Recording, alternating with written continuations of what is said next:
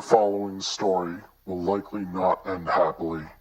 The following acts you will witness are those of desperate people in desperate times. But oh, how the desperate do dream. Welcome to the dark future.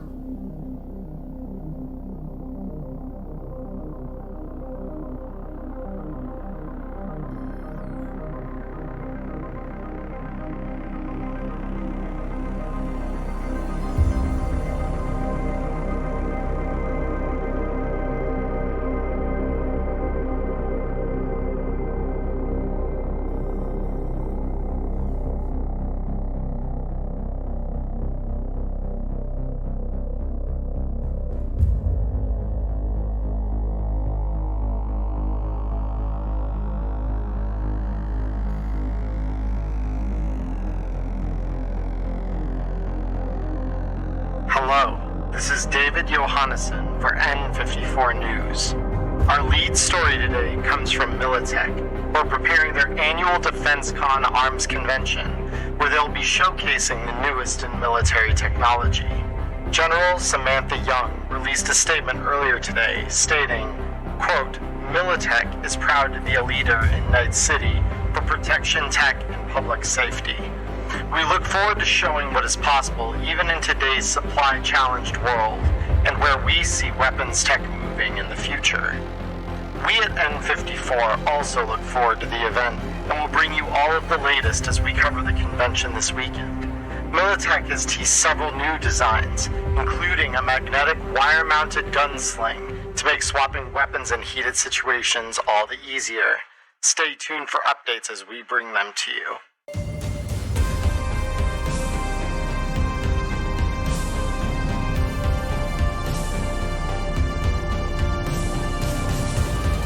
The uptick in violence and boldness that Kamukura and Arasaka are showing, we need to make our move.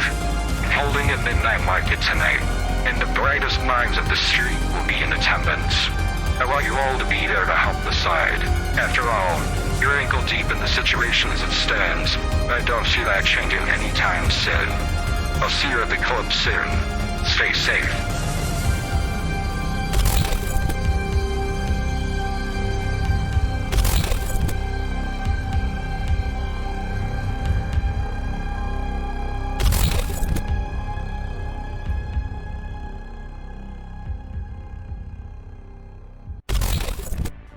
Hello everybody, it's Monday night, it is Neon Inferno. We are back after a week's break, and it feels very weird to have taken a week off, so I'm so glad to be back this week with you all. So for everyone who is joining us live here on Twitch, welcome. I remind all of you, you do have your channel point drops available. These allow you to drop items for the crew in specific. Loot boxes if you want to drop the loot boxes, and it allows you all to name NPCs if you feel so inclined. As it stands, I do not believe I have any pending names that I've yet to use. There were a couple of other things from drops, I think in a couple weeks previous, that very well may come into play tonight. So, I am so excited to be back with everyone tonight. And to top it all off, to make my night even better, we have our full original crew here with us tonight. Before we get into things, as always, Ghost Squad 9, Ghost of the Valley, thank you both for helping with everything here and for kind of keeping my head on my shoulders. I had Ghost of the Valley reached out to me today and reminded me, hey, you mentioned this thing, you need to do this still. And I said, yes, that's right. I do. Planning for this one was a mess. So I hope you all enjoy it. It's going to be a fun one. For those of you on YouTube, one, you should join us on Twitch at 7 p.m. Arizona time on Mondays. We have a lot of fun over here, and you get to engage in the conversation with us. Normally, I'd say you'd miss out on our after stream chats. Today, we're probably going to be cutting that really short, depending on when we finish the session, just because I have some things to do in the morning that I cannot really push back or account for if I am up too late. So, that all said, welcome everyone to the game. Let me go ahead and bring our main screen up. And we are all here. So welcome everybody. I hope you're all having a good Monday so far. They stole my fucking invention. Hey man, damn, how's it feel to get cucked on the invention field? Twice. Fucking twice. This is the second time it's happened. It is twice, huh? I'm gonna invent something that nobody else can invent. I'm gonna fucking do it. To invent the motherfucker 43. I was thinking tonight, you just have to follow the blood. I think Maya, it might be time for you to start considering how the fuck this is happening, but we'll get into that here shortly. Yeah. Because I have a feeling you're gonna want to do some hunting here. So I mean, I did contract somebody to build some holsters, so it kinda wonder how it got leaked. She's like, I've got a very short list of people who this could have been, and I'd like to fuck all of them up royally with a metal bat, please. And really just any blunt object. Patton, your next idea, a gun in his colon, says Petrovich. I mean, wow. That's pretty on par. That's I mean, that's an Electo move if I had to guess. She's at with empathy. She's crazy enough to think that's legal. Yeah, probably. So with that said, so this week we've got a week's worth of downtime for the crew here. So there are a few of you, namely Wei and Dr. J, that may have felt a little bit. I don't know, Dr. J, did you take any damage last session, or you may have had some left over? I know I ended off the last session in a hospital bed. We just hadn't done the healing calc until we knew how much time I'd have left over, I think. Yeah, yep, for sure.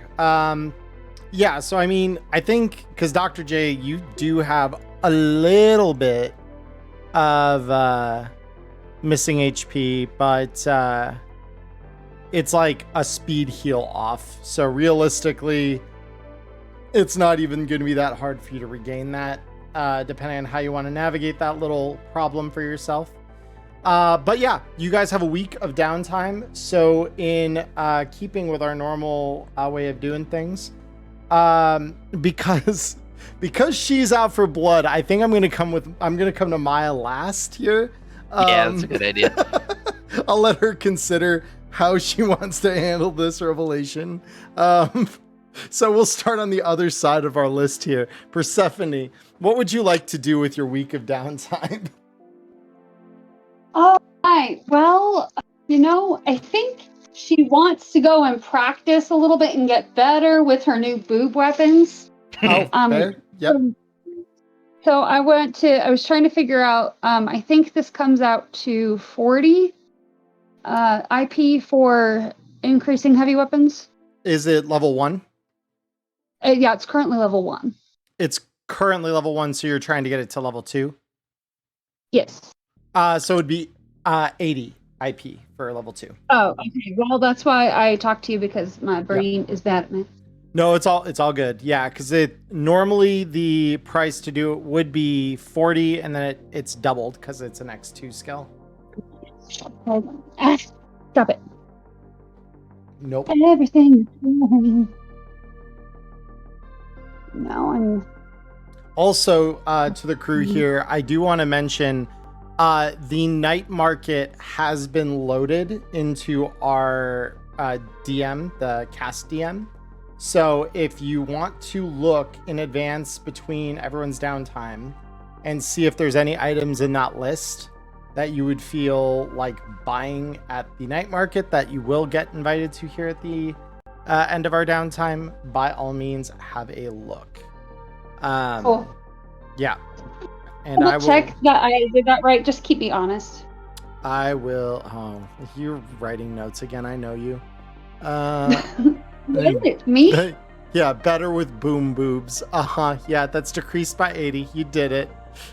Yeah. Okay, cool. I just want to make sure that, I'm invisible, especially since sometimes I joke that I'm not going to do it. And then you get all huffy and I'm like, look, see, no, I do things.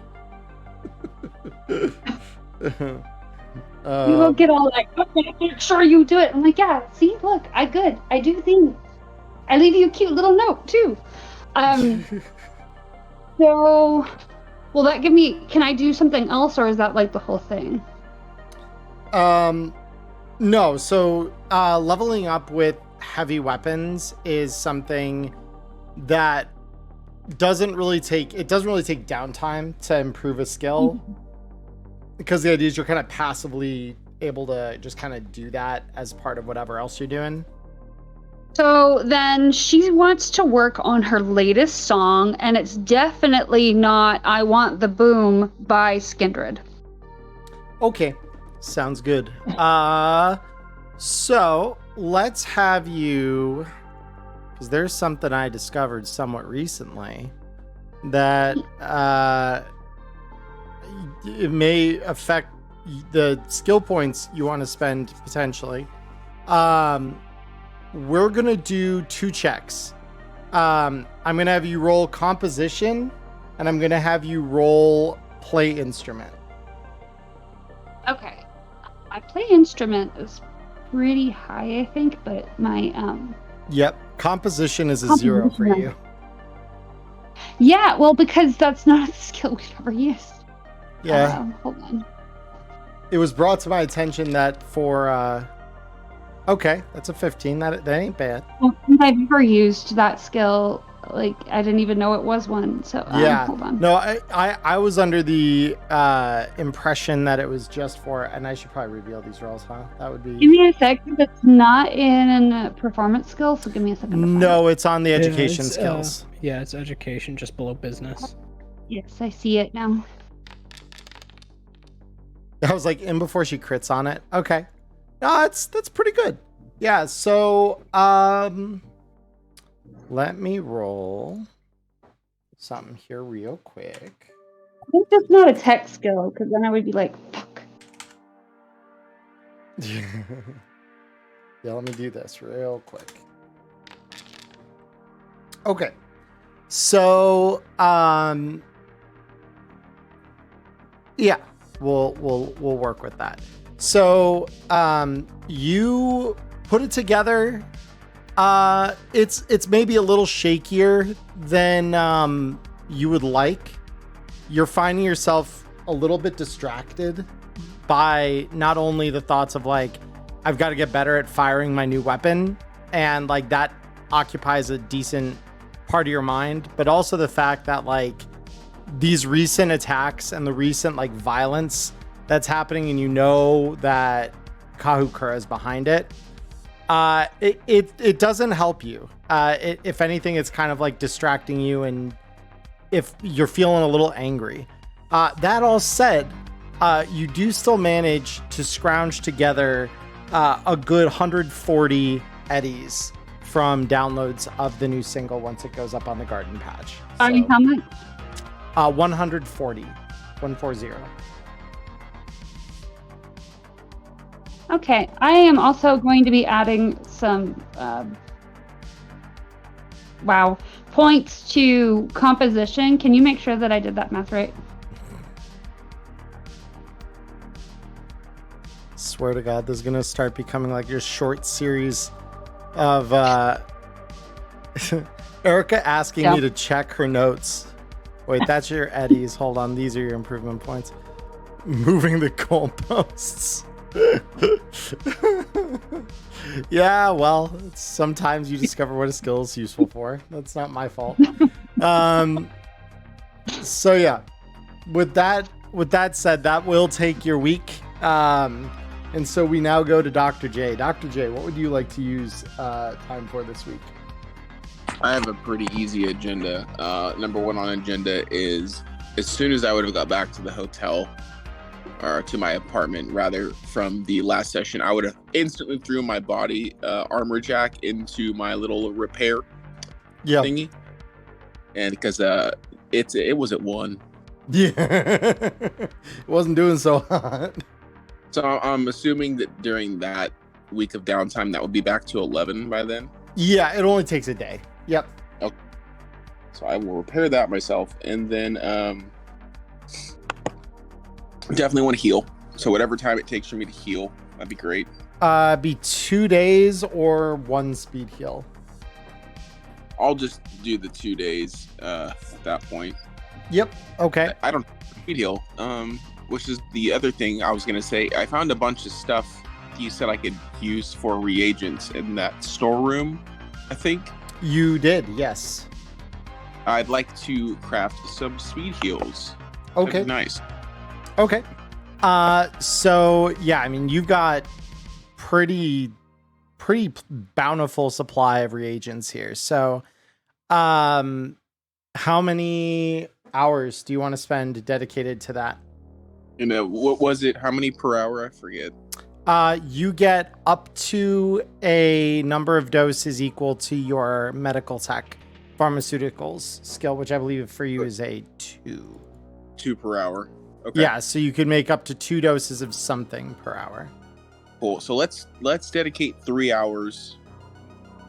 Just 3 hours to all speed heals, so 6 speed heals. Okay, sure. I need 3 medical tech checks. Sure.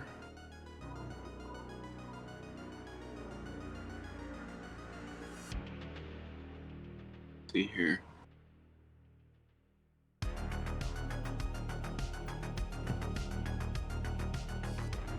All right, yep, that's an easy clear. All right. So yeah, you get 2 speed heals off that one, 2 more off of that one, and 2 more off of that one. That is a beautiful set of rolls. Holy shit. Cool. Next 3 hours are going to be dedicated to good old Veritas because I need some of those too. Sure. All right. Crank out some more rolls here. All right. Yep, that's a pass. That is a miss, unfortunately. All right. If I want to miss, that's the one I want to miss. And another on. miss. Yeah. So you get 2 Veritas for the cool. For the 3 hours you spend the next day. All right. So heal up. Got my drugs. Got my armor. Yep. Honestly, I'm not even mad. There's not enough time for me to hustle, so I'm just gonna chill. You're just gonna chill. Okay. Plug into some ELO maybe for the first time in forever. After spending a little time to clean up that headset that you found. So, with that, let's get to Wei. So, Wei, what are you doing with your downtime this week? Well, I'm pretty sure we ended off the last session him dropping his armor jack into his bag and going down to the... I don't remember if there was a Ripper in that building or it was like their local in-house one, but I was basically spending the night in a hospital bed. Oh, yeah, it was Rex's clinic. Yeah, he set you up with the doctors in the medical clinic that Dr. J... Well, and you actually also had worked in as a bouncer. So yeah, it's just Rex's clinic below Club Synapse. Cool. So I can finally get my popped eardrums fixed. Yeah, exactly.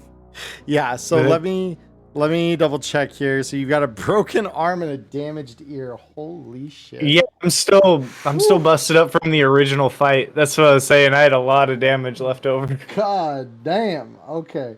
So damaged ear is a surgery DV13, and the other was a broken arm, which is also a DV13. Okay.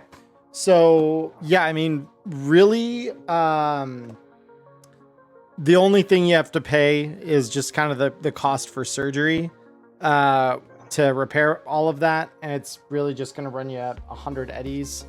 And Rex is covering the cost of staying in the hospital, so you don't have to pay extra, just the surgical cost for the equipment and stuff they use.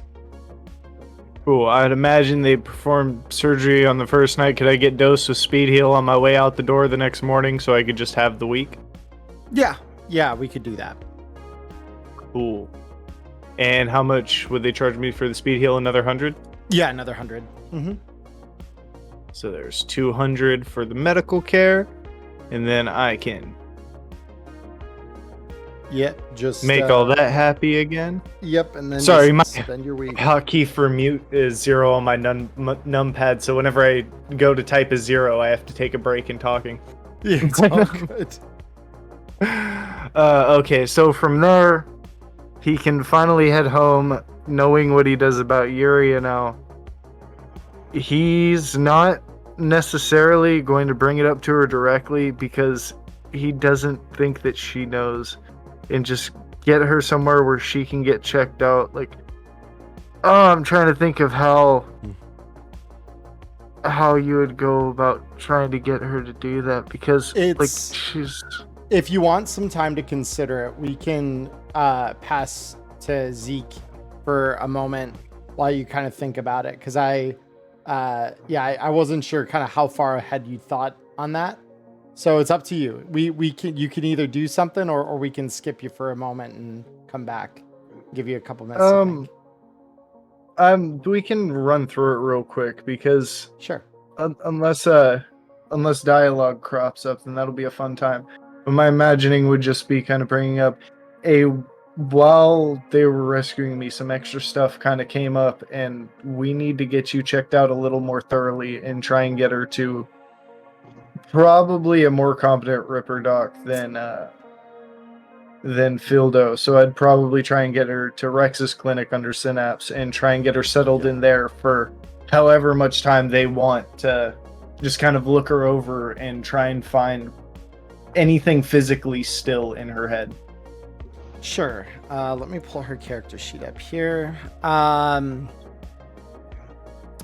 Go ahead and roll me a persuasion as far as how intently you're able to kind of convince her. Ooh, not very. All right, let's find out, shall we? Yeah. Okay. Not very.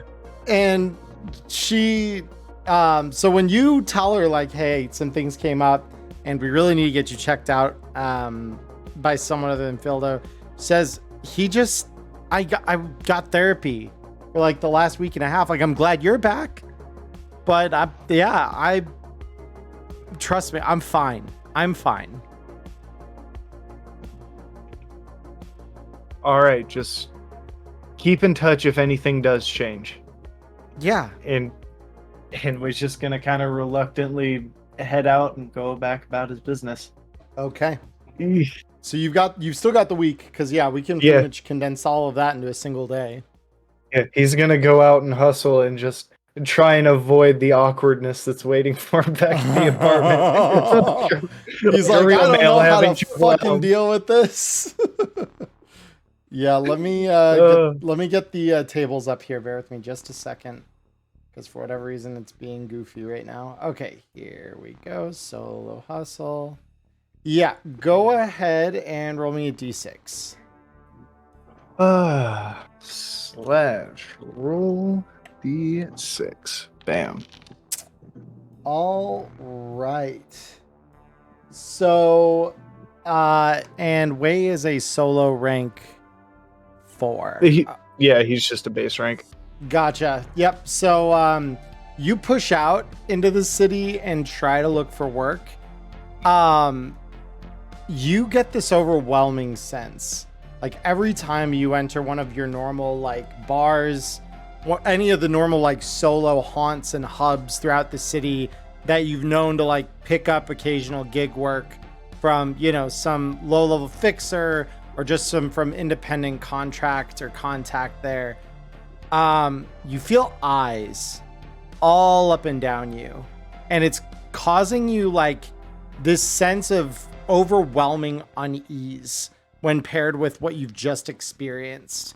And it doesn't take you long to just feel that and instinctively know just like it's time to probably go.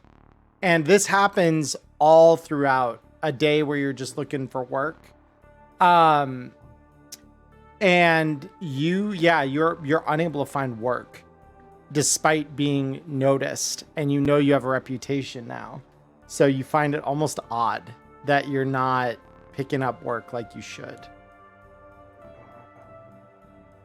That is odd. Well, I guess that's gonna be his week then, just kind of bouncing from looking for job to looking for job and just feeling awkward about wherever he's going. So he just keeps moving on.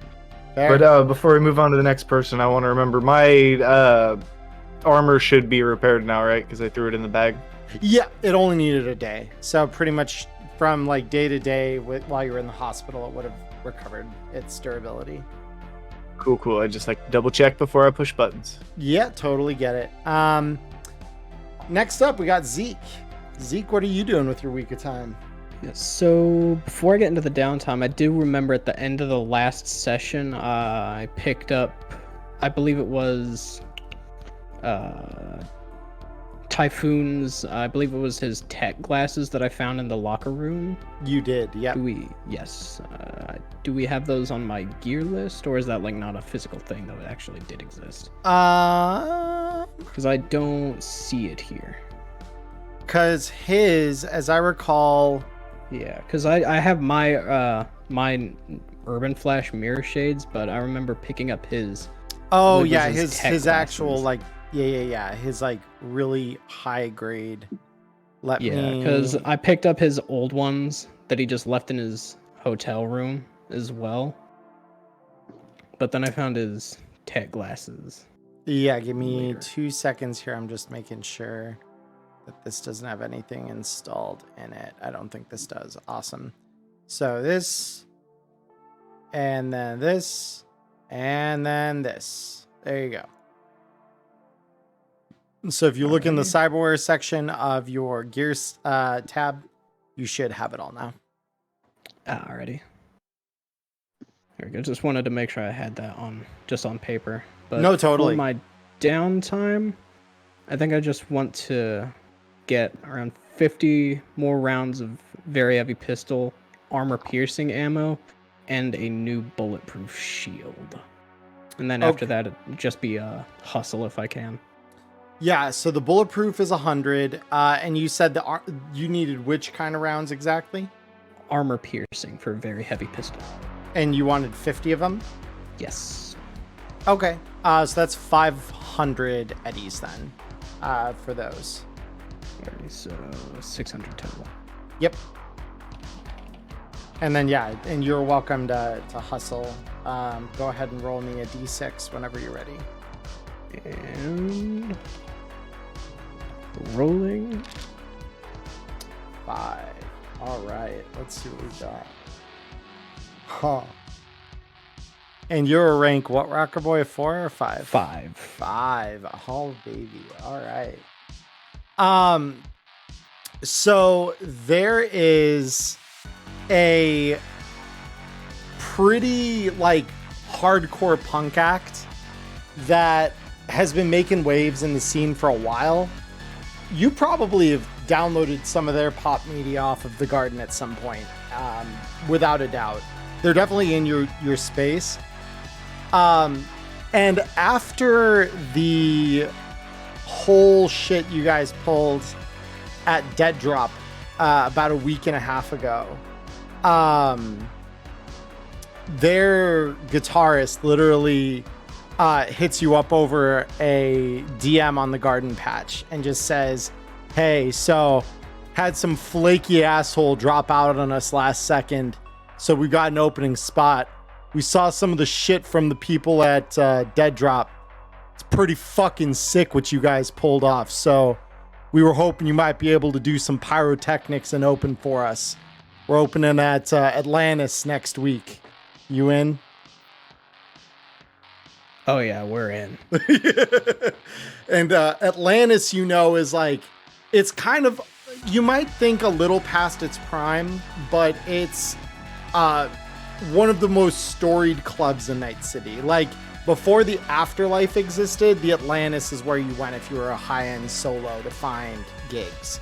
So like, by all means, very storied club, and even now, plenty of groups want to get in there and just blow it to pieces, essentially. Yeah, it's like one of those places you walk in there and just take a deep breath and you can smell the history. Exactly. So you Actually, like you're in, but yes. Yep. So At this place you can smell the history. You can smell the history. So yeah, so you get in there, and not only is the Black Core Legion, that's the name of the punk band that you open for. Not only is their set fucking wild as hell when you watch them, the crowd goes wild for asymmetry. Like, a couple of the people that shoved to the front pretty aggressively, I might add, you start to pick faces out of the crowd that you remember being at the precinct block party that you guys threw. Yeah, you've definitely got a dedicated following. You get paid out 500 eddies for your opening of the show. Oh, hell yeah. Yeah, not bad at all.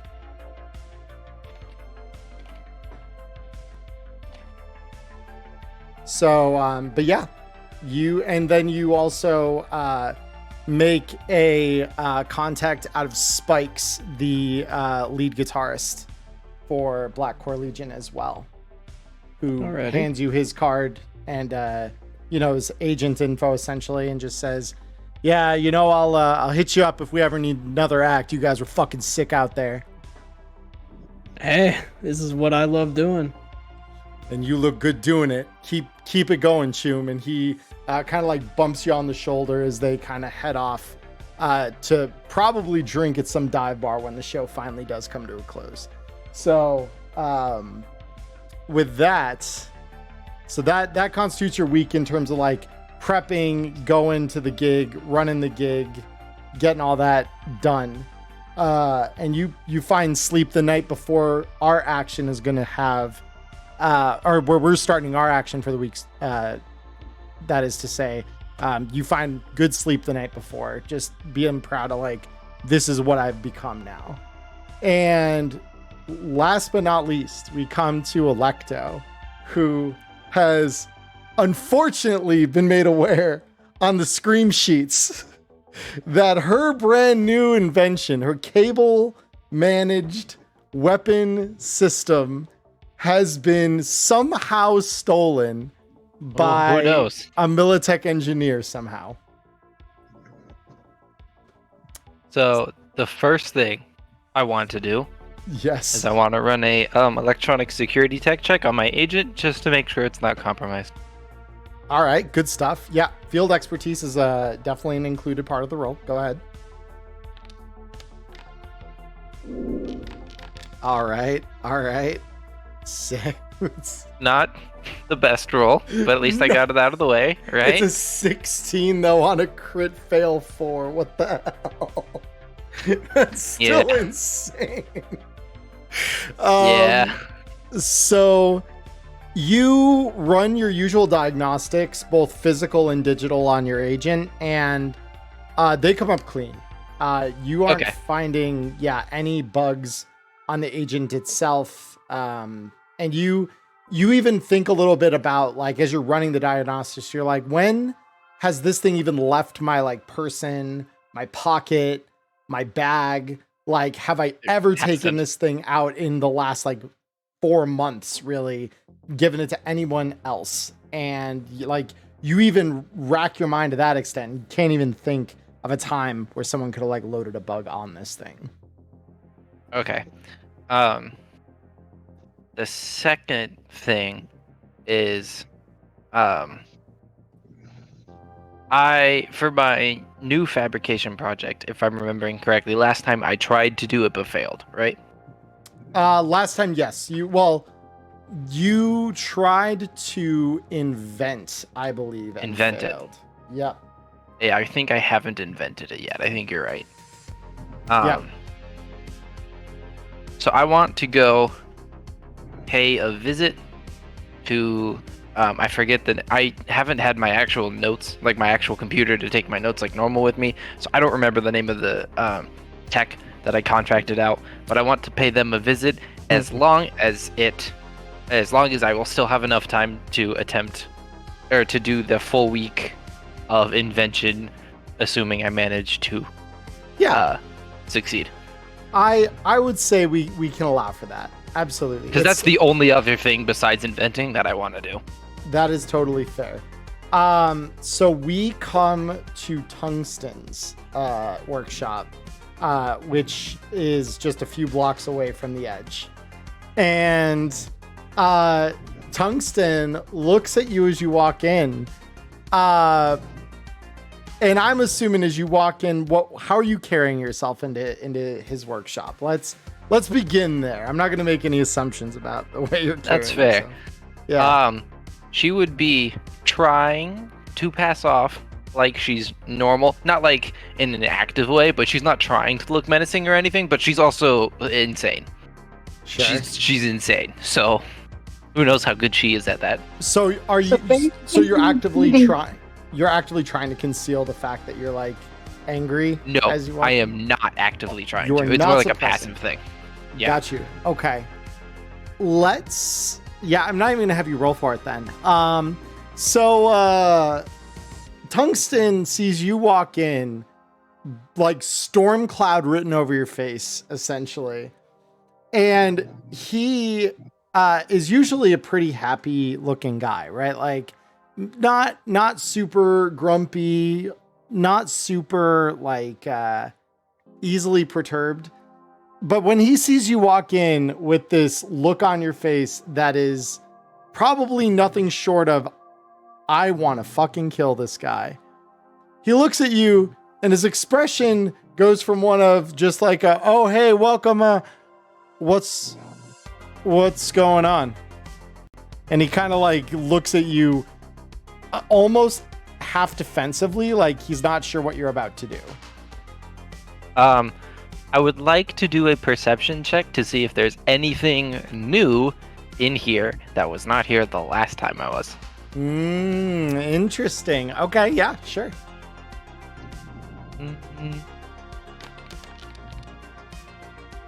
All right. So you look around briefly, trying to kind of just take in your surroundings and compare it against what you remember being here the last time.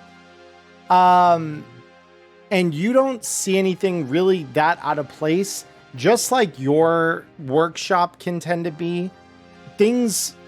Not everything is exactly where it was the last time, but things don't stay in the same place. Not in a tech workshop, exactly. So you're very aware that that's like, it's not abnormal. None of the stuff that's changed is like an abnormal change. Nothing super blingy that wasn't there before is there. Like, you're looking around and yeah, there's like nothing in the shop that seems to be any different than it was before.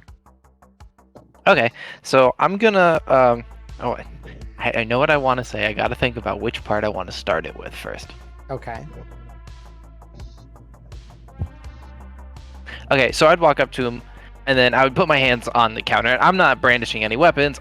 I mean, I have my guns with me, but I'm not like reaching for them. I'm not like showing them off, but they're on me because I don't go anywhere without them. Of course. Including my rifle. Yeah, of course. And I would just like kind of like lean up on, like, I'm assuming there's like a counter or something that he's behind or whatever. Yeah. Yep. And so I would just lean up on it and go like, hey, you like lamps? And he kind of looks quizzically at you like he doesn't understand the question you're asking. He says, I mean, they're fine given, I'm sorry, what was this lamps, about? Motherfucker, do you like them? Do you like lamps? Sure, yeah. Yeah, I like lamps too. Have you ever made a lamp before? I probably at some point have had to make a lamp, yeah. Yeah, it's not terribly hard for techs like us, right? Like we can figure that shit out. It's just some glass, whatever, right? Yeah. Yeah. You know what glass is made out of? Silicon, I think. Yeah, silica. Yeah, you just got to get a bunch of silica and then you bake it or some shit. I haven't researched it yet, but you bake it, you turn it into glass, and then you turn it into a lamp. Uh-huh. All right?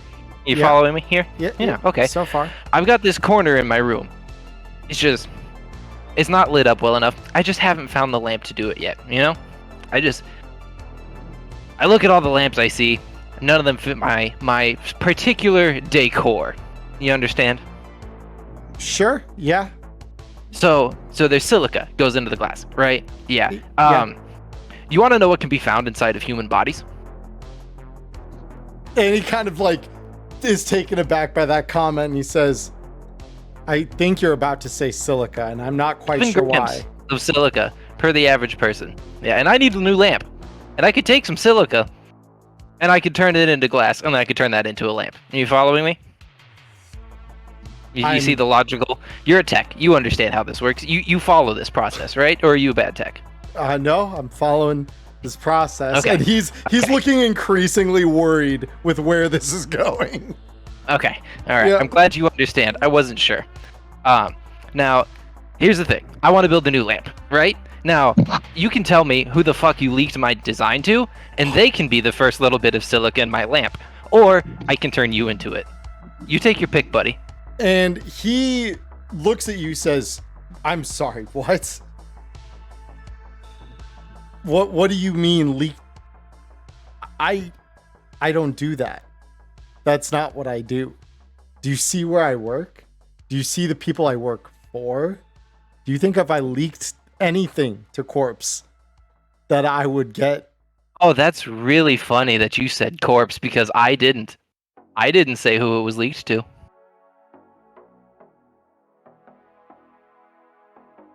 How did you know it was leaked to a corp, buddy?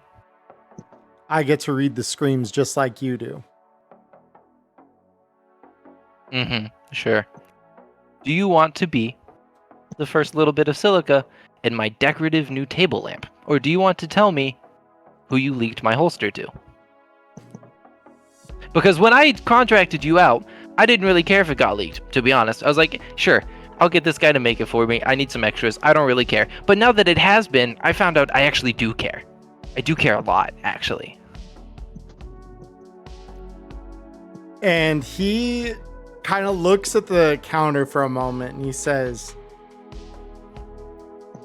Choom, I promise you. Here, if this will help ease your mind. And he taps a finger on his tech hand and detaches it. And pushes a small inset button, and he says, now, you're a tech, so I'm sure you're familiar with the idea of a bug. Are you familiar with the idea of a bug? Yes, I'm familiar with the idea of a bug. I've checked for them already. Do you think I'm bad at what I do? And he says, well, I don't think you're bad at what you do. So let me show you, because I've got, and he flips a small disc that you recognize as like a pretty standard, like concealable tracking bug. And you recognize he has it flipped over so you can clearly see there's no power source attached to it or whatever. And he grabs a coin battery sitting in a small jar off to one side, drops it in, and then presses down to activate it, and then runs his little bug sweep finger over it. And he says, and you hear it start beeping erratically. He says, now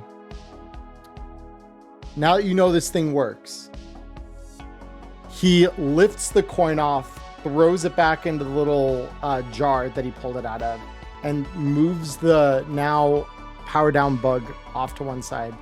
Says, I promise you, I didn't leak a thing. However, someone decided to come in here and sell me some faulty ass tech or some bugged tech. Normally, they all get sweeped, or my assistant sweeps them. One of the two. So let's you and I go down a little exploration here and see if we can't find your fucking rat in a pile of scrap metal. Because do you have a bug detector, Maya? I don't think so. I do not. No, I never would have gotten one. Yep. Because it didn't matter until now. So he literally walks out from behind the counter here and just starts sweeping the bug detector up and down the walls of his workshop, you know, in whatever bins he's got. And the thing is silent as can be right up until he gets to, and you recognize that this is like basically a pile that to your eyes appears like a pile of like scrap cutting from like different, you know, places where he's had to cut out pieces of aluminum or steel or something to build things. And he starts running over that, and it's right as he approaches this barrel that's at the very back of his workshop, not far from where you two would have discussed the design. You start hearing a beep, beep, beep coming off the bug detector. And he gives you this look that just says, I told you. He says, I think we found your mole. And now I need to figure out who the fuck put this in my workshop. Because yours is not the only commissioned work I've gotten lately. And he digs through the pile of it. Dude that I got my rocket launcher from, right? Yes. Yep.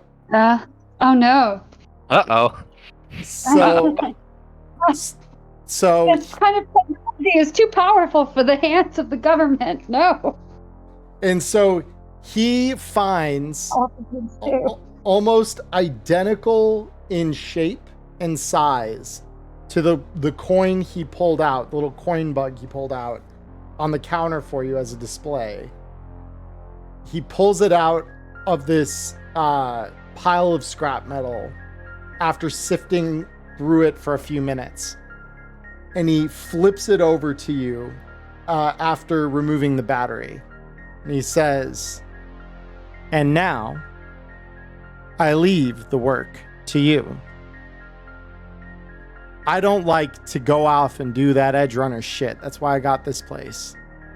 You, however, well, you look like you've got a bit of that silica that you wanted to get from me. Whoever put that in there, go ahead, do some procurement. I think they'll make a great lamp. And he says, I would agree with you. Give you 500 eddies too on top of that new lamp if you bring back their name and their head. Sure. And he just, after doing a thorough sweep of everything he hadn't already checked and finding no further bugs, he re-tidies as much as a tech's workshop can be tidied. The scrap pile at the back, shoves all that into the barrel and just says, all right, well, happy hunting. I hope that lamp looks real nice. I'll send pictures. And I leave. Yep. So now I have the bug, and I need to figure out who placed it. Yep. Right? Yep. Okay. I'm assuming this is going to be my weakness, electronic security tech check. Oh, yes, of course. Because it's both electronic and this still, I would tech. still have would I still have the week to do my invention after this? Yeah, the examination of this is only going to take a couple of minutes. Okay. And just in case I managed to make the roll today, I want to have enough time to do it. Yep, that's fair. Well, the invention itself, I think we're talking the super luxury one or something else. The super luxury one. Yeah, that's where you won't have enough time in the week to finish it, but yeah. Yeah, but I gotta get it started. Shit's gonna take fucking forever. It's true. All right, let's do this roll. As usual, Maya with the casual 27 over here. So, you basically tear this thing's faces off because they are mostly useless to identify anything. And you start parsing it down to the circuitry. And you actually pull off, there's a small, almost like a jeweler's loop on one of your tech fingers that you use to kind of magnify down and see exactly what's written on the PCB board of this bug. And the manufacturing kind of information that's printed on there is from a Zetatech plant in the north part of the city. You recognize like the address is probably right on the border between Watson and Little Europe. It's over in like that on one edge or the other of that canal. You just can't remember which. But it's a Zetatech facility up there that would have produced it. So your mind immediately drifts just a little further north is NorCal Military Base, which is where Militech makes their home. Yeah, I mean, that makes sense. Militech stole it, so... So that location is all I can pull off of the chip? That's all you're able to pull. The identity of who maybe has pulled this off. I will accept a criminology check if you would like to do any further examinations. I mean, might as well. Let me see. Criminology. Well, I got a base 8. I'm not terrible at it. You're not bad. With a roll like that, you really ain't bad. All right. So you examine it to the best of your ability, and you actually grab a black light that typically you'll use for different kinds of like analysis while you're inventing stuff. And you actually do find some fingerprints. And your agent is actually able to collate those fingerprints up against I mean the rap sheet on the guy is enough to make you think not twice about maybe confronting him, but definitely makes you think a little bit about the fact that yeah, this is a professional thief. The guy's name is Simon Anderson, one of the Andersons, one of Molly's Andersons.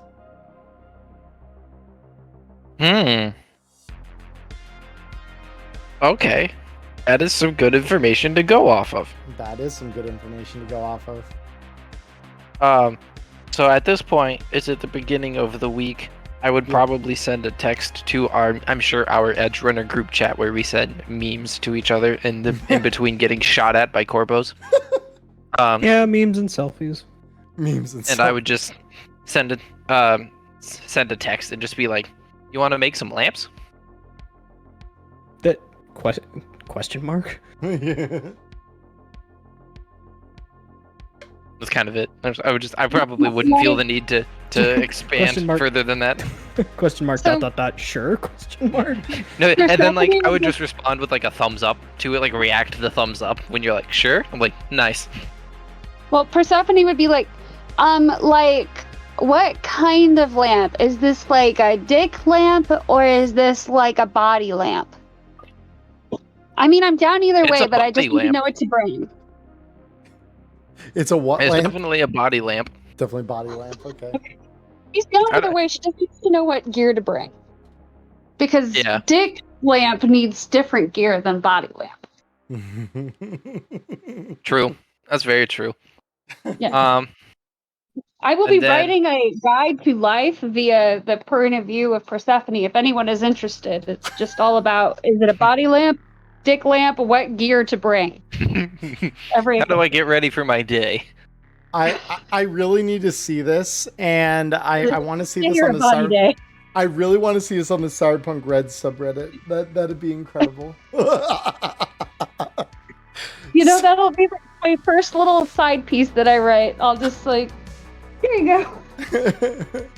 Persephone the Rocker Boy's guide to is it a dick or a body lamp? I'll take a break from writing my horror nonsense and I'll write this. Oh, that's amazing. The cops are at your house right now. What? I'm sorry. What? Hold up. Excuse me? Excuse me. I What need the to fuck? check the group chat that I have because that's my brother. What the fuck? Wait, what? Is Jake okay? Jake says cops are at his house. Well, what do you do? Or what do you get caught doing, I guess? Nothing. I think it's not for him, it's his neighbors apparently, so.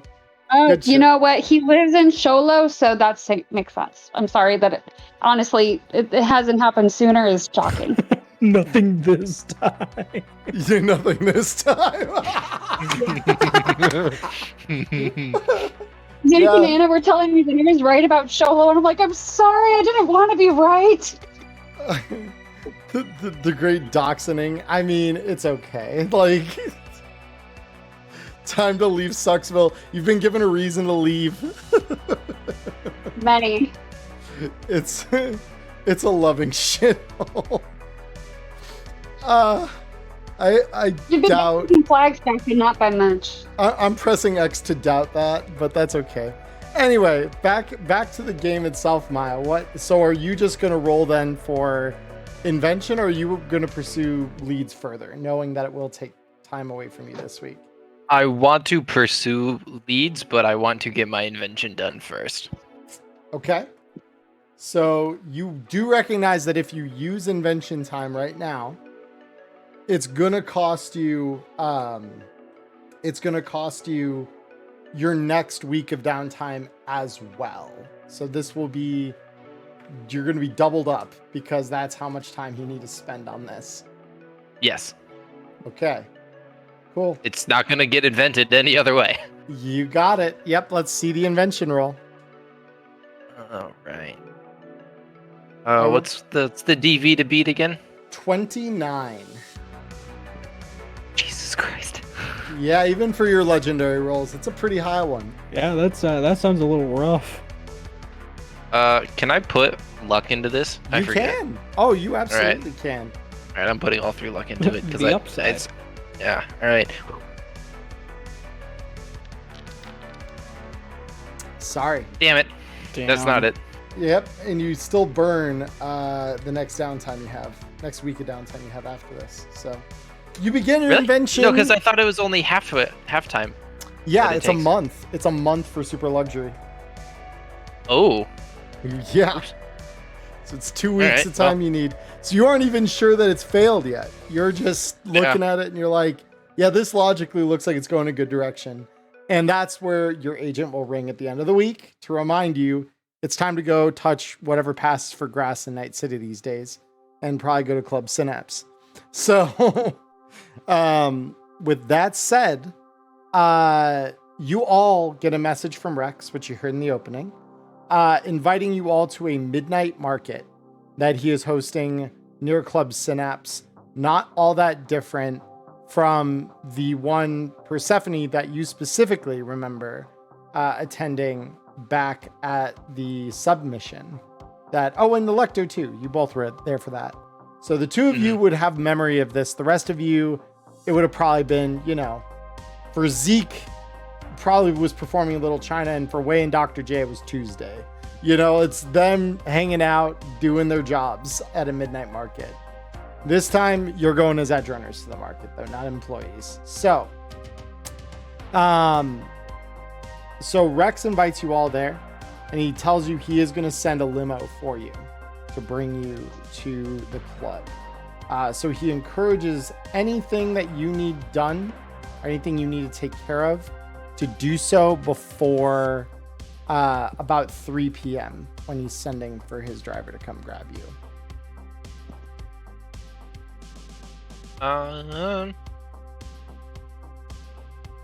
What's the rarity on grenades? I forget. Depends on the nade. If we're talking just AP grenades, it's 100 eddies or less, so you could locate it pretty easily. Yeah, I want to get AP grenades. How many? 5. Okay, that'll be 500. Neat. 5. 100. 5 AP AIDS. Oh, and then I gotta add those. Mhm. It helps to do that once you pay money for things. It does. Aid. Armor piercing. I'm surprised I still have 3 EMP grenades left.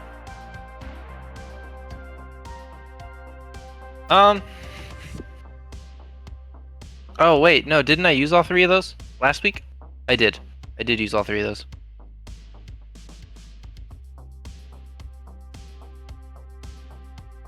Yeah, I'm not sure how that got missed. Yeah, so I'm just gonna get rid of them then. It's all Oopsies. good. It's all good. But yeah, I think how expensive or like are incendiary grenades also those are 100 each. 100? Yep. Then I want to get three. No, fuck it. I want to get 5 of those too. 500. Yep.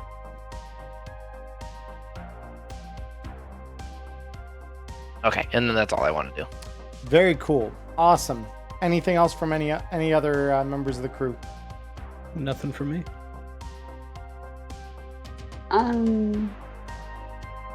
I was looking through my gear list here real quick. Mm-hmm. Oh my gosh, I still have black lace. It's You're a welcome. necessity. I know, I'm actually surprised I don't have 2. I must not have added the one from Hyde's stash unless he used it. He, I believe, did actually. Oh, he did? Okay, well, never mind then. I want to make sure that I have some food sticks because those came in handy last time.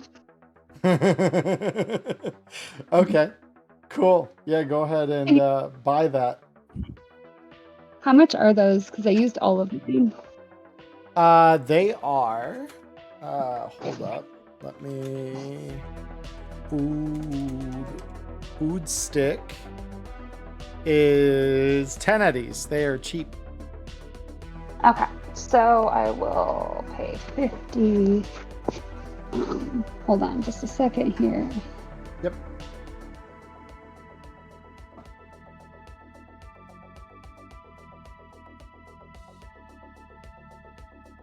I forgot of something I wanted to get once Persephone's done. Yeah.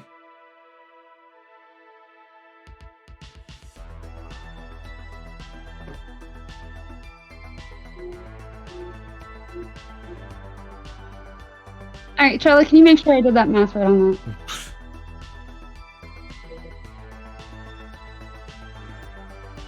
Let's see. Keep me honest to make sure that I didn't screw up and fat finger the number. Yeah, exactly. 50. Feeding the chooms who can't get good. Jesus. Oh my god. Look, I think I'm hilarious. Just go with it. Okay. Now I have a lockpicking set. Wow, I'm just like hoarding shit in my carry-alls. Yeah. Honestly, I look around my condo. I'm like, yeah, that sounds right. Can I find some biotoxin grenades? Biotoxin is a little harder to find. So Okay. yeah, those are 500 a piece. So yeah, I'm looking at the list for the midnight market. It doesn't appear that those exist there. Oh, my bad. Didn't see. Okay, well, never mind. Okay, I'm sorry. I didn't mean to take all that time. I'm good. Yep, all good. Maya, what were you missing? I want to get a gas mask. You do? Okay, cool.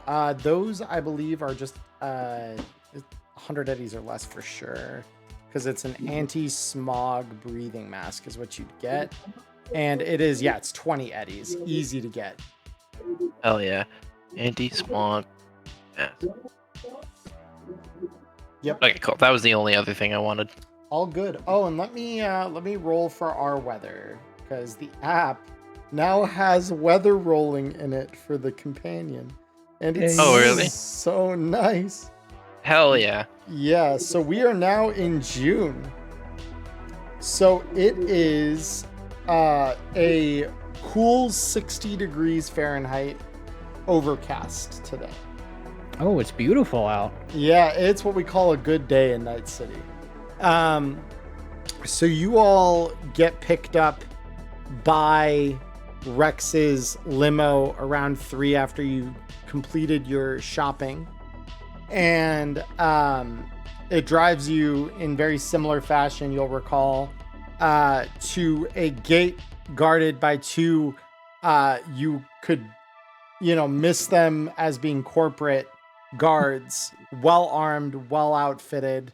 And they let you through this gate that's been erected and let you get to the parking structure that sits below Club Synapse. Rex emphasized in his earlier message that he did want you to come to the club first, and that afterward there would be plenty of time for you to peruse the stalls and services on offer. So unless anyone has any objection, we will go up to Club Synapse here via the elevator as you all get out of the car. No objections. Yep, I got nothing. Cool. I All just right. want to say what objection, but I don't have any. Yeah, I know you. Just- You just want to be antagonistic. I know. I mean, you know me so well. So you guys ride the elevator up to Club Synapse with its beautiful blue cyan lighting. And you walk to the VIP section, walk in, and already you could see this room is probably busier than any other time you've been here. It's full of faces that you recognize as well as a couple that you don't. So of the faces that you recognize, in the room, you have Wendy Thomas, Michiko, Rogue, and Rex, of course, that are sitting around the usual kind of briefing table. And then a combination of other figures are either standing or sitting. It really just depends. One in particular, so you see a couple of different people here. Dr. J, I'd like you to roll me a D10, please. Just a raw D10, no modifiers or anything. Sure. Laptop's like, you haven't touched me in 20 minutes. What's wrong with you? Yeah. Potato, they're baked. All right. So you don't notice anyone immediately in the room either. But let me see if he notices you. So your rep is 5. Okay.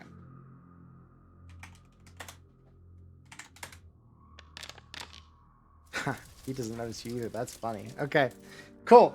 So you walk into the room and you see one guy dressed up full on, looks like an executive. You could even see a Biotechnica logo stitched over the lapel of his suit jacket. You see another guy who is dressed in a tuxedo that Electo, you recognize this tuxedo is armored. You can notice just the very subtle stitching that kind of gives away the armor reinforcement that's been stitched into the thing. Okay. And the dude is the probably stereotypical image of a old Italian gangster from a movie. The final new face that you all see is this 7-foot tall mountain of muscle and metal, wearing an Aldecaldo's jacket, who is just towering over pretty much everyone else in the room, Wei included.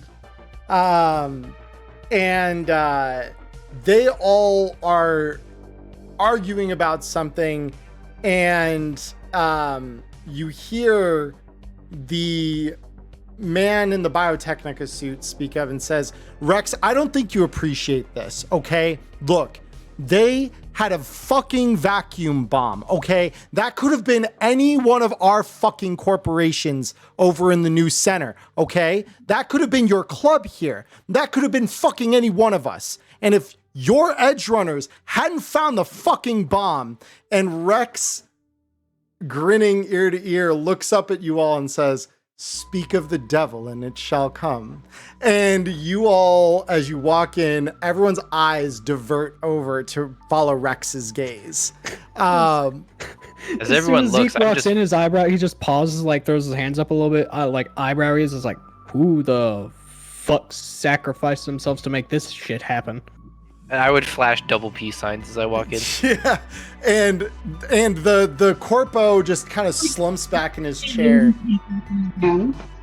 I'm sorry, what was that? Sorry, she was just gonna make an innuendo slash very pointed thing about, oh my gosh, I'm so great at sex that usually people scream God, but I'm not the. And Rex kind of just wryly grins at that comment. He says, "Esteemed folks that have gathered here to talk about our predicament, I give you the crew that has gotten us this far." And he says, "Crew, I'd like you to meet a couple of my associates. And some of them you've already met, Michiko, Rogue. But I'd like to introduce you to the others here. So this fine gentleman," and he points to the Biotechnica suit, "is a man by the name of Billy Brunswick. He oversees R&D for Biotechnica, and, well, they had a little incident last week, and it sounds I like..." spit on the floor when they say that. And you actually, as you do that, you see a small Roomba-esque robot with a small squeegee come by and just like, and then like scoot back under some floorboard on the edge of the room. I'm immediately thinking, how can I turn that into a weapon? And so Tape a knife to it. Don't you know the memes? The combat Roomba. The So- Doomba. I love that name. I'm stealing that. Yeah. So Persephone's not gonna remember this dude's name, so she's just gonna call him Bobo Okay. and fair. literally tell him that. She's like, Fair. like I don't remember that. Your name's Bobo now. Okay, cool. Thanks. Yep. And so, and Billy just is like already rubbing his temples, like says, "Swear to God, Rex, if I haven't known you for as long as I have and you've done good work for me, I would be walking the fuck out right now. What the fuck are edge runners doing in a place like this?" And Hey he Rex, looks- you remember when we found that biotechnic virus, that weapon of mass destruction on that submarine? Remember we found that? That was And a fun he- time. And he grins, he says, and that's why this suit is here today. Thanks to your good efforts, we were able to track down his little rogue pet project. He says that very pointedly in this man's direction. And this man, for all his exasperation and like puffing his chest out, he, after hearing that, gets this look on his face of fuck. And he just kind of slumps into his chair. He says, "Okay, I'll be quiet. You've said your piece." He says, "Good. Now, to introduce the rest of my esteemed comrades here, this man," and he points to the gangster sitting in one of the chairs, "is a man by the name of Joey Stallone. He and his comrades run a small booster outfit out of Little Europe, known as the Italian Stallion Battalion. I keep trying to convince him to change the name. He never does." And he looks at Rex, he says, "And we won't be anytime soon neither." And and finally he points up at the very tall Aldecaldo woman who is standing over the crowd, and he says, "And this is my good friend Woodchipper. She is another fixer within the city who typically will run all manner of shipments in and out. And she's here tonight. Normally I would also offer her better, let's say a better room to talk in. She normally mediates peace, and tonight, well, I'll let her speak." And she says, Oh, I'm great at making peace. There's always peace after I'm done killing everyone. and Woodchipper kind of like looks in your direction, and you're not quite sure how she took that comment, but she gives this like almost like she's measuring you a little bit, with the way you said. Does what she you realize said? I'm fucking insane? Probably not. So she looks you up and down and just says, like Rex said, normally I mediate disputes between people, but, well, the last couple weeks have gotten rougher. I'm here because one of your chooms in the Sand Vipers came by and, well, one of their convoys got hit last week coming down from Seattle, carrying a whole bunch of, well, different armaments. And let's just say the manifest said nothing about Kahukura or Arasaka, and I think they took onus to that because they left a fiery crater in their wake, and all of the men escorting that convoy, the caravan, were dead. So I'm here for a little bit of revenge. Normally, I would offer suggestions of restraint, but the convoys my clan and those we work with have made into the city have gotten more and more dangerous for removing any weapons or military tech that aren't going to Kahukura. So my suggestion tonight, and I'll let and she kind of glances around the room with this esteemed cohorts speak if they disagree.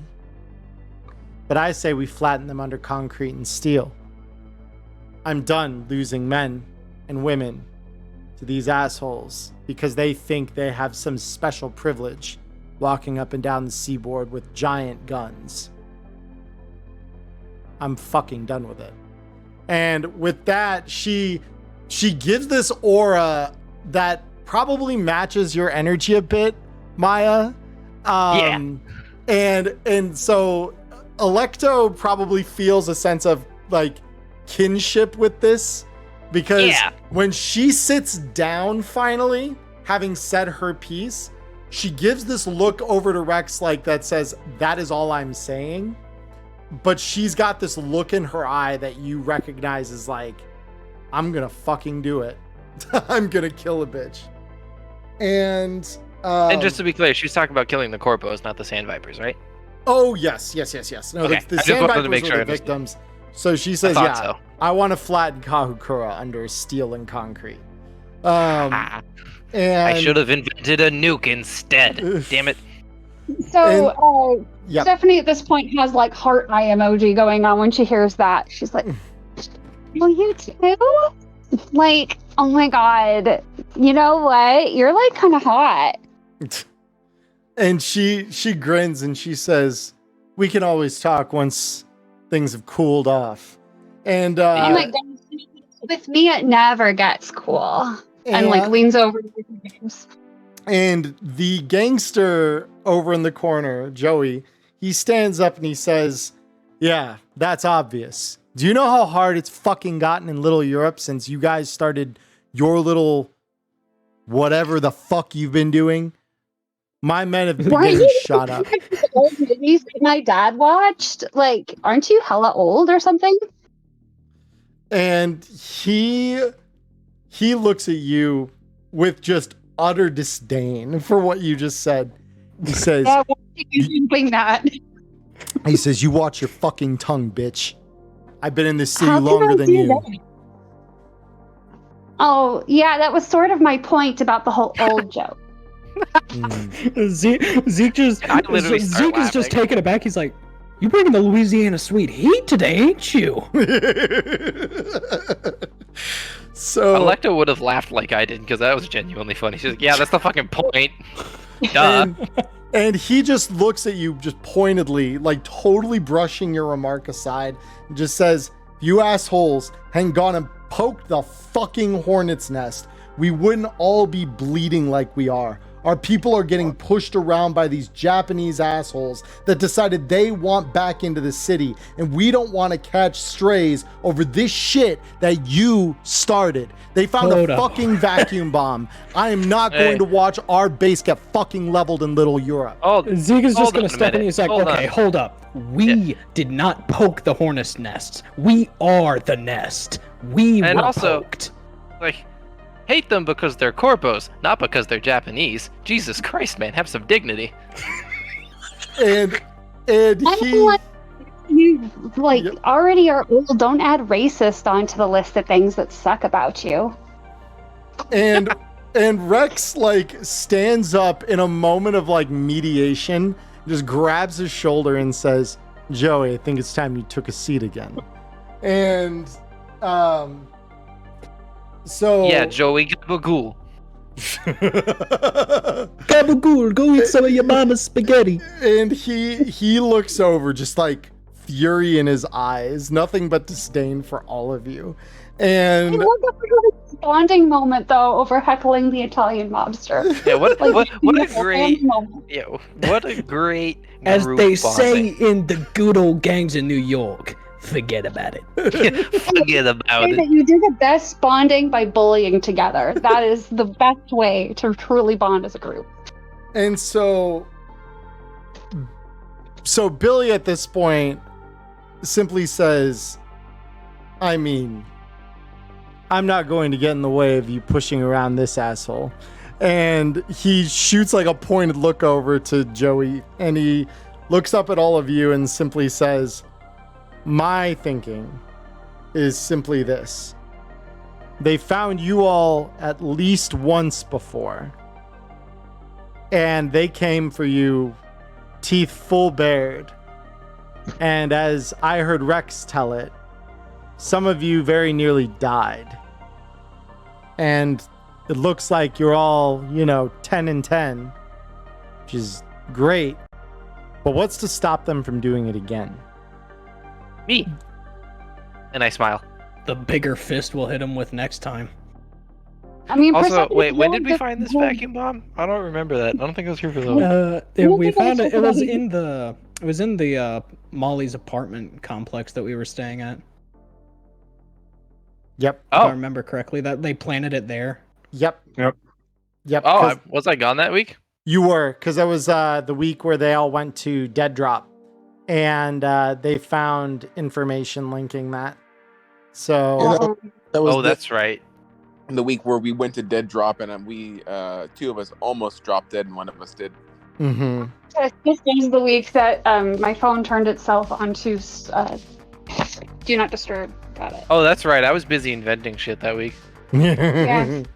You were Yeah. busy being super duper autistic, and I was Yeah. busy not Just- realizing that my phone was on Do Not Disturb. Unhinged levels of autism. Just The dedication to the autistic. craft is so Yeah. fine that not even a vacuum bomb can confuse you. No, Listen, either it's gonna go off and I'm not gonna invent anything anymore, or it's not and I can get back to my work. It's really No. not up to me. 0% executive dysfunction. Yeah, none 0%. whatsoever. So with so with that, Billy simply says, I just hope you appreciate the corporation you're really trying to go after. So my proposed course of action, where Wood Chipper would take the frontal assault, Joey here, well, I don't know what he does other than bitch and whine. I propose a subtler approach. Pests, poisons, something that gets in their air duct and, well, leaves no one leaving. And I don't Oh, you- like you. Billy Huh? Bob. I said, said wow, that to you him. like- I don't like him. I don't like you. Yeah, and she says, don't "Wow, like you're your like idea." really vicious, Billy Bob. Are you sure you're not a nut runner?" Oh no, wait. You're too vicious for that. You're a corpo. Never mind. and Just, like Zeke just looks at that. He's like, "Why are you so boring?" And Michiko stands up at this point. She says, as a private investigator myself, I have to say that I agree to an extent with what Billy is proposing. A subtler approach usually is harder to see coming. However, I am not quite so naive as to think that you will not get into some kind of all-out confrontation. So my recommendation is whatever you decide, go prepared for one hell of a fight. Because if you really are going to do something to fuck with these corporates, well, I don't think I need to warn you what they have in store for you. I think you've all had a taste. And with that, she kind of leans back in her chair. And Rex says, look, whatever my guests would propose here, I trust all of your judgment. And I would offer you the chance to mull it over, go get some good food downstairs, grab some neat toys, make your choices, and then you come back and let us know what you'd like to do. And if you'd like the help of any of my esteemed guests here, I'm sure they'd be more than willing to oblige. I'll entertain them while you go decide what it is you will decide. But please, take your time. Don't rush to a decision just because they're impatient. And he glances over at Joey in particular when he says that. So he kind of just like points at the VIP door as he says that, inviting you all to kind of exit if you feel so inclined and kind of discuss what your next move is going to be. Yeah, why not? Yep. So you all head out of the VIP room, and from here, I'll let you guys kind of decide what you want to do, where you want to go. My first question is, can you hear the air conditioner in the background? I cannot. Okay, good. Because it is right next to me. So I was like, uh-oh. No, Oh, for a second, I was talking about mine. I'm like, I didn't realize it was that loud. No. It's we have a window unit that I'm sitting right next to. I thought you were complaining that you could hear mine for a second because it's like 108 degrees today. Yeah, and I'm going to throw in a quick forewarning. It is getting around to the time where a lot of the hot rods that have gotten rid of the mufflers on their cars like to go speeding through my neighborhood. So if you hear something loud that sounds like a chainsaw, it's probably somebody in like a 2005 sedan that thinks they're hot shit. That's okay. 2005 Civic they deleted the muffler off of and did nothing else to it. Yep. This sounds like J. Erica I've from seen Rush. someone who had done that. Stupidest thing I've ever seen. Yeah. When we get them plenty over here where we live too, where it's just like, oh man, we're just far enough off the major streets that I can't usually hear it through my microphone. So we get them almost every night. It happens. Yep. Yeah. But yeah, you guys can kind of choose if you'd like to take what kind of approach you'd like to take in terms of resolving the Kahukura problem. So we're assaulting their base, or like corporate headquarters. Is that what we're doing? Well, so that's not so much, the gig isn't well defined. Rex simply is saying that there's a decision to be made about what we're doing about the problem. One way or another, it needs to get excised. Michiko, and I apologize. Michiko would have added to her statement, these corporations are a slow-growing cancer. We leave them to fester even in small amounts. It'll change the city for the worse. They need to be burned out and done so completely. Well, When Persephone would have a pretty good idea of the layout of the Kahukura building, right?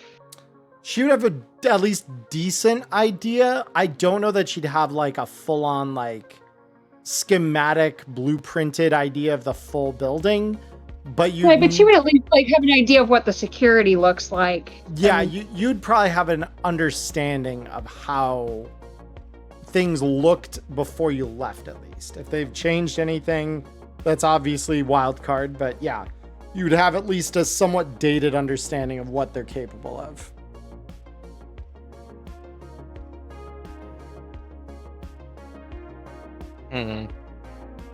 I mean, personally, I like Johnny Silverhand's approach, but I don't know if I can make us a I nuke was that about fast. to say, well, if we could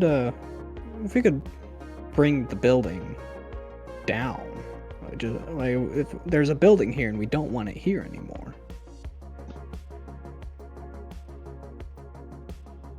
But at this point, like, Zeke is just more or less along for the ride. It's just a live hard, die fast vibe. So Take it to the edge. But whatever even- the majority is. Even he's channeling a little bit of Silverhand in this, right? Yeah, he's just here to live hard, die fast. If this operation to take down a corp is where he dies, he will be very happy. Oh, so yeah, I would actually poke my head out of the VIP room back into the room we were in, and I would like tap the door frame and be like, "Boss man, what's the over under on getting us a nuke?" And Rex looks a little startled by that comment. He says, "Let me check. It'll take me a moment." Yeah, Because- I expected. it's coming together. Well, actually, like some C4 might be a little more practical. Not like I care about practicality and like Ooh. radiation We and still- shit. Don't we We still have the a vacuum bomb? I was about Yeah, to say, what if we I've just been use their waiting to vacuum say bomb that. on them? Oh, I didn't realize we had the vacuum bomb. Yeah, we never Molly's disposed of it. Molly's- Mom? Yeah, Molly's people disarmed it. Oh. What Well, if- we could rearm it. Yeah, we could hit them with their Yeah. own vacuum bomb. Yeah, Or Jack. at the very least, I could try to make a new bomb out of it. You need any radioactive isotopes? I actually have a depleted uranium fuel cell. Thank you for asking. We're prepared. Well, it's Picked it up last depleted week. though. It's depleted though. It's just the only It's downside. not as radioactive, but I'm sure Rex could get us a non-depleted one. Grab the vacuum bomb, show the depleted cell. I need you to get me a charged one of these so I can Yeah. put them together. Give me a charged one of these and all the duct tape you can source. You just ask for radioactive isotopes when there's literally a Biotechnica exec just chilling. Yeah, but I don't want if it was a Biotechnica radioactive isotope, it would like turn the groundwater into like helium or some stupid shit like that. I don't. Fuck that. It would turn the dirt to concrete, and I don't want that. That would solve the Earth's helium shortage, though. Sure. As Sure. a past character in a campaign said, it would turn the freaking frogs gay. Turn the freaking frog. Okay. It'd fix the helium problem, but then the ozone problem would get worse. One of these days, Jake, I swear, if you're still chilling in chat, we need to hear Jones come on stream. One of these days. What was Just turn the that? frog gay with Aunt Jones. Yeah. Yeah, we need Jones to make an appearance at some point in the future for Neon Inferno. He was such a good character. It's based off of Alex Jones. Yeah, literally just like it's like I want to make a solo and he's going to make Alex Jones-isms everywhere he goes. His heart's big. It's got hot blood going through it fast. Exactly. You get it. So it was a good time. So, but yeah, the discussion it sounds like is leaning, and I'm curious to hear Dr. J and Wei's inputs because you both seem a little quiet. I'm hearing a very Arasaka Tower-esque move here. Way's contribution was while they were all talking about like the ways of how they could just demolish the building and blow it up. Was just doesn't somebody still have their hands on that vacuum bomb? Oh, that's true. Yeah. I like how like all of our moral like boundaries just go away as soon as it's a corp involved. Like, I mean, Zeke's been itching for this moment. He idolizes Silverhand on a whole nother level. The Corpo himself was like, let's just suffocate everyone, the end. So, I mean, morality is a little bit of a gray area at this point. I still think we're more moral than he is. I mean, Yeah, at least we want to 'cause just we do it instantly for turn fun. everyone there to ash. At least you have a chance to outlive a bomb. Well, Not so much suffocation. not if you're in the building. But you So could- yeah, Rex was looking into if he could get us a nuke. I'm just reiterating that. Yeah, Nuke, nuke, he nuke, says nuke. he says I need some time. Says I encourage you get your shopping done. This will take a bit. And you can Oh, hear I get it. Okay, and then I tap the door frame again. The room erupts from a couple different sides of, hold the fuck up, what are you? And the door shuts. Yeah. And then after Wei brings up the vacuum bomb, Zeke will pop his head out and be like, Molly still has her hands on that vacuum bomb, right? And you're asking this of Rex? Yes. He says, I mean, last I checked, yeah. We She might hasn't need that employed too. And he says, noted. And he says, Wendy, you have a better working relationship with Molly these days. Could you reach out to her for me? And Before the door closes, you just hear Persephone yell, "And I need biotoxin grenades, thank you." I was about to say Zeke just like finger gun shooting towards Rex, just like you're a real one, homie, and then just slow slide into the room to close the door. Yeah. We're talking to him like he's our plug, getting our favorite fucking strain when we're talking about weapons of mass destruction. The primary use of this weapon is to violate the Geneva Convention. Yeah. We looked at the Geneva Conventions and made one thing that violates all of them at once. That was the goal. Suggestions at this point. So what I want to do is I want to text Molly and be like, "Hey, no time to talk about it now, but one of your guys is a fucking rat who stole my invention and bugged Tungsten Shop. All right, thanks." And then I sent a thumbs up emoji. Yeah, and the response comes, but you probably don't care what she says, because your mind is drifting to, oh my god, we might just get to bomb some corpos today. Today's a good day. What a good day. So, any other input? And I will offer up, this is your chance to go shop the night market before delivering your kind of final idea to the group. Just about to say, I looked in the index of Black Chrome and I don't see any letters about availability. Ooh, bets. I sent a clip of it. Yeah. So the availability, excuse me, I will. Because the availability, I see it in the cost, like if it's premium, costly, this, that, whatever. It must be in the book itself then. So if you page through the book at all and you see any of those that are labeled with, I believe it was B or F were the two that I had specified, you can get it. So if there's any favorites from Black Chrome you've been looking for, look and see if your favorite item is a B or an F. But what if those of us who don't have the book? Well, it's linked in the chat. Like what page? If you could give like a page that has an example where there is one of the letters, because I scrolled through the index at the end of the book and I didn't see any letter tags on. They're not assembled in the index like I thought they'd be, which is a little annoying. Are you talking about the booth? Yeah, so if you see where it says booth letter number, whatever that letter is, if the letter is a B or an F, it's available. Oh. Yeah, because the way that works is those are the fixers that's like basically saying this fixer has it at their night market. So basically F is everything that Rex would have access to through his vendors, and B is everything that Wood Chipper has access to through her vendors.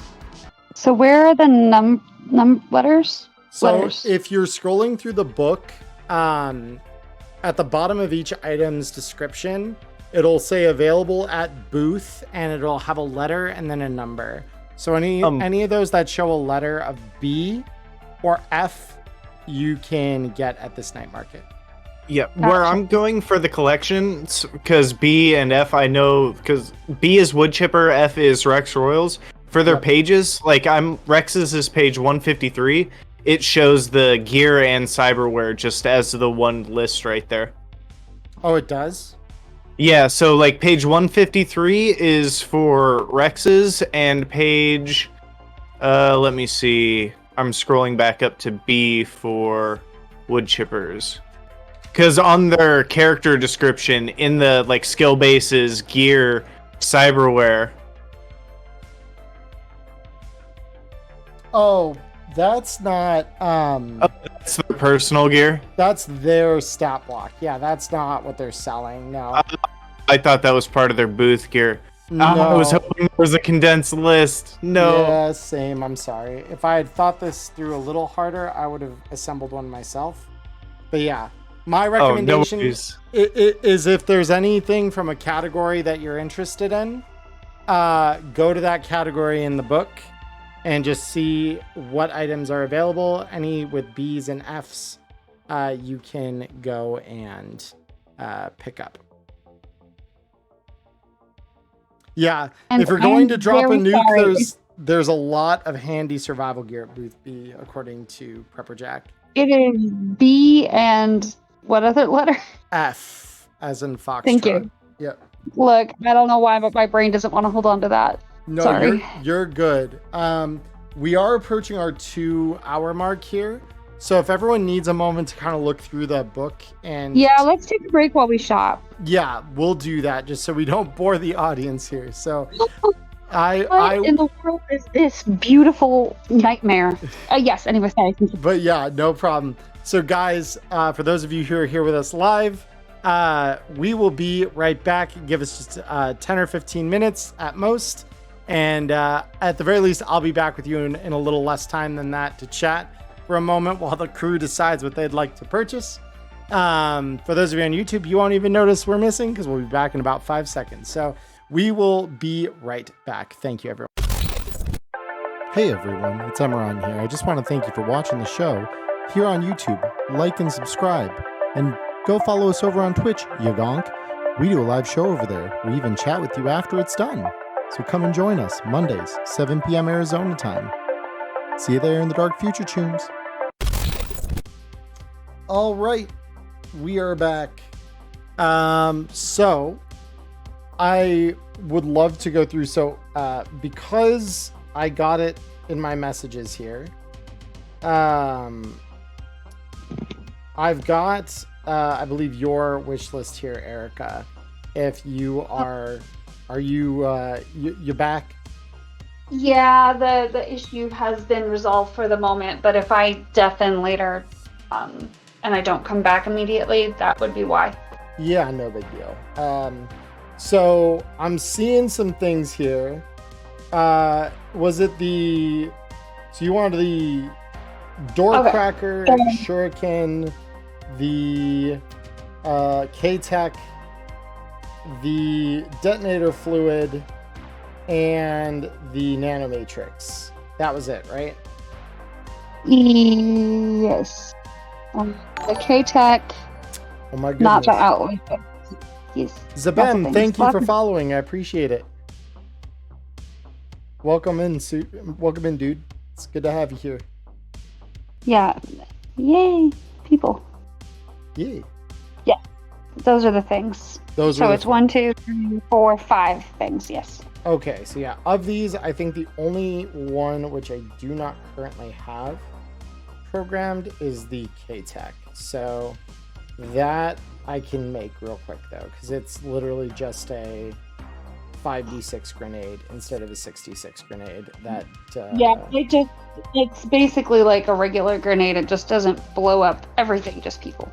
just people. Yeah, exactly. Oh, and the nanomatrix, I haven't programmed that either, but that's also relatively easy because that's more of a you have to just click the repair button and it does the thing than it is anything else. Okay, cool. I will get that all programmed here in the next couple moments. So with that said, Dr. J, was there anything in there that you wanted to purchase? Or is he Oh, I'm here. Just, yeah, I sent you the picture of the things that I'm going to be running for. Here on Discord. Probably in Discord? Okay, cool. Give me 2 seconds to pull that up here. Bam. Okay. Oh. All right. So two similar things to Erica. So the shuriken and the cracker. We only get Oh. similar. The shuriken is what I was gonna get to. Everyone wants fucking knife grenades. Everyone wants knifey grenades. That's hilarious. I think I'm like the only person here that doesn't have a wish list. Did you look through everything, Ghost, and just didn't find anything? Yeah, I looked through it and it's. I don't know. Nothing makes your heart go pitter patter. There were so many cool things. It's okay. Yeah, like if you found nothing you were interested in, you're chilling. We'll hope some true love will. Militech Perseus is for sale. Haven't you been pining after mine for like ever? Time to upgrade that handgun? Everybody loves the Perseus. I mean, except Medusa, but. I mean, since my whole shtick is I like to go for aim shots, a 2 rate of fire would be This is kind of a worthless upgrade. That is fair. That is true. So yeah, and I believe this survivalist is something I need to edit in. So I will start the programming. Wei was there. So Wei, you already said what you wanted. You wanted that. Yeah, I've got a huge shopping list actually upon further inspection. We've got a whole list to go down, so we can start with the easy ones. Okay. I just want to get a 10-pack of the shuriken grenades and a 10-pack of the K-Tech ones that don't blow up the environment with them. Okay, yeah, so I don't. That's what I thought. Okay, so we've got the shuriken. So, I will go ahead and add the shuriken grenades to everyone's list that wants them. So I believe that was. So Electo, you said you wanted some as well? Yes. Okay. Yeah. Okay. They get everyone. Hold on, let me do a thing over here, because this is why I put the little thing back up, just so I can like dig through the various like niches I've got all these things stored in here, and I can start pulling things out. Okay. So we've got Wei, you have 1 shuriken on your sheet. Electo, you have 1 shuriken on your sheet. Persephone, you have 1 shuriken on your sheet, and you can modify the quantity to whatever, just make sure you pay for them. And Dr. J, you have a shuriken on your sheet. In addition, Persephone, you want the detonator fluid, so there's that for you. And then let me go ahead and quickly program the because there's the survivalist. So let me start with the K-Tech grenade, because that is something that I know. What's the survivalist? It is a crossbow. Oh, the crossbow. Yep. So we got the K-Tech security grenade. And that is ammo, grenade. Oh, it's ammo weapons. Create new item. And it is a Granada. And I would like to do a... Where's my AP grenade icon? There it is. Yeah, I'm sorry, chat. This is gonna maybe a little... Wonders how an armored train is available at booth B. I mean, you'd be surprised. For things like that, usually it's just the deed to the train or whatever. It's the title. Amount 1. Yep.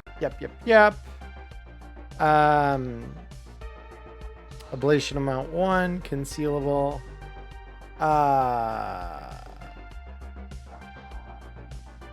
Why? Hold on. Why do I get the feeling that I messed this up? Because hold on. How does it look with the shuriken? Grenades, basic ablation amount.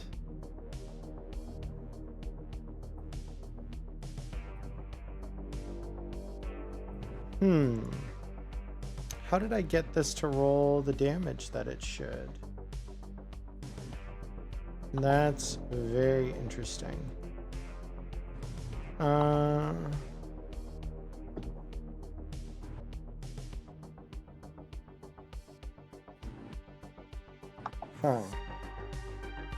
I wonder if, hold on, is it under thrown weapon? Is that what this is? Hold up. Thrown weapon, settings.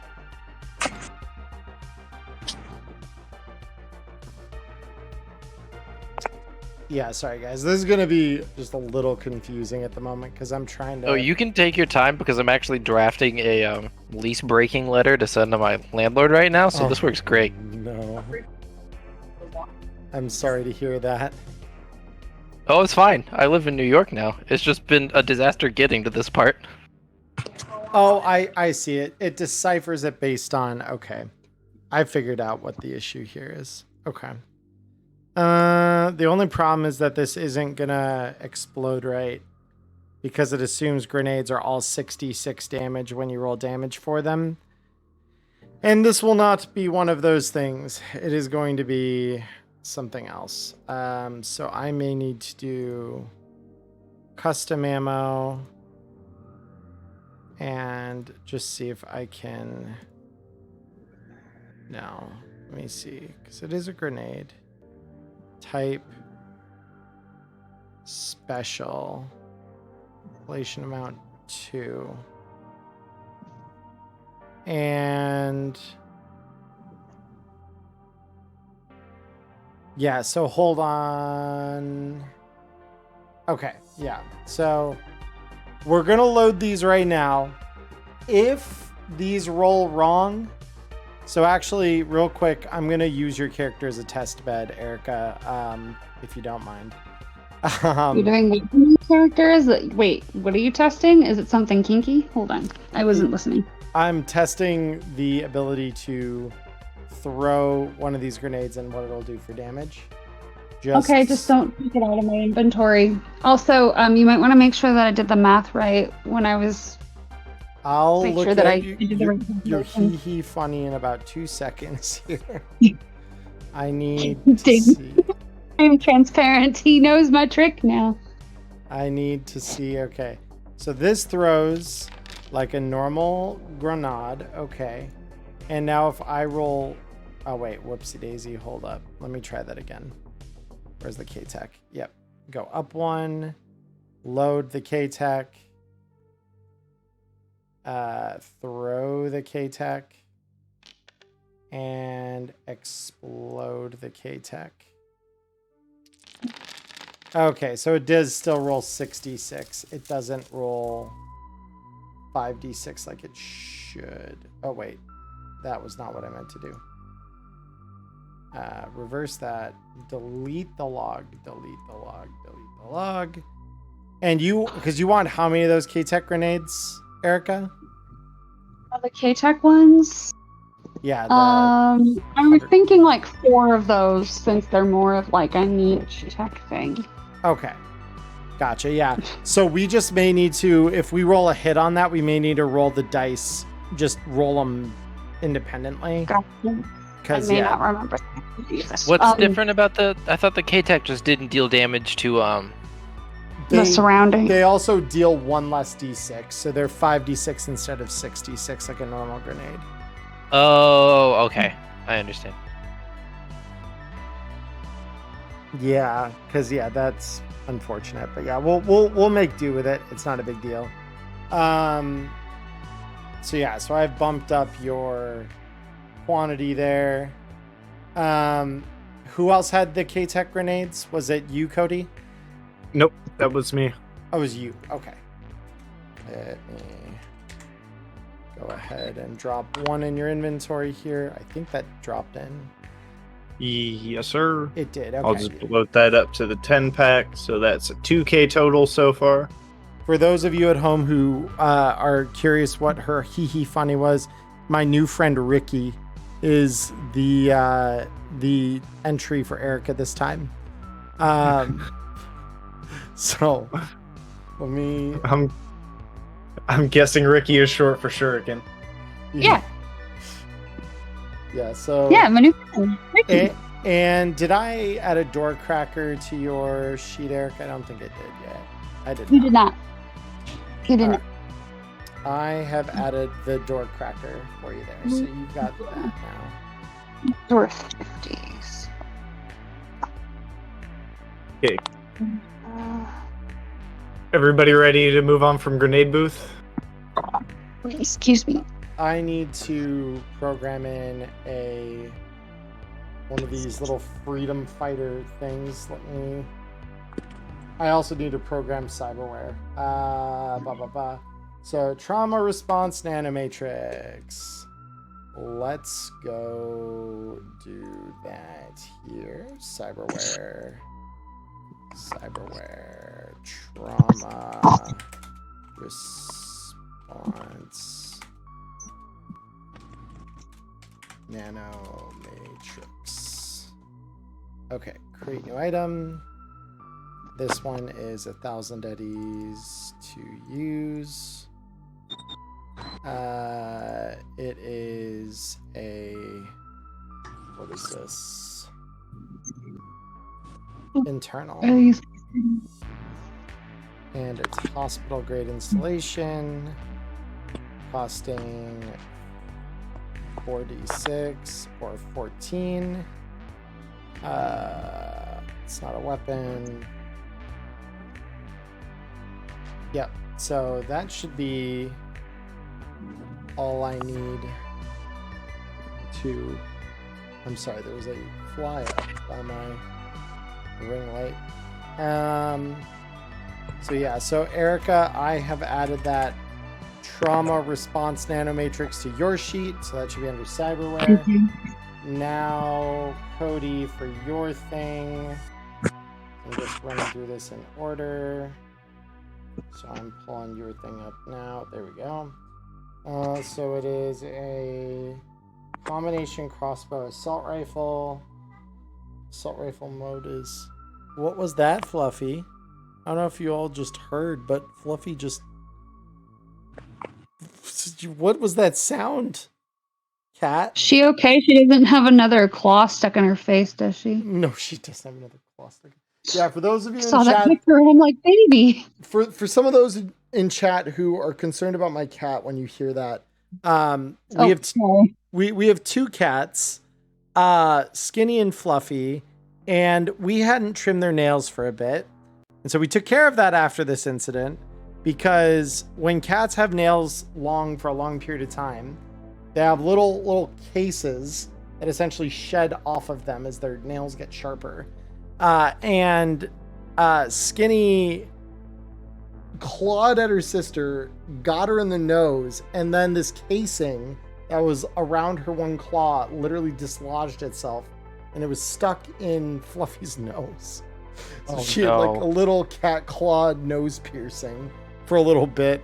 And that actually happened, for those of you who are here watching stream on Friday night, that happened like, I think right as we were starting to stream.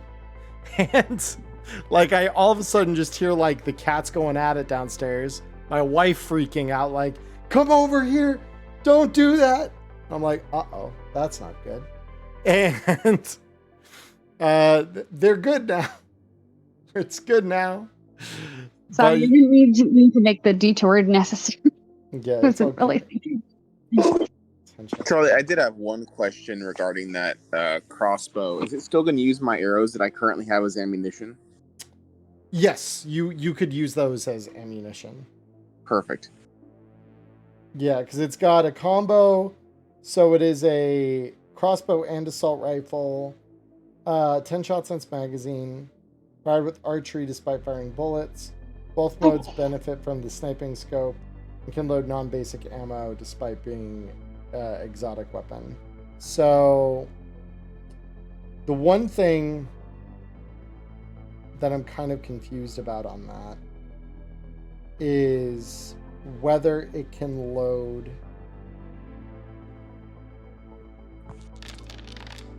oh my, hold up, what are we rolling? Installing. That's... Or did I need to... No, you're good. So for those of you who wanted to see, that's a 14. She just lost her humanity. She's dancing closer to the edge. She's at 29 now. So that's fun. Yeah, that's fine. I could take the hit. It's fine. She's acting like a psycho anyway. It's fine. Eagle Type Survivalist. All right. So let me program this real quick. So we got an Eagle Tech Survivalist. And I'm gonna list it as bow. So the bow part of this, I'm assuming here. Assault rifle only has 10 shots its magazine. Yeah, okay. So basically it still fires arrows like a bow does, while also having a 10-round assault rifle mag installed. And you can fire from either one. Which is, it's kind of sick, actually. You know, I saw that. I'm like, this is just for me. This was made for me. Yeah. This is mine. Let me see. So this is a bow crossbow. And both use the archery skill for some reason. Yeah, I mean, I think it's more to do with the fact that whatever its firing mechanism is, it might be pneumatic instead of, regular kind of propulsion. But yeah, I don't know. The fact that it uses archery, that was pretty sick. And it's just like, yeah, by the way, I'm a free assault rifle. I was going to say, too, I need some AP assault rifle rounds if that's the case. Yeah, and those are easy enough to come by. So this would be a 46. It is a ranged weapon that utilizes, does not have either of these things. Magazine size for this one is 1. Table is going to be bows and crossbows. And I believe that it would use the range table for... Let me see. You would think it'd be for an assault rifle. Just based on how it's held. Shots magazine. Fire with the archery skill.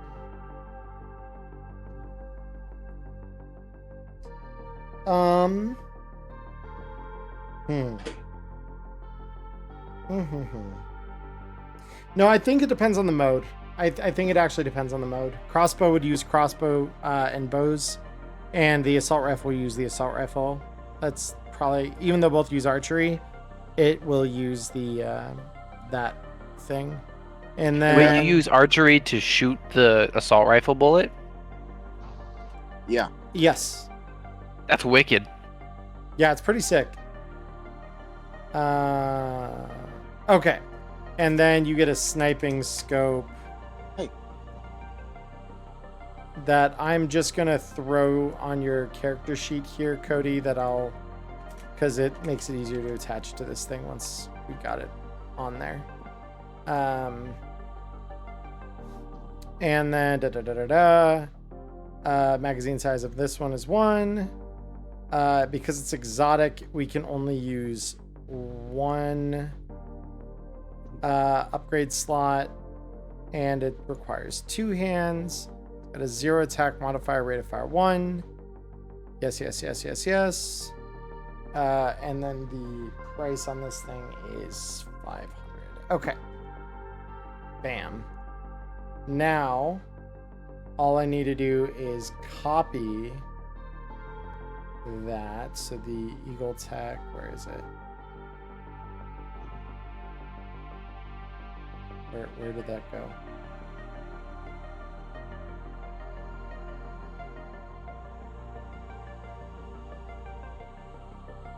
No, but for real, where did that go? Oh, I put it in the wrong weapons section. I'm just so smart. Let me try that. Okay. And then copy this. And settings. This becomes 5d6. This weapon type is an assault rifle. Magazine size. Oh, I nearly forgot. I need to configure compatible ammo as arrows for this side. And then compatible ammo for this side is rifle ammo.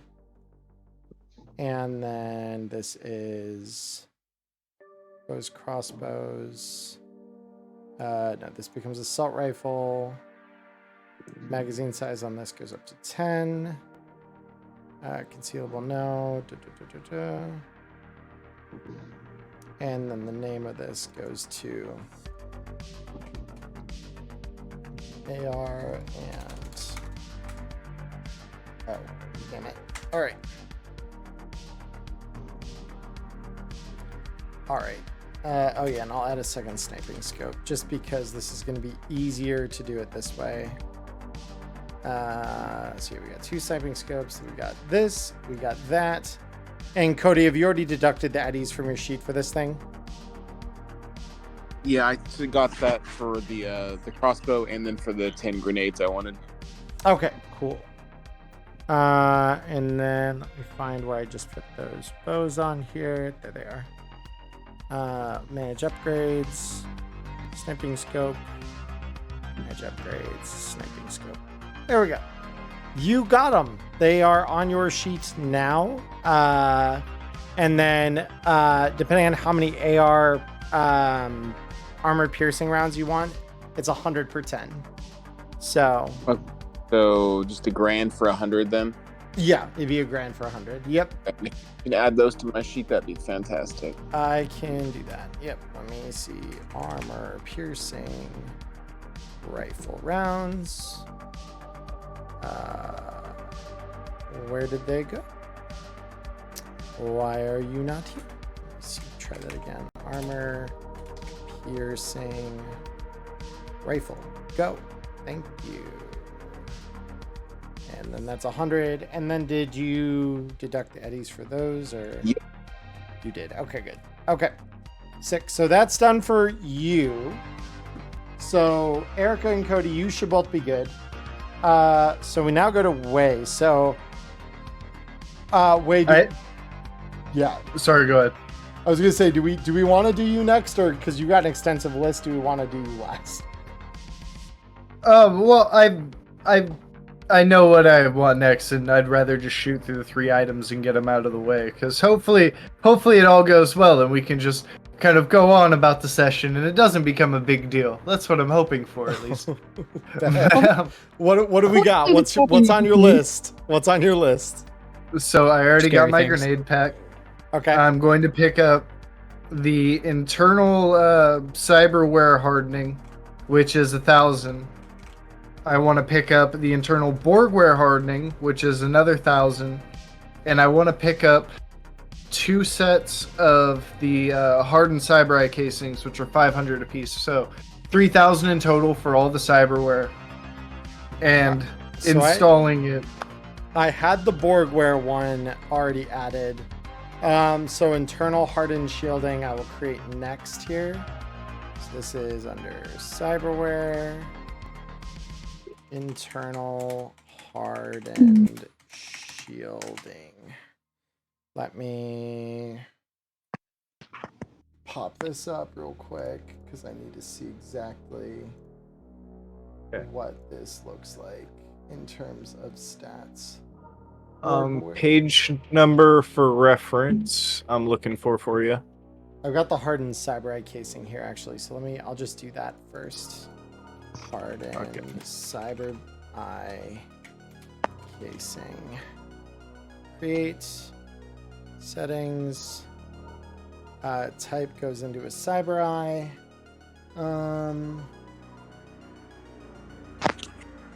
Why can I not seem to find it now?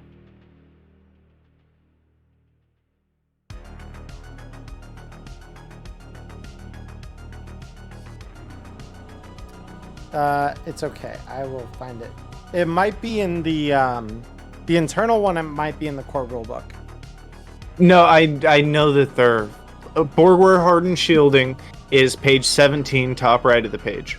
No, I got that one already. We're good on that one. Cyber Eye is top left of the page on 19. I got that one. Yep, I'm working on that right now. Next page, internal body cyberware hardened shielding, page 20. Bam. I see it. Yep. I was so honed into the top right of the page because they kept showing up there. I wasn't looking on the left. Yeah, you're good, man. Yeah, so we got, and you wanted how many of those hardened cyber eye casings? 2. 2 of them. Okay. 80 gajillion. I gotta get the set done up or else it's not worth it because the only thing installed in them needs both of them.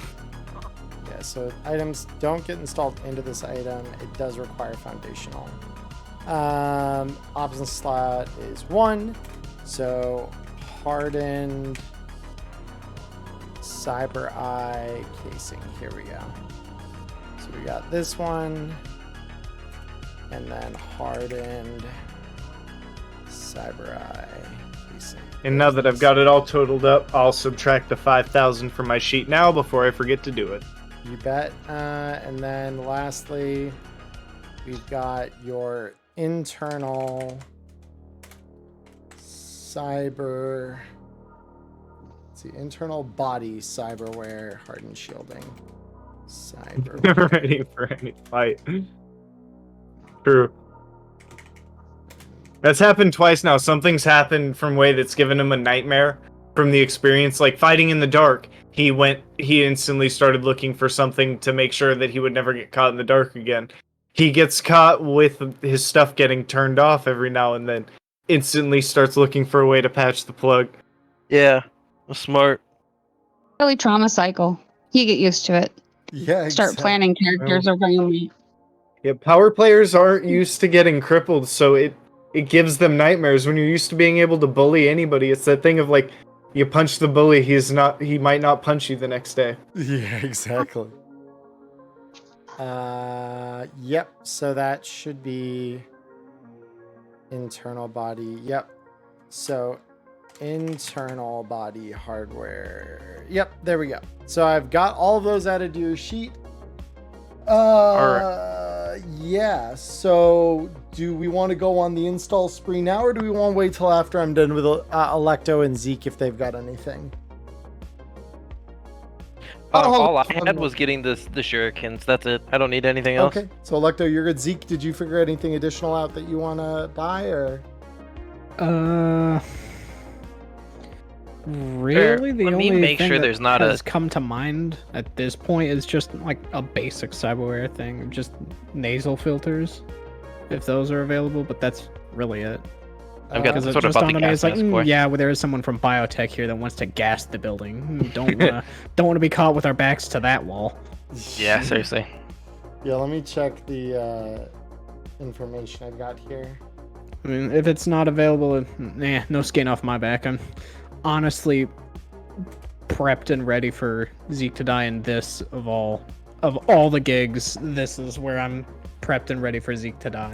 Well, nasal filters are 100 eddies, so those are findable, and someone at the night market would probably have them. So right. I would allow you to get a hold of those here if you'd like to. So let me simply I will go ahead and add a copy of that to your sheet real quick. Right. And I've already deducted the eddies. Sick. There you go. Here we go. Yep. All right. And install. I changed my mind. Oh. I want to get the K-Tech tech hammer. I'm sorry. Give me a page. 110 on black chrome. 110 of black chrome. Okay. There we go. Oh my fucking god! What is this thing? Holy shit! His cowboy hat for Zeke at the market, or he can wave it as he rides the bomb down. Trevor Jack, that is a fantastic and novel solution you've given Zeke here to his lack of shopping list. Wait, if that's how this goes down, I want there to be, like, as part of the fallout of this entire situation, the new standard quote-unquote bombshell decal is Zeke riding a nuke with a cowboy hat. Hot damn. Alright, an exotic shotgun or rocket launcher, depending on what ammo it's loaded with. Its unique bottom-fed internal mag can hold either 4 basic slugs or shells, or 2 smart rockets. It's incapable of firing any other variety of rocket ammo. It is fired with shoulder arms when acting shotgun and heavy weapons when firing smart rockets. The weapon's laser targeting system allows the weapon to fire smart rockets without requiring targeting scope cyberware. Oh, that's fun. Okay. So I will say this. Smart rockets are not an ammo type available at this night market. That's okay. But the rest of that, yeah, we're chilling. So yeah, let me just craft that for you here real quick. Bear with me a moment. I figured I've got a really cool sniper and a really cool pistol and just a regular shotgun. And I was like, one of these things need to change, and it's the shotgun. And it's only 1,000 eddies. Like, are you kidding? But how's the rifle gonna feel about you buying it? Oh, Well, it's yeah. not a sniper, so. It's a gun. Well, listen, all right, I need to establish a boundary in the relationship because she can't shoot anything that's closer than like 25 meters. So, where most of my engagements are. I feel like you're not understanding the nature of this relationship.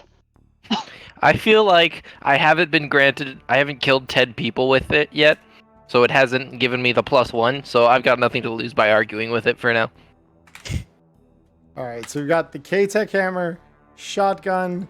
This is a 5d6 weapon. It is a ranged weapon.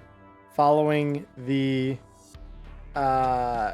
shotgun slug, it has a mag size of 4. Can fire both slugs and shells. It also holds 2 rockets. I know. Basically, I have to do it as 2 separate items, where one is the shotgun, one is the... I was mostly saying that its magazine has 2 rockets in it so that I don't have to reload every time I shoot a rocket. I just realized that. I could just shoot 2 rockets. Yep. That's wild. Sounds like a certain futuristic game we've played before with super soldiers. Alright, so I think... Oh yeah, and hands required is 2. Rate of fire is 1. Attack mod is The recoilless 0. rifle can now fire 2 times before it has to reload. Be scared, Night City. Be scared, Night City.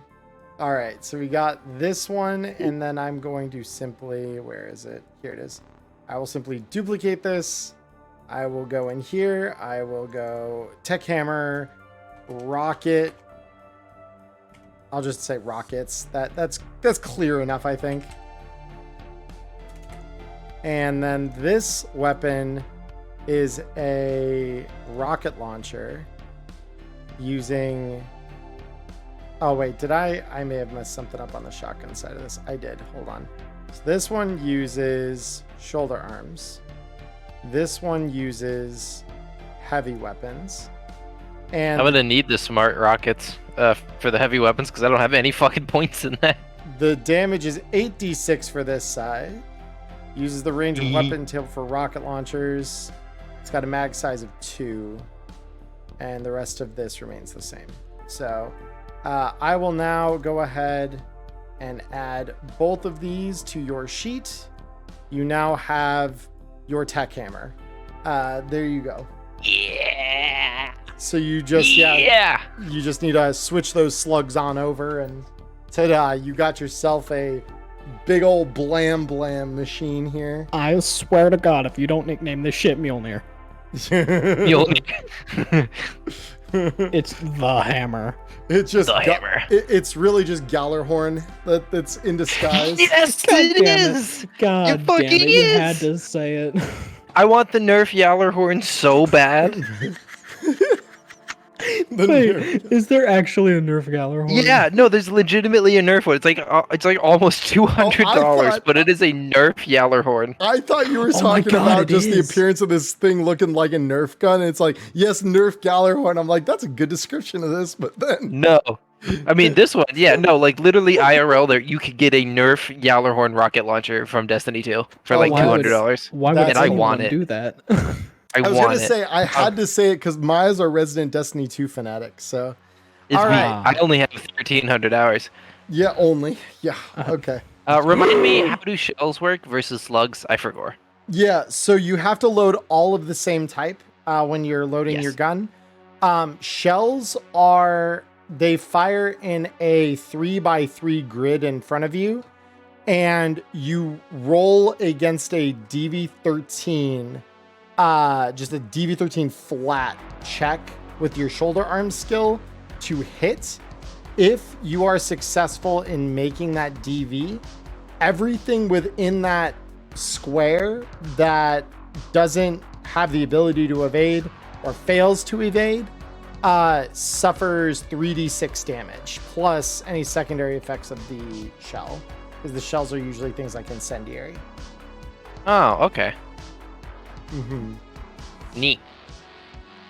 Yeah, they're pretty cool. But yeah, so Wei, man of the hour. You got a lot of cyberware, Chumba. Let's see what you're gonna look like at the end of all of that. On this episode of Nihon Inferno, the gang goes shopping. Miley Stain, welcome. Thank you for the follow. You're following just in time to see Wei possibly lose his mind. Nah, we fine. It's time to chrome the fuck up. Next week. Next week's gonna be the beach episode. Time- Next week's the shopping episode. Time to chip the fuck up. Let's go. Chip in time. That's hot. Okay, sick. 10 off of 46. We take that. Oh, okay. Ooh, you know what's really fun about that too? Rolling at 4d6, you know what the max I can roll is flattening on 0, and on 0 I still regain control, right? You retain it. Yep. It's only when you go negative. But I still regain my sheet. Yeah, on 0 you retain your sheet. You're sane enough. You're dancing along the razor's edge there, but you are you still. Yes. Oh no. Yeah, it's only when humanity goes below 0. That's where I get your sheet. Let's go. And that's Amazing Holy magic roll shit. from Wei. Absolutely incredible. Wei says, Beautiful. I believe in going insane, actually. You know what's fun about that too? 2d6 now would now max me out at 12 if I want to also chip in my eyes, which would leave me at 3 max. So we're chipping all the way in today. Let's go. Chip in my Chumba. Let's go. 3. Okay. What do we we- take these dubs. Yeah. Oh my god. I rolled it too quick. It's just lagging. We chilling? I'm gonna roll it again. You do not have enough. Oh, it's trying to install it in the same eye. My bad. I need to slot it in the other cyber eye. Yeah. That's my bad. No, you're good. Okay. We take these dubs. Wei is big chilling with a low enough empathy cap that he is never not dissociative anymore. And he is on single digit humanity. Yeah, he gets from the table, full broad chest, ready to go to war. All he can think about is just salting the earth to make things safe so that he can figure out what the fuck happened and who the fuck did it. Phildo's brain dances come with some immunity against further humanity loss, says Prepper Jack. Yeah, apparently his therapy did some good shit here tonight. Oh my god. Okay. Yeah, so Wei, you wake up that cold, hardened killing machine that you kind of have always been. That warm facade that you've had over the last couple weeks after getting that help that you were kind of like shook into. That's gone. That's out the fucking window. You decided, I've been hurt, I need to kill things. So It's time to go to work. It's time to go to work and to war. So you've got that. Everyone, I haven't forgotten anyone's items, right? No one's shopping list has been unaddressed at this point? Nope. Chill. Okay, so you guys head back up at the end of all of your cyberware installation, purchasing of ammo, purchasing of weapons, and Rex sees you all walk in, notably looking at Persephone, Wei, and Zeke. I'm going to double check. Oh, and Zeke, you too, actually. And he says, all right, so it's the final decision.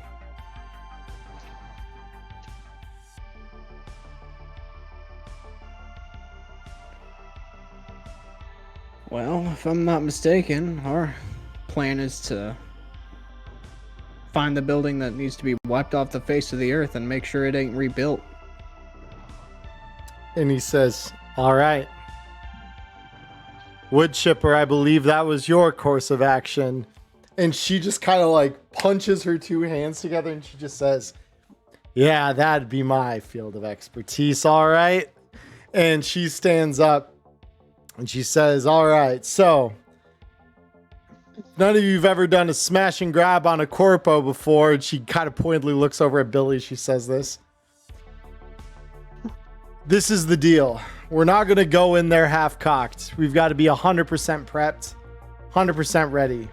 So to that end, tonight, we're going to hit one of them Militech convoys coming into the city for defense. Let's fucking go. And Zeke is gonna like raise a finger and be like, we do also have a vacuum bomb on hand, if that's of any further consolation. And she grins. She says, oh, we can use that too. This one is carrying some prototype tech though. So I want to empty their truck out into my boys' trucks. Militech stole some of my shit. I'd love to steal some of theirs.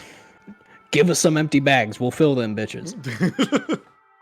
And she says, okay, yeah, we're going to get along great.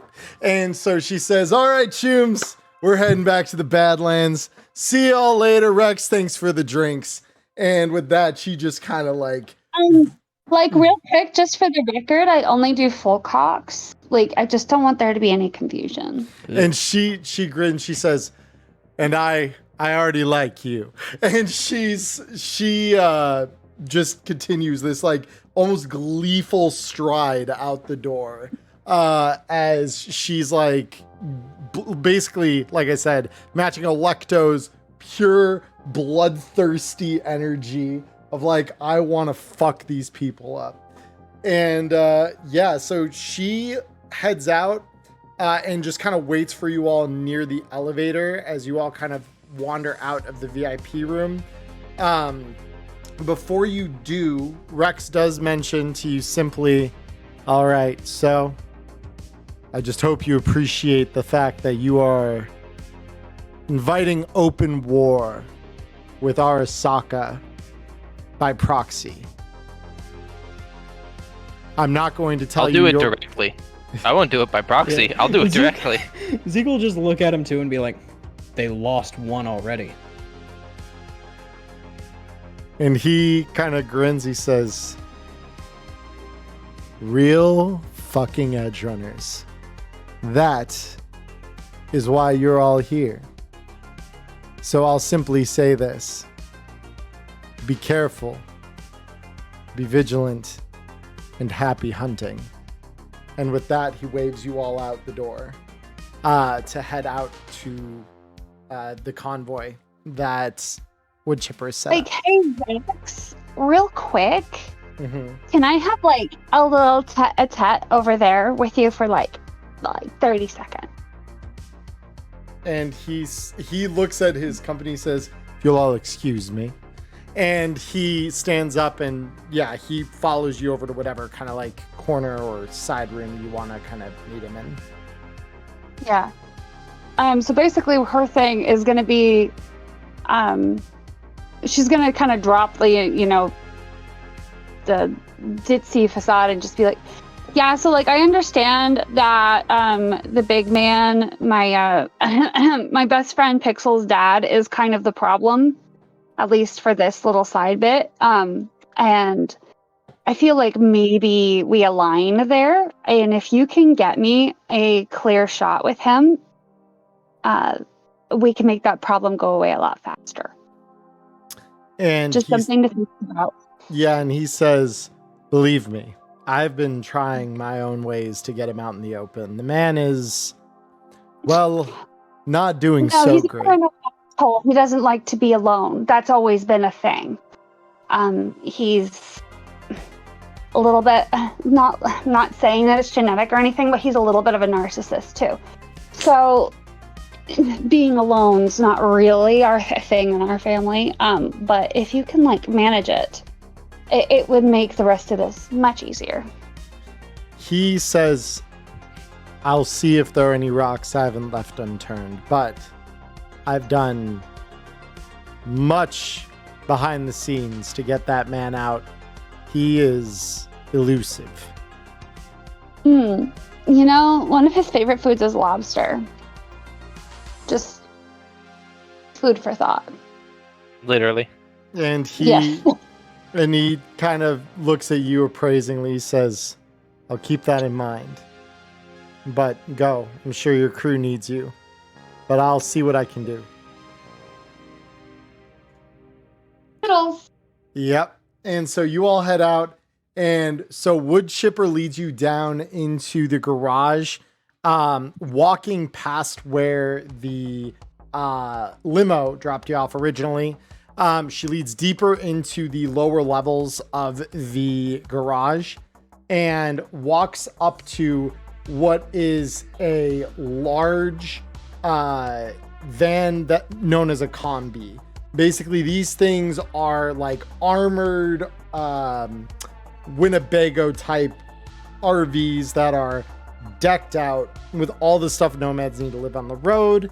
And hers in particular features a couple of kind of pop out platforms that can be used by gunners to shoot out the windows of this thing. So they're like internal platforms, but they give you a better like vantage point to lean out a window and fire without needing to like kind of like hoist a gun up over a window frame or something like that.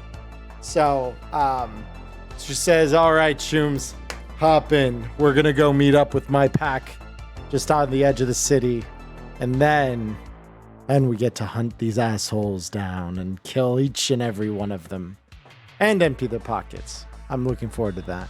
And she turns on the ignition once the last of you are in and just rips the shit up into fifth, and just you could hear the tires squeal as she pulls out of that garage, hits the street, and just beelines it for the interstate, heading out of the city.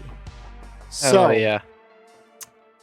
The city behind you is turning that all too familiar red glow as day shifts to night, and you all find yourselves watching the constellation of light fade behind you.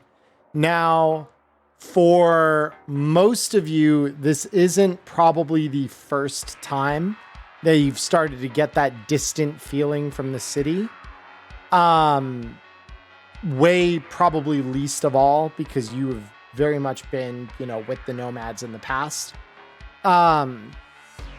However, those of you like Zeke, Dr. J, have either of you ever were either of you affiliated with nomads in your past? I don't believe you were.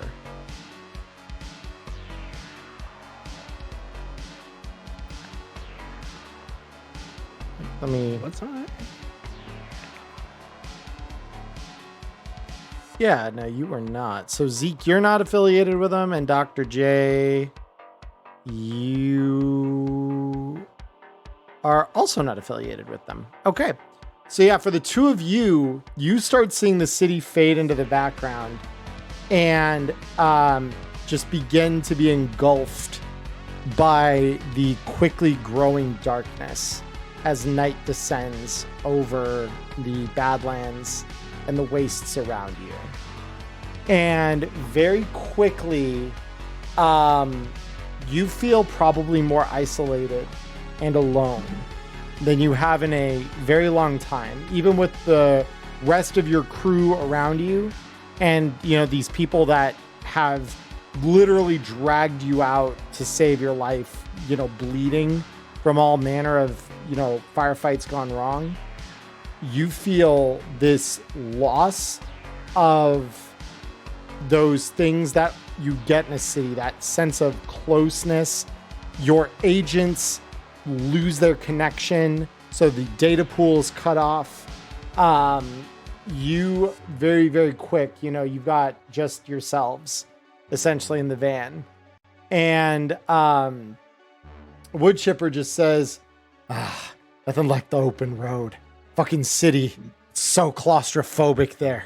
Can barely fucking think with all that smog and noise.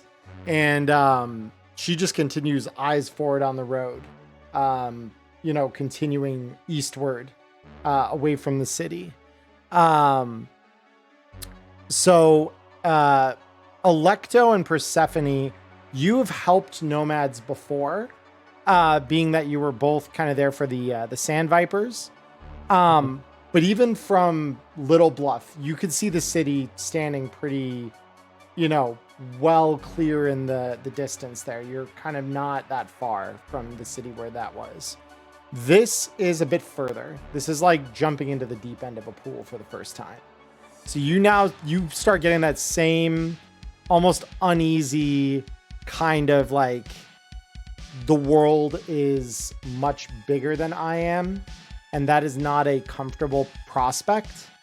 There's that anxiety of that like unknown in front of you. But Wei, despite your dissociation, and maybe because of that dissociation to some extent here, you're feeling more at home than you have for a while. That sense of darkness around you, with the only light being the one on the vehicle that you're in or the boat that you're on. You're just trudging through the sea. This time it's a sea of sand. Normally it's your sea of water, but you're trudging off into the lonely night and you're feeling comfortable as can be.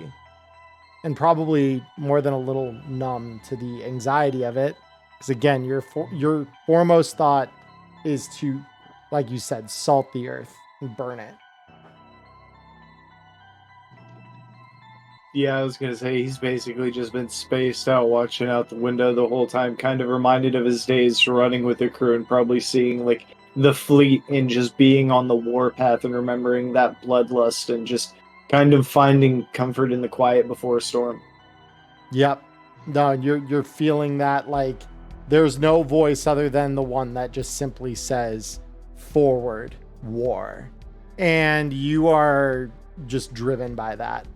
For the rest of you, so Woodchipper kind of like glances into her mirror back at all of you, and she kind of glances at Wei and doesn't pay him any mind. For the rest of you, she can kind of see that kind of antsy sense of like anxiety, and she says, "So, Chooms, have you ever seen the wonderful nature that is surrounding our fine city?" Not once. I mean, like, my star scraper had a pretty good view, but like, of all the Wonderful's little people. a word to use. What was that, Electo? I said wonderful is a word to use. I'm more I'm not mad. sure if it's Like, the right one.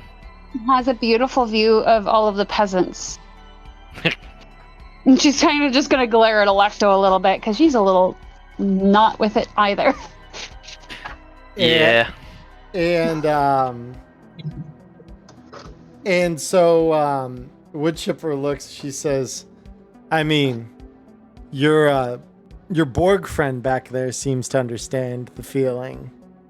I could see you, muscle man. You were looking out the window like you're at home. One of us. He actually doesn't respond. He's completely kind of phased out in that, like you were saying, the sand passing by is like waves passing by, and he's just lost in the trance waiting for war. Yeah. Zeke is very disturbed by this. He's like, what happened to the dude I used to chat with? So, Yeah. Charlie, real quick, did you give us a physical description of Woodchipper? Yeah, so she is a 7 foot tall, linear framed out meat mountain, essentially. She is ripped. Okay. If you look in Black Chrome, there's actually a full art picture of her on page. Cool. I have a weird question. Yes. What page Is it possible for me to do a human perception check to see if she would possibly be interested in playing a little Dommy Mommy with Persephone? Later, maybe. She's driving right now. Well, you can tell. You can kind of like. There's a vibe. I think Persephone's got a pretty good radar for these things. It's page 137 of Black Chrome, 137, if any of you would like to see the full art rendition of Woodchipper. Oh, Jesus. Yeah, she is big. Yeah. Okay, let me see. You want to take a look at this to see how into her Persephone is? She is. Because I think Persephone's pretty into her, but let's find out. Yeah, but that looking says, honestly, I feel like she got nerfed. She deserves a beta frame. She does have a beta frame. Oh, she does. That checks out then. Yeah, I she know does how have to a do beta this. frame. Why am I not doing this properly? A She tech, also has a contraceptive. a tech upgraded beta frame. Sorry, you said what page? 137. Hey, that's what I'm gonna get at some point, someday. You don't go psycho before it. Yeah, well. Don't bring those vibes around here. Oh, tech upgraded subdermal armor. I never realized. Never really thought about how you could upgrade that. Yeah, improve Oh. the SP by 1. Oh, that's her?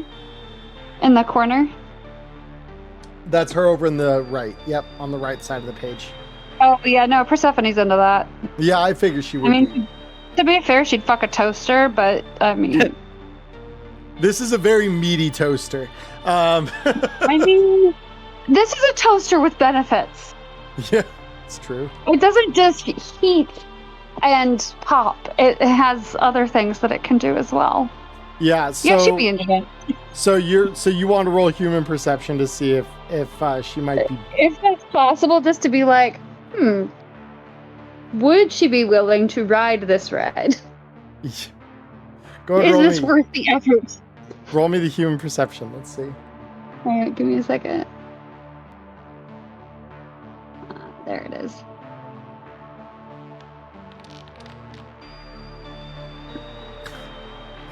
I love how that still only comes out to a 13. I didn't even realize like how low that is until just now, and I'm like, I have points in that too. Yeah, that's what we call having a really low empathy. We're all No, bored got no, psychopaths. it was like I thought it was a cool, but no, it's empathy. It is empathy. And so she looks like someone that you try to ask, but probably not in this context. Because you see that look in her eyes of like bloodlust. Like that's what she's focused on right now. She looks like the kind of personality that probably would get into it after a victory. That is the kind of the vibe you're getting from her. Why Stephanie is the most turned on is because she's like, oh, she likes to hate fuck. Will she hate me? I have toys.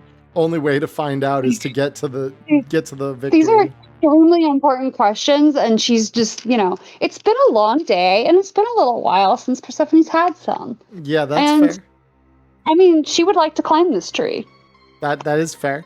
Anyway, we can continue with the actual game now, and not whatever the hell I'm doing. And so Woodchipper looks back at you, Dr. J, and she says, "What about you, Doc? Ever left the city?" I go wherever the operating room takes me. Has that ever let you out to the desert? I mean, I'm sure I was out there with the family at one point. What do you My think? father's a well-renowned surgeon, so I'm sure I tagged along to outposts out here at one point. Honestly, it's sort of peaceful out here considering the city is constantly lit up and busy. And she says, "See, I knew someone would agree with that other than your silent, strong type friend back there." It's too quiet out here. Where am I supposed to go to print some ammo if I fucking need any? I mean, and she kind of glances and she says, "I thought you have that backpack of yours." Well, I meant like fine. She says, "You'll do it the nomad way. We all have things like you got there. Gizmos that make life livable out here. And when it's not so livable, we throw up a sat mast and lo and behold, we have CityNet connection suddenly." And so she says, "We'll be arriving shortly at the camp. So everyone just, be on your behavior. But gonna wrestle up a few of the boys, load up our cars, and then we'll give that convoy hell. Should be coming right this way about now. Westbound off the 10. And so with that, you start to see out the front and beginning to kind of take shape on the sides of the car as well.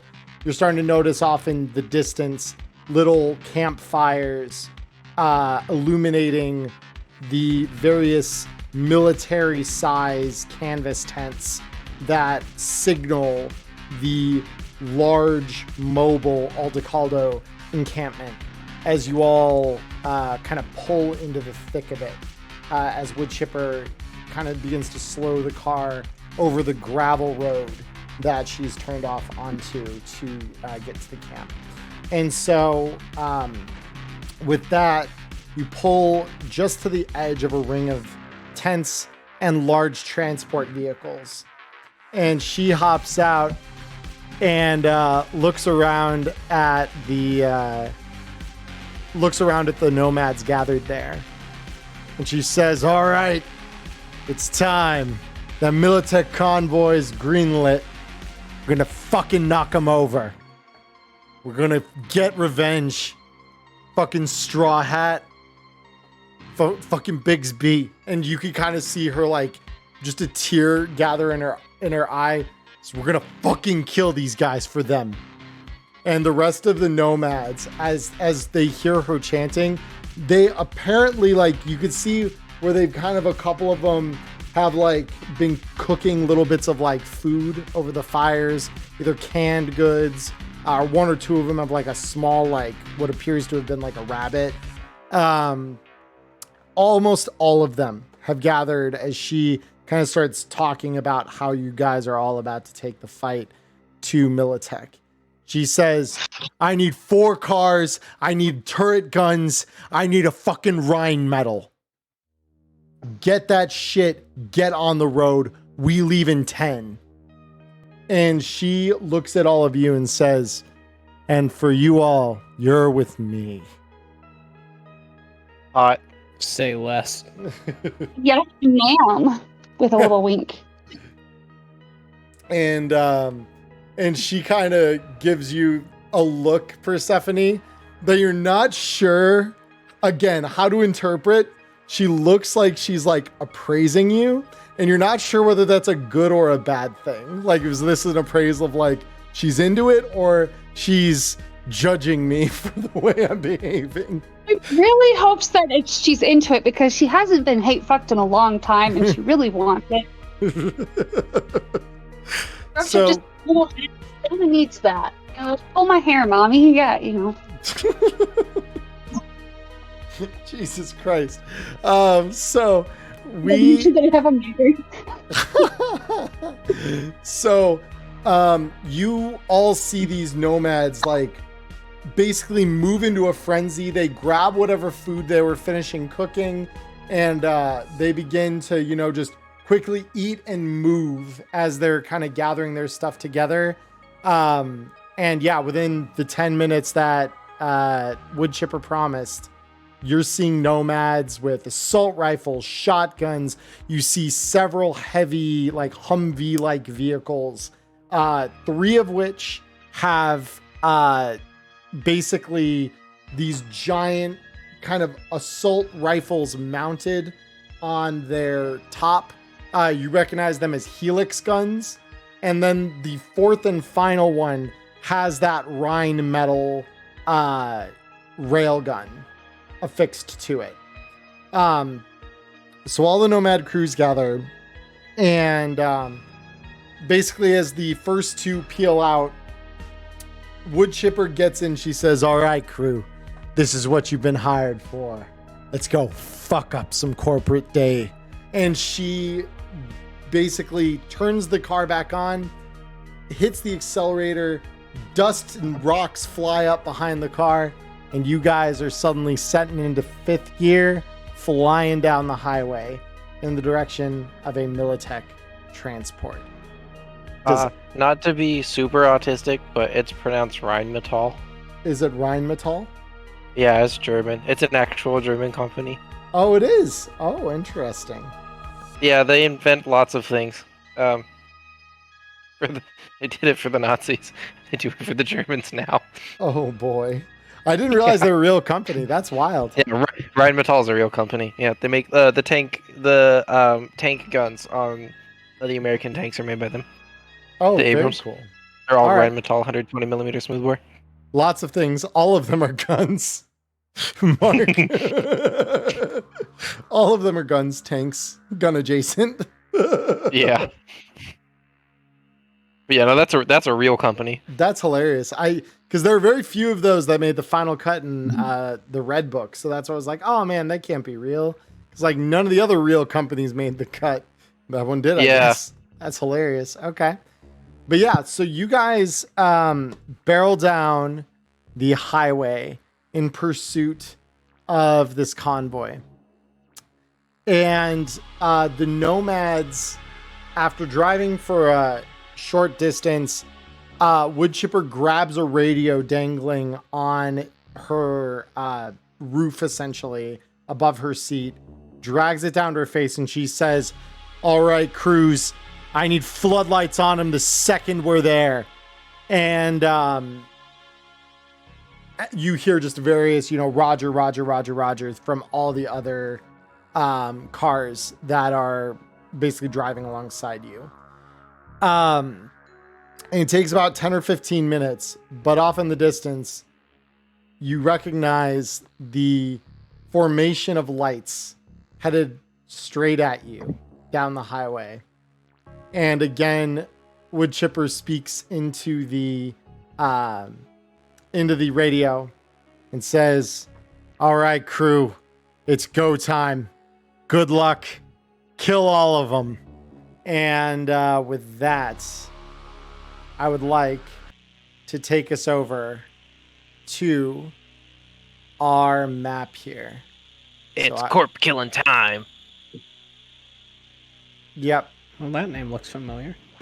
Yeah, so this is gonna look pretty slow compared to the other map, but this is the only moving Badlands map I have, so you guys will deal with it. Deal with it. God's orders. God has declared you will fucking deal with it. So let me fill up some things here real quick. So we've got Woodchipper here. Oh, of course I didn't assign her token. So let me do that real quick here.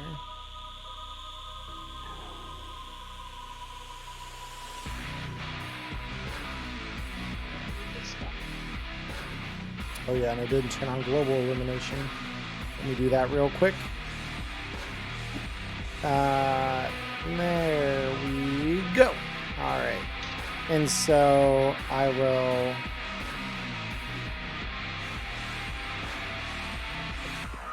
update that token. So that's her. Now for all of you. Is anyone looking to be in the front of the car? I will be. That sounds like my spot. All right. I'm excited to kill. Of course you are. All right. We're all very eager.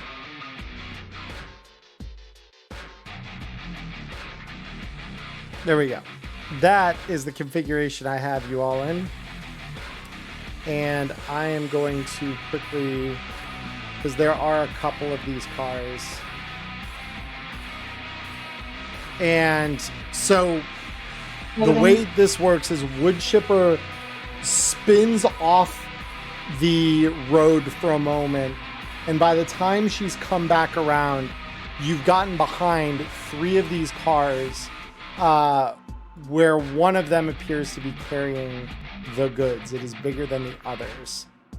Visually, it's not going to look that different here, unfortunately, but I digress.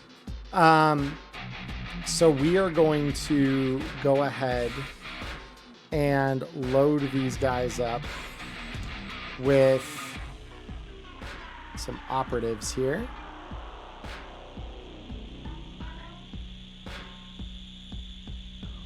So 4, 1, 2, 3, 4, 1, 2, 3.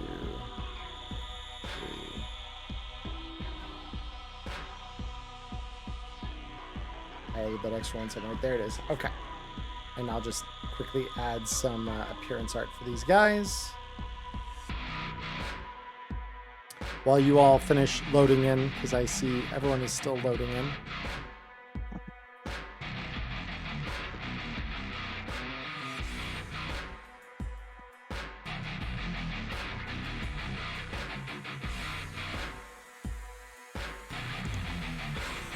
It's just the blood toll for the animated map. Worth, in my opinion. It is worth. No, I agree entirely. Yeah. Trying to find, those are very specific.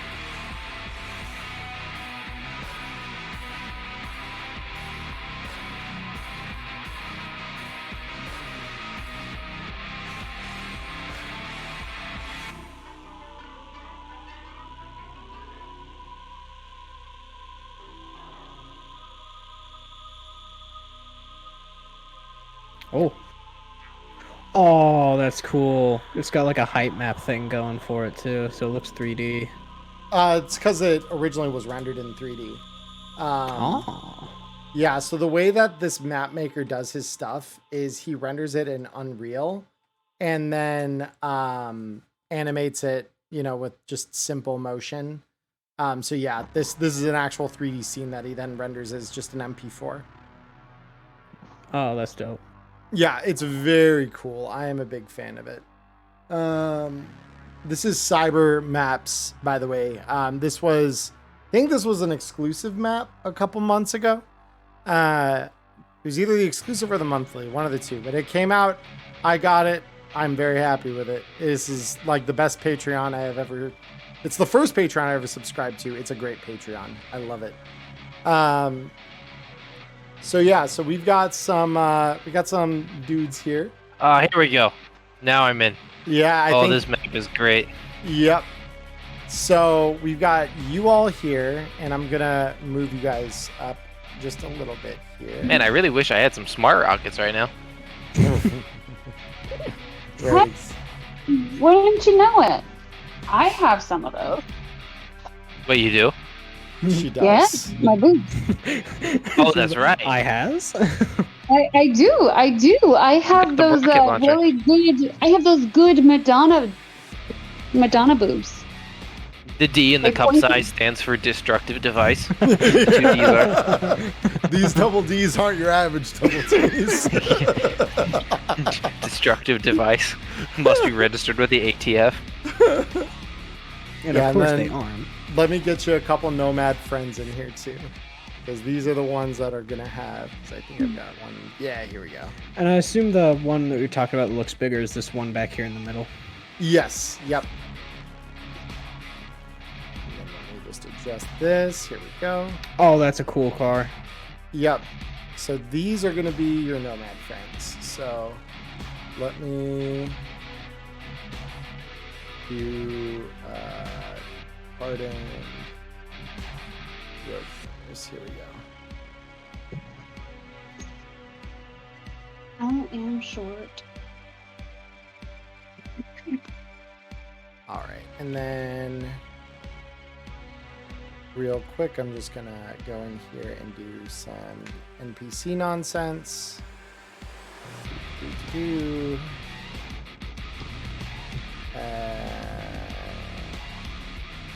Nomad was part of this, but Oh, that dolphin. You can't hide it. You cannot hide Chungus from us. Chungus There's a isn't. fungus. I'm not trying to hide Chungus. Chungus! You'll see in just a sec when I go through to do the appearances on these guys. Because I go in, whenever I go into my NPCs, there is Chungus, the boy. Ouch. Give Chungus. Gib. Yeah, but the Chungus. All right, and then I want masculine. Give us the gang. chung. We demand the Chungus.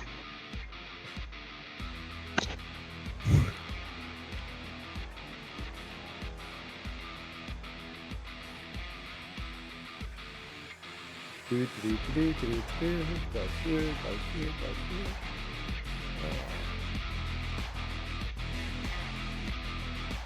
And finally, appearance. Grab.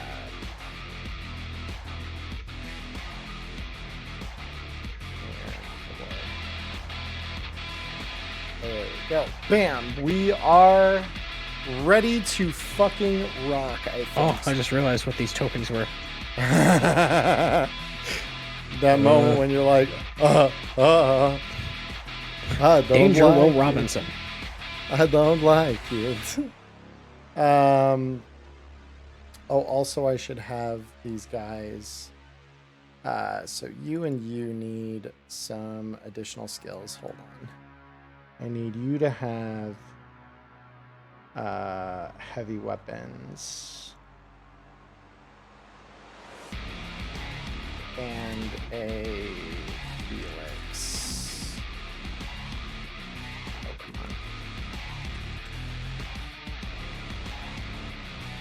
Yeah, so you got the helix and the Rheinmetall. The other two have gone behind and are dealing with some of the other escorts as you guys are pulling up to these. So this one has the helix and this one has the Rheinmetall EMG railgun. And I will give these guys rifle basic and bump that up to, we'll just give this one, we'll give this one 30 rounds, why not? And the other one I'll give 120 because I think actually the skill you need is auto fire. But that is okay. So we'll do this. And rifle. Oh, come on. I thought I could spell. Yep. Sorry, everyone. Like I said, tonight I could not feasibly prepare for every outcome. So there we go. That's been loaded. And then this has been loaded. Bam. All right. Cool. So with that, I'm going to flag everybody for combat here. So I would love for you all to roll me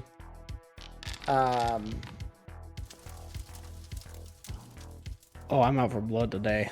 Oh, he's ready. All right, you know what? Actually, I have a better idea. Let me deflag all of these guys for combat. And I'm going to flag only one in each car for combat, and I'll just have the whole car act on that one's turn. That's probably the smart way to do Incredibly this. based. Oh, I got a 20. I forgot to take time warp before this. Team initiative score I've had in a very, very long time. All right, so let's go through and roll 1, 2. Only the second time Zeke has seen an initiative order that'll put him at least close to the top. I Or mean- maybe to the top. Zeke's top. All right, very cool. Beginning combat. Never thought you'd say that. Zeke's at the top. All right, Zeke. So you all are seated. This is the one we want. Yeah. That's the one you want to disable. Yep, because that's got all the goods on it. The others are escort vehicles. I assume that I can make a shot that around this area is where one of the tires would be, right? Oh yeah. Yeah, I'm yeah, shooting 4 it. wheels.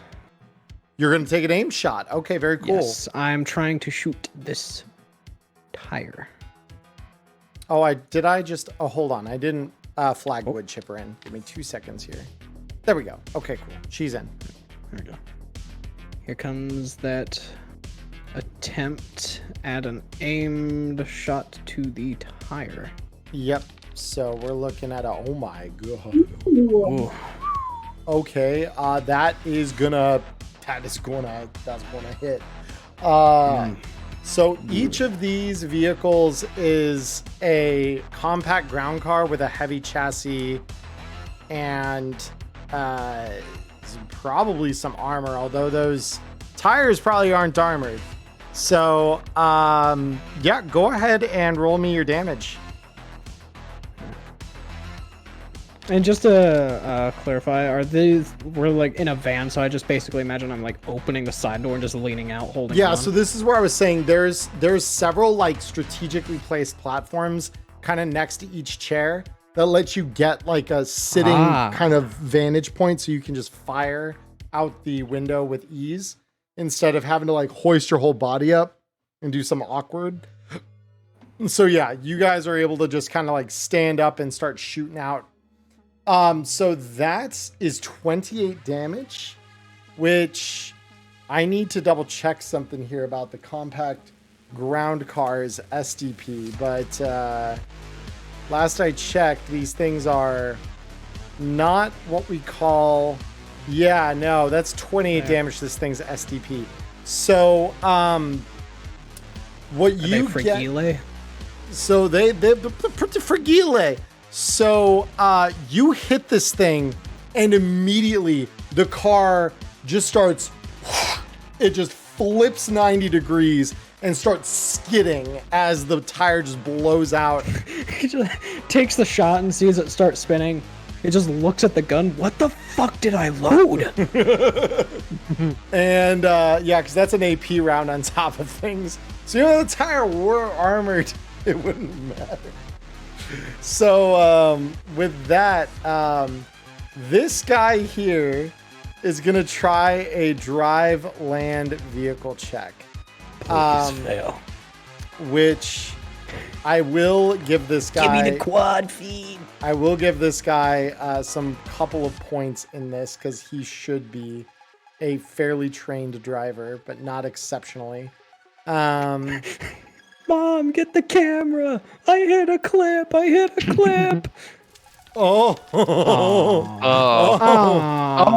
So he is able to recover the vehicle, but he says, "Fuck! We're driving on one flat!" And immediately somebody hit that other tire. And so, Electo, we now come to you. All right, which car's other tire am I trying to hit? The one right in front of us. Okay, good, because that's the only. So I got DP15 with my shotgun there. Hold on, let me run the numbers on that. I got shoulder arms of base 13, so I have to roll a 2. Right? 3. Well, it is an aim. 3. Roll a 3. 3 or higher. I like those odds.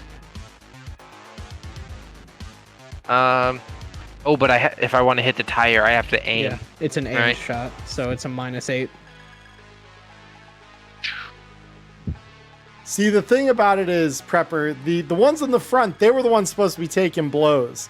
They didn't anticipate a whole nomad pack rolling up on them. Craziest part, that's with no luck. Yeah, that was with no luck.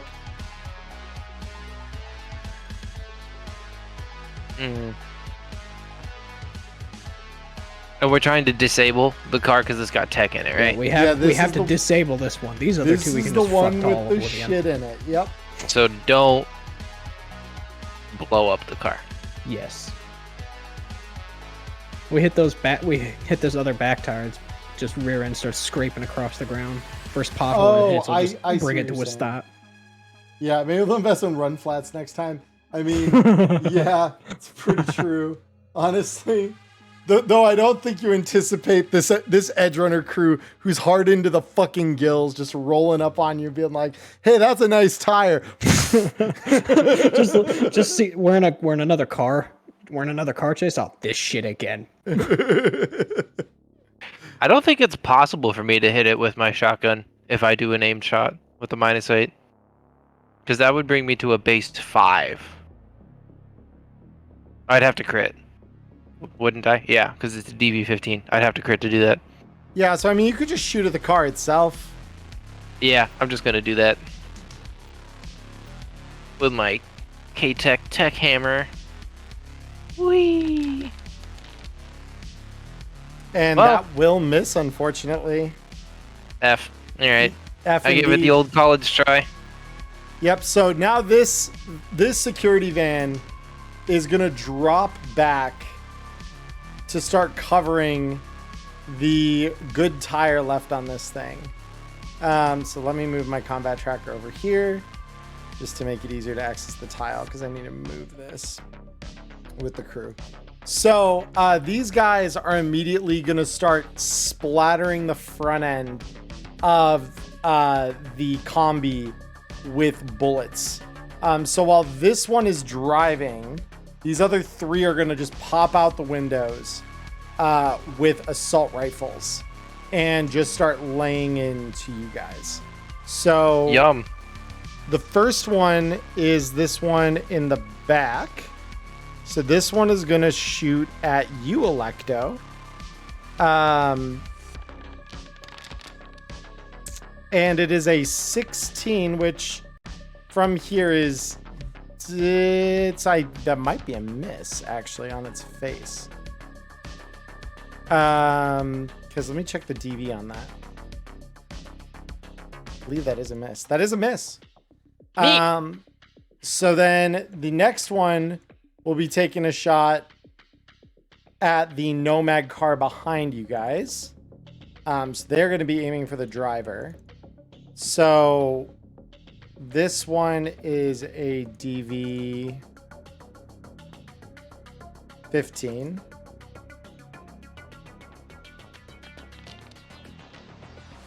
All right. And you hear the glass shatter of the car directly behind you as this Nomad gets targeted. And will be probably suffering some pretty bad damage. Yep. So they take one shot, and this one's going to try and do the same exact thing. So this one is able to roll a success with that, because that should be... Whoopsie daisy. And to go a little higher. There we go. Yep, that's a 15. So they are rolling this many. Yeah, that's not what we call ideal for your allies. So that one is severely wounded. Yeah, she's not doing well. And you hear Wood Chipper yelling to the radio, "Josie, back off! Back fuck off! It's okay!" And with that, we now come to Persephone. So real quick, Charlie, I was looking through here, and I know that I bought smart rockets, but I apparently did not add them to my sheet. Is it possible for you to go through my notes and find out how many I purchased? Because I don't remember, but I know I purchased them. If it helps, the note will be something about Madonna's boobs. Yeah, 2,500, so that would have been 5 of them. Thank you, because I wasn't sure if it was 5 or 6. Yeah, here, I'll send you smart rockets here. Rockets. Okay, I just added it already. Oh, you just changed it. One more. But you changed it to 2. Not. It was. I put it to 5, and then you changed it to 2. I don't know what you're talking about. Okay, well, I feel like you're trying to gaslight me now, but that's fine. Whatever. No one noticed. It's okay. Oh, and I know I bought more than that of these. I bought 8 of these. Okay. Thank you. I think I also bought some regular rockets too, did I not? So that would depend. You might have bought 4 smart rockets and then 5 regular AP ones. That would be the other way that price could break down. So it was 2,500 you spent in total. So okay. No, that means I only bought smart rockets because I know myself better than to try and roll that in. I would have done 2 separate purchases because I know that I do things like this. So there's a method to my madness. 1 note per thing. Okay, cool. Thank you for helping me with that. Yeah. Sorry. And while I was dealing with that, so which vehicle has the stuff that we're looking for in it? So the vehicle... That'd be this one. We're wanting to disable this one. Yeah, this We're one. disabling this one. Yep. Okay. I will get on the little platform and I'm just gonna do a little dance and shoot my little rockets. So you just literally go, "Hey," and then just lift your fucking shirt up, revealing the rockets. Okay. Basically, actually, what you're specifically gonna do is be "Hey, whichever, check this out," and then do that. Yeah. Okay. We want to shoot rockets at the car we want to disable. Yeah, It would disable it. It would in fact. It would definitely disable it, but how much of the shit inside could be broken? Don't break the shit that's in it. Oh, you guys are very picky. You can shoot the other We cars. have to get the shit in It is here. an armored car too, so it's not like this is a lightweight. I'm not like I don't think it's gonna be that big of a deal. Yeah, it's all good. But Take your rocket launcher shot. Let's see this thing's maiden voyage. well, I keep dulling my shine. Just kidding. All right, so let me check what the DV on this is. Yeah, and these are smart rockets, and I'm not entirely sure exactly. Yeah, so the rule with smart rockets is that if you miss by 4 or less to the DV that you had to hit the vehicle with, you re-roll it one time, but instead of adding your normal modifiers, you add a plus 10, just a flat 10, that you can add luck to. I will add that. So you can add luck to the second roll, but it's just a flat 10, so it doesn't use any of your skills. So if you want to roll for that, go ahead and roll me 1d10 plus 10. Okay, I was not within the DV then? Mm-mm. Is that what you're... You missed it by 1, or by 2 technically. So yeah, Oh. you're within the smart rocket correction, so you can give it a try. All right, so hold on. How do I do this? So it's /roll in the little chat box there. It's /roll. Okay, yeah, I just wasn't sure like how much. Hold Yeah, on. /roll d10 plus 10. And we'll see What's the DV? The DV is a 16, so you have to roll 17 or better.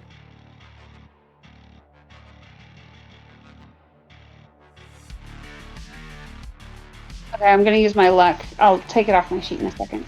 Yep, you're good. Oh, there we go. There it is, baby! Let's go! All right, so go ahead and roll me the damage for the rocket launcher. Okay, give me just a second. My computer is being weird.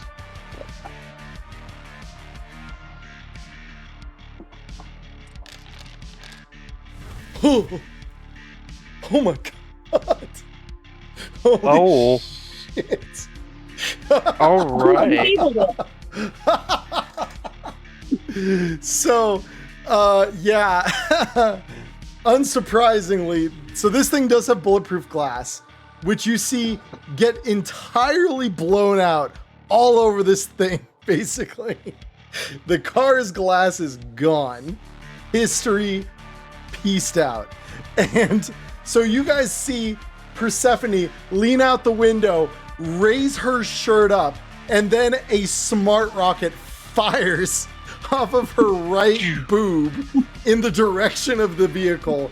And you see it like narrowly missing on its initial trajectory before making a hard left midair and just slamming into the side of the car. Giant explosion, glass shatters. The car itself is in terrible shape now. Like really bad shape.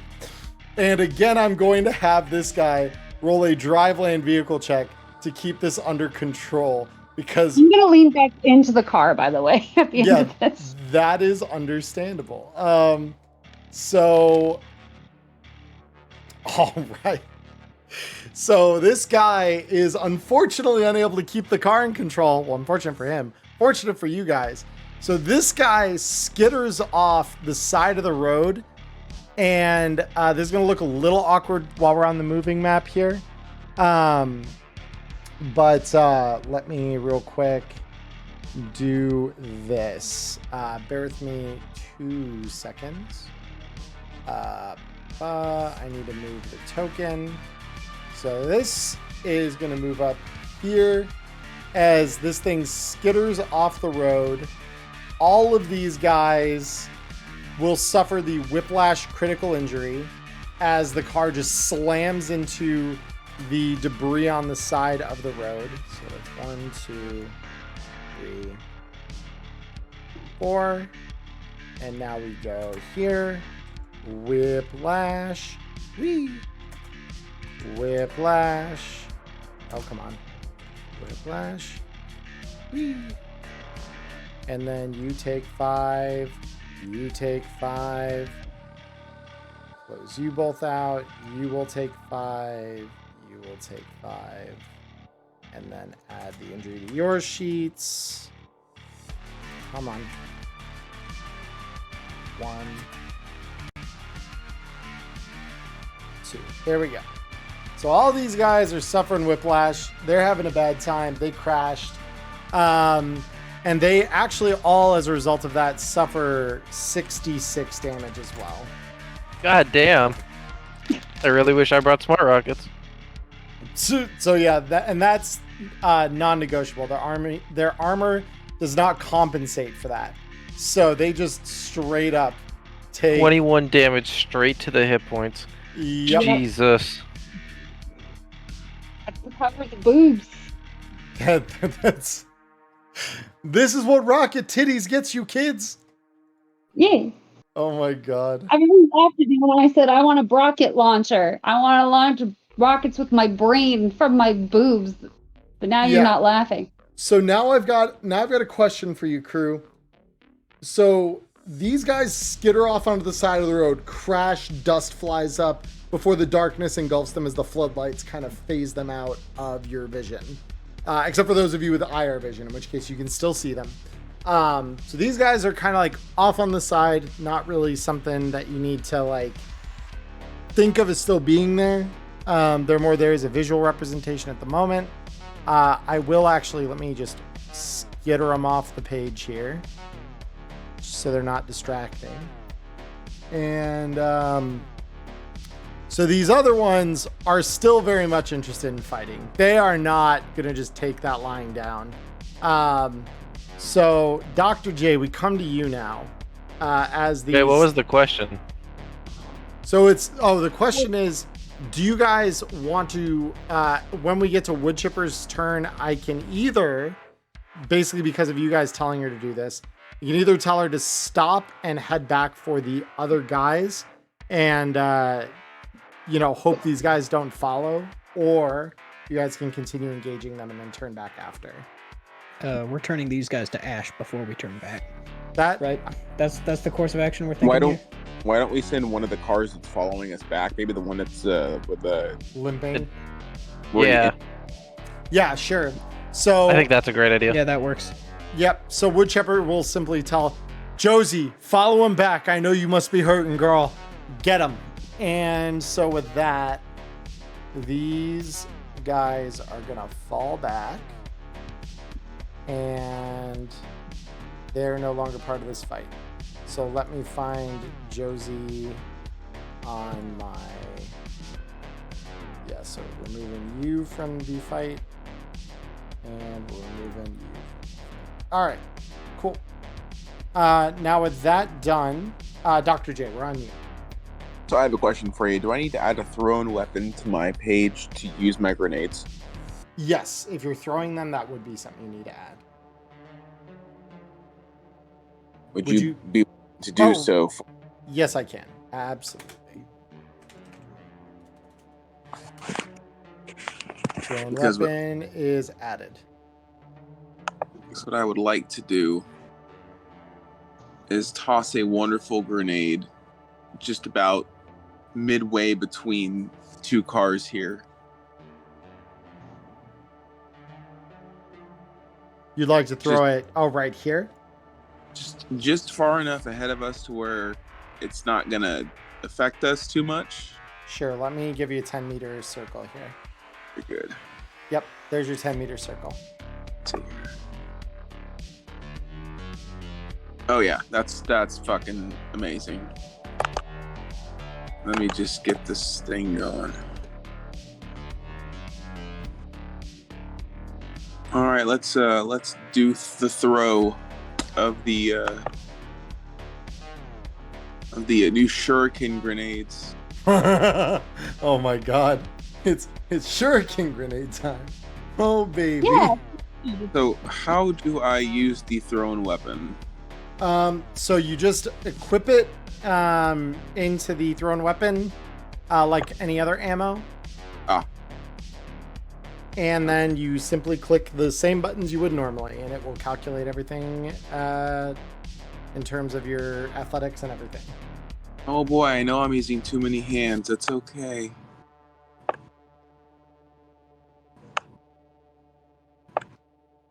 All right.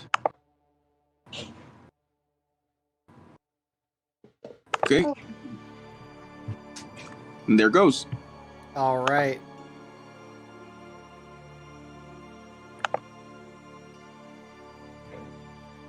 Let's see it. Where be the roll? It's a good question, considering I rolled it. Hold up. Let me make sure that I program that right. 2 seconds. Shuriken tornado. Grenades basic. Yeah, no, that should be coded right. Oh, never mind. I totally just I loaded it and I didn't throw it. That would explain. Yeah, no big deal. In this case, since we're looking at some really shitty failure here, if I miss, I'm just gonna luck it up real quick.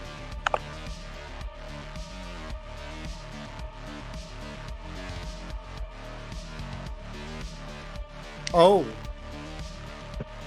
that's an 11. That is not good. Okay. So the following is about to happen. So we go, let's see, 1, 2. Let's see, 1, 2, 3. What do we learn today? We don't put luck into grenade throws. 3, 4, 5, You don't see 6, bottom. 7, 8, You blow yourself 9, 10, 11. So this is where it gets centered anyway. So honestly, not so bad. It could At least it doesn't hit us. Yeah, it could have been worse. So with that, I want you to go ahead and roll me the damage on that, Cody.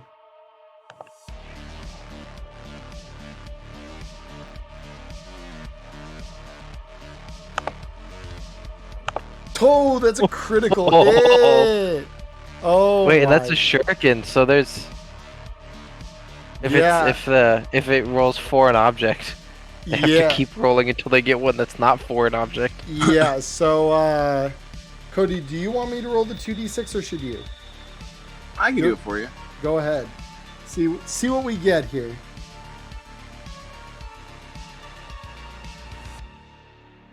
Because this is just going to blow all the windows out on that front car.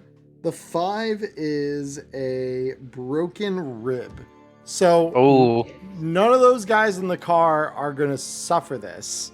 But because that was a critical hit to the car, you see fuel start spraying out of the tank that you've suddenly pierced as several of the shurikens have just bounced up off of the road into the underside of this car. It is not good. So what I'm going to do real quick is I'm going to roll a d10. What you're saying is it's not good for them. It's not good for them at all. And yeah, that's not a good roll for them either. The gas ignites. And very quickly, this guy is going to need to start worrying about, because I need to give him the driveline vehicle I gave the other guy. So this is there. And so he is able to maintain the car despite the fact that there is fire very quickly racing up into the tank. This is not good for them. So I'm going to roll something here real quick.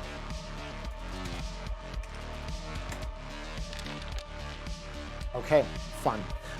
So with that said, it's now the road ganger behind. So this is the one with the Rheinmetall.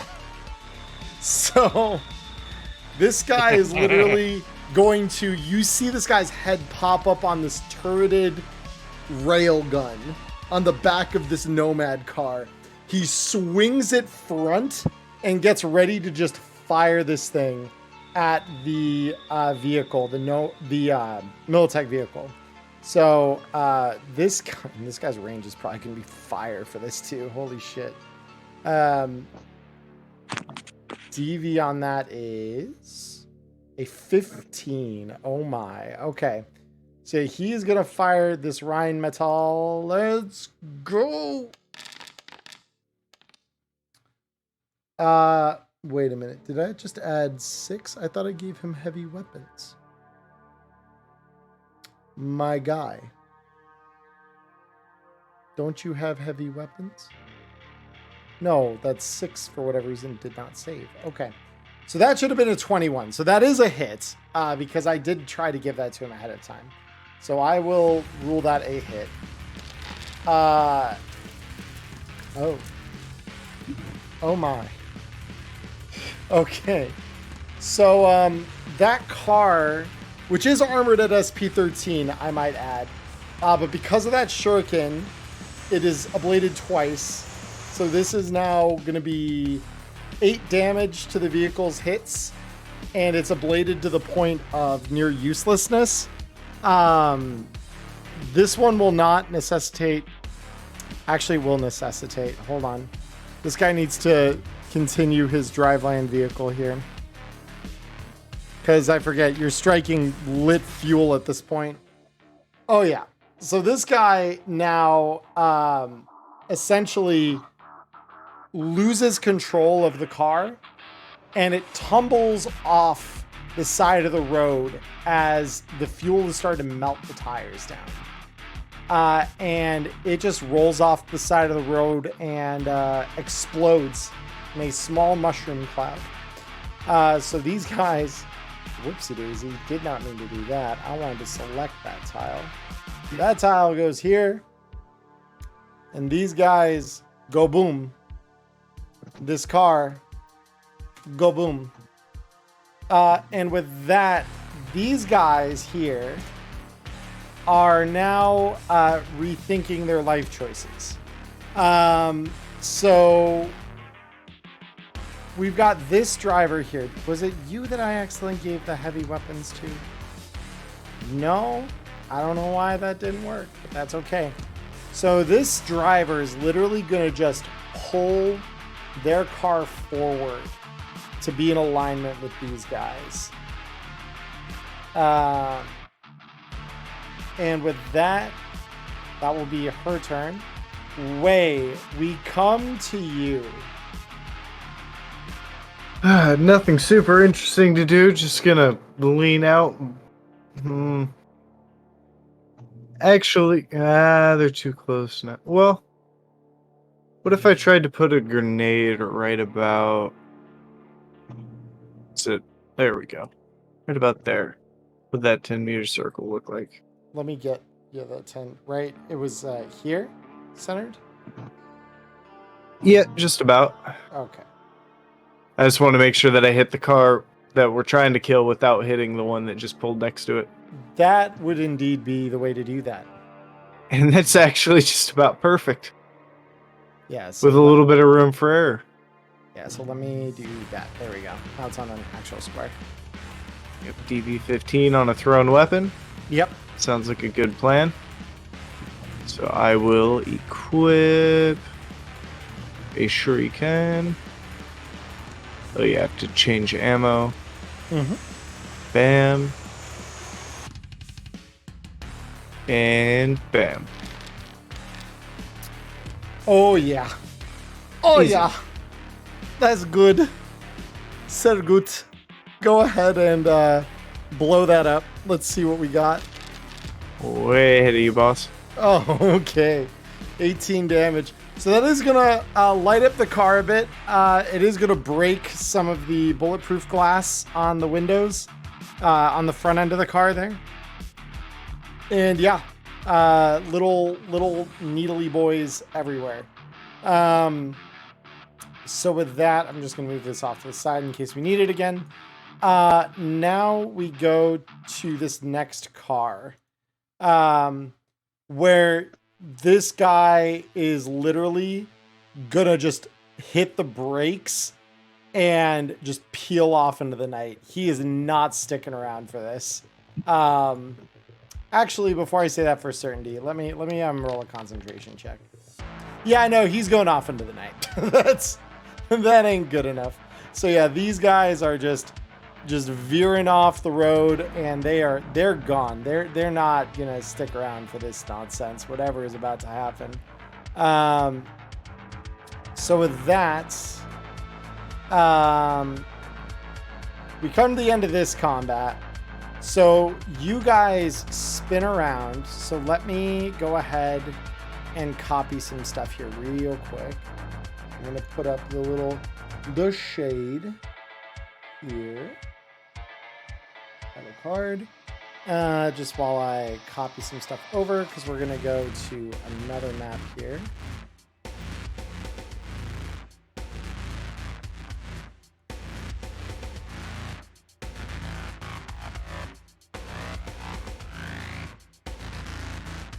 So, copy these guys. Go here.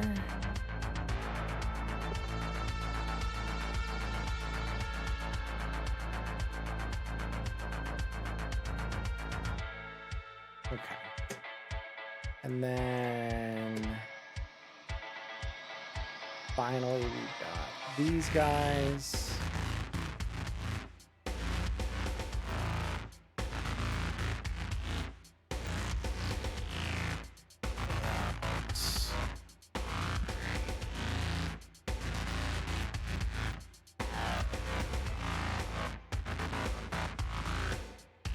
Okay. And then all of you. So let me just copy you all into the scene here. So we got wood chipper. And then the order that you guys are in over here, which I will copy you for, and then I know.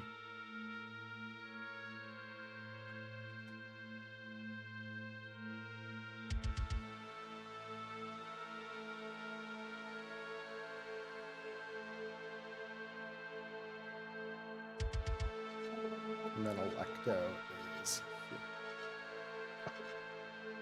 All right, transitioning us over now. Oops.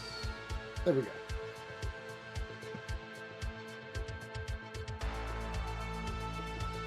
So we are going to reset any initiatives here, but this car is in real bad shape. Like, not even joking about that. So I think all but Cody is transitioned over to the new scene here. I'm still gray. Oh, you're still gray? Okay. Yeah, I'll give it a minute. I see character tokens, but I'm just on a gray grid. Same. Let me try refreshing real quick. See if that helps.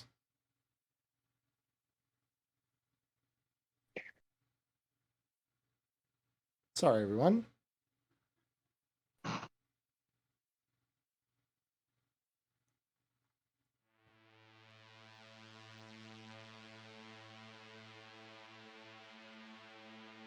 Yeah, so, because I see it. For those of you who aren't seeing it, do you want to try to refresh? Yeah, let's give it a shot. I'm in the process of it right now. It's just being slow to load back. Yeah, it is all good. It's another video scene, but it's not moving like the other one was. So Yeah, I tried refreshing and came up with an error. This site can't be reached. try again, or just try reconnecting to the server altogether. The server might just be doing something weird. Yeah, no, I can't connect to it. This has happened once before, and the only way to fix it was to, like, restart the server entirely. At least I remember it happening one time before. Yeah, so I might just have to reset it full send. Yeah, 2 seconds, everybody. You're gonna hear the audio mute for about 5 seconds while I literally close out of this and reload the entire program. Let's try this again. All right, so I am relaunching Neon Inferno right now. You all will just have to refresh your browser pages, and it should let you reconnect.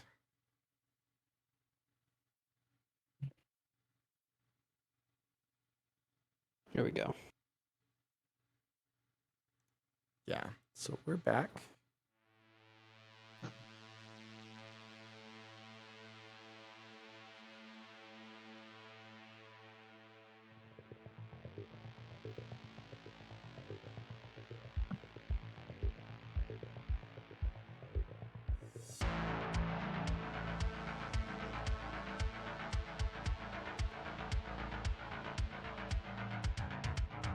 Yeah. Is it plugged in? Interface can handle the Brocket strike. Yeah. I mean, the server is just my computer, so if you're all still seeing the stream, it should be fine. Yes, my boobs were just too powerful. Huh? My boobs were just too powerful. Couldn't take it. For real, The power though. was over 9,000. I will say, after firing the one rocket, though, your boobs are now lopsided because one of them has been fired. Well, it's like I imagine it's kind of like one of those hard shell things. Is it not? Because you have to have space. It's the warhead that's what gives you the curvature. Gotcha. So, like, if we have a second, I'll just go ahead and reload. Yeah, and you Then it'll be totally have long enough to do that. Yeah, it's Yeah, easy peasy, easily fixed. I have others. It's fine. yeah, exactly. So you just see her, like lift her shirt up and affix a new rocket before tucking it back down.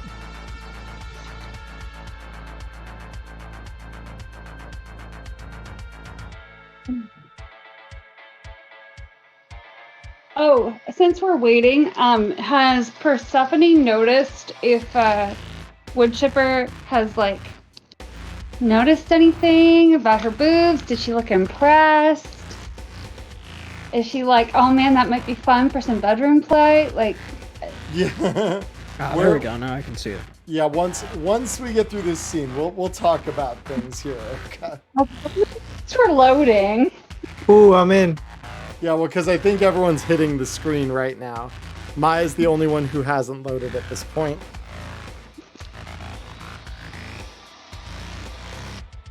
How's it coming, Maya? 98%. Oh, that's a magical number. I believe. It'll be there in about 3 seconds. I have faith. Oh, wow. You weren't kidding. Yeah, here it is. Yeah, there it is. My faith is not misplaced. So yeah, so this is the scene you guys wander into.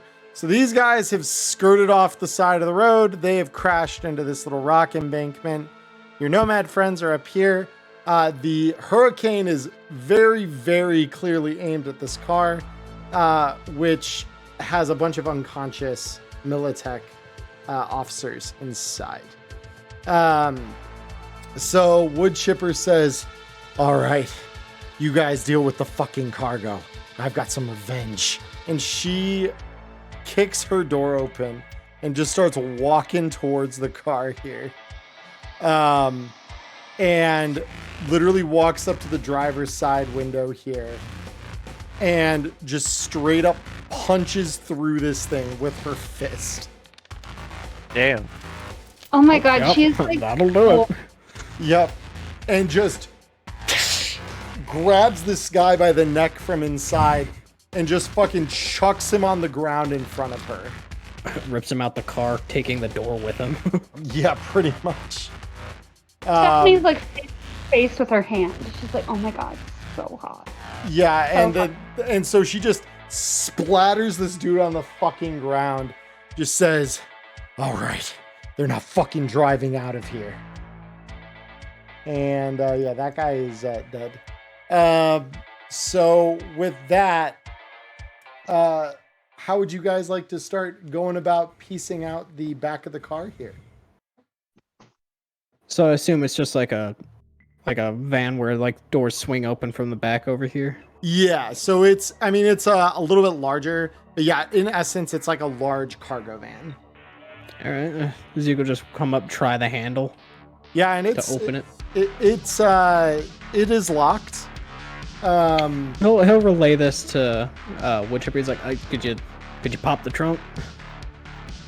And Woodchipper says, Well, let's just take a look.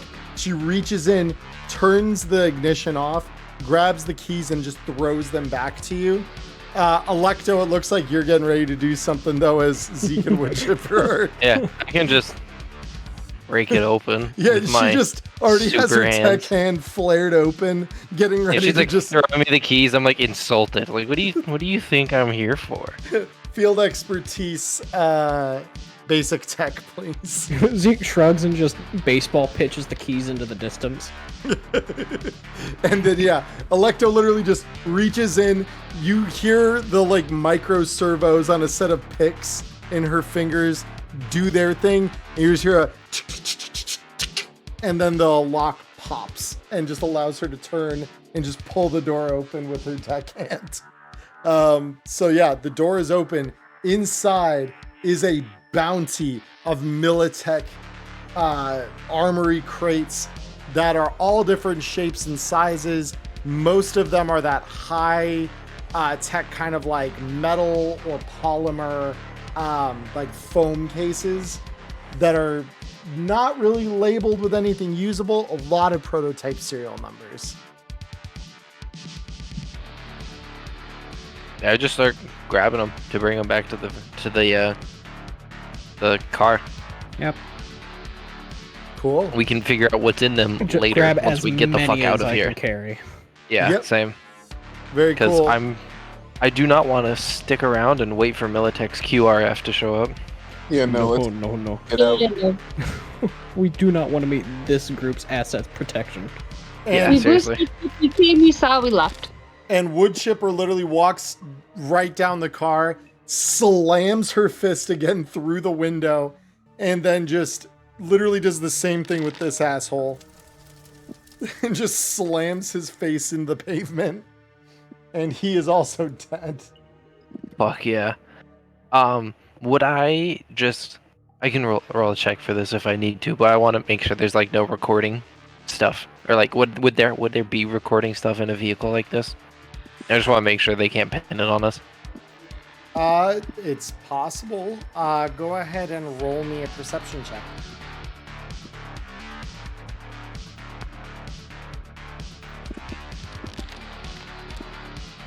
That's not good. No. Yeah, that's not ideal. Yeah, you're not seeing anything that's recording you. That's fair.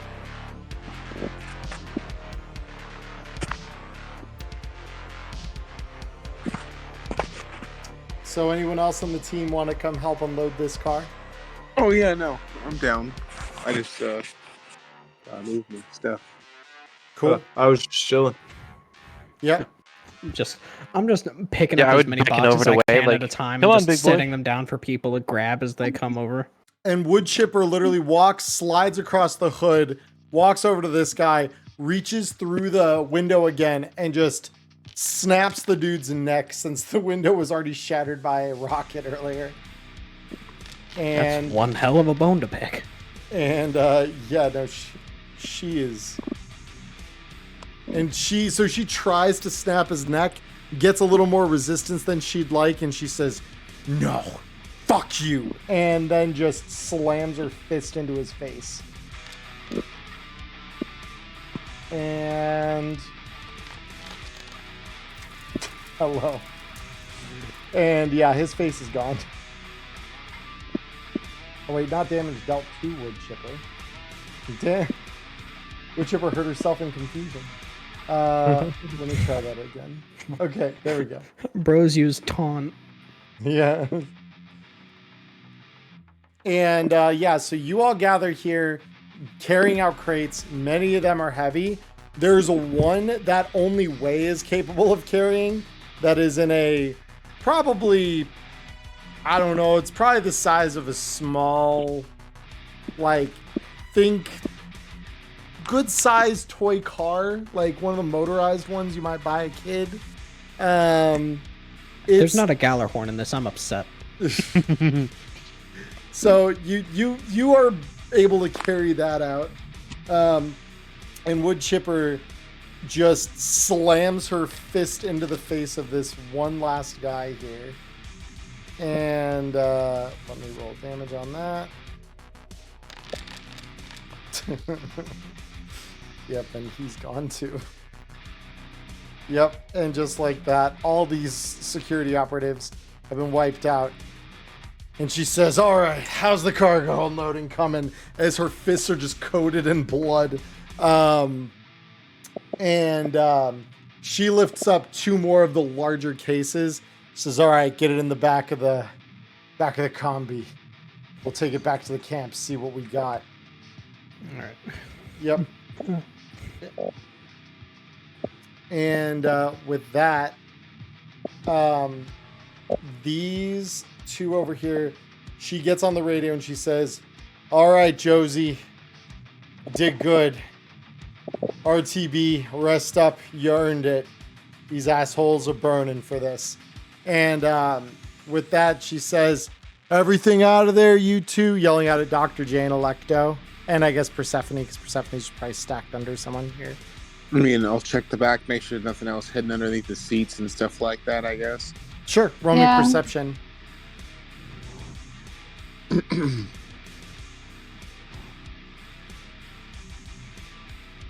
Come on, character sheet. I believe in you. I believe in it too. That doesn't help. I believe in you. There it Does goes. that help? Apparently it did, but then it closed, so it must not be feeling it. It's not feeling it. The vibes for some reason are off. I'll try a perception check since I'm here. And I think my there's Dr. J's perception. Perfect. And then Persephone's 16. So Dr. J, you actually do see a small camera up in the one corner of the car as you're digging around for stuff. That appears to be recording the cargo area at the back here. Cool. I'll just yell at Electo and be like, hey, come shut this thing off, please. My brain heard words but didn't process them. What am I shutting off? He saw a small security camera up in the upper corner of the cargo area. Oh, I'm very glad you found that because I didn't. Okay. Field expertise electronics? Yeah, you got it. You know it. Oh, yeah. And you immediately go up there, snip the right wires, and just like tear the rest of the thing down for good measure. And yeah, that camera is no more. So with that, Wood Chipper says, all right, that it? Looks like it. If this is all of it, I'm gonna pop an incendiary grenade under it and try and just set the car on fire to scorch it. Burns everything. Yep, no, that's totally fine. So you just roll it into the back and just light her up. Yeah. That way, just in case there's anything we missed, it's not surviving that fire. Yep. So yeah, you see the silvery flakes of magnesium light up. A little torch begins, and pretty soon the ground of the floor of the car is set ablaze, and that car is definitely on fire, starting to burn. Hell yeah. Yep. With that, at this point, you guys have done a pretty good job taking out their security, taking out their recordings. Yeah. So with that, I'm gonna just shift. One thing. Can I grab one of the soldiers' agents, or like radio communicator or something? I want to try and later on see if I can just break into their communications and see what's happening. The van is on fire now. So that's right. It's too late. Well, so you could try, but I'm gonna say no, it's not worth it. It's not worth it. It's on fire. Okay. No, that's not worth it at all. It's on fire. Okay. Only thing that'd come out of that is melted plastic and crushed dreams. Yeah. Yep. So I'm gonna shift us back to the home screen here then, because we've done what we came for. So what you guys find inside the car here are a couple of things as you guys kind of start rifling through the cases. So let me get us some stuff here. Bear with me 2 seconds. I want... Where are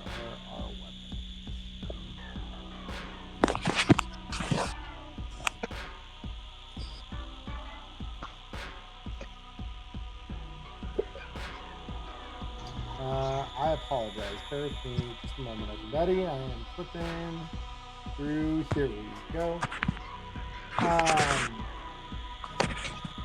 All right.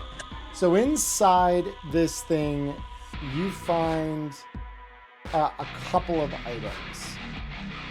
So there's a lot of ammo, as one might expect of a thing like this. So let me just do this real quick.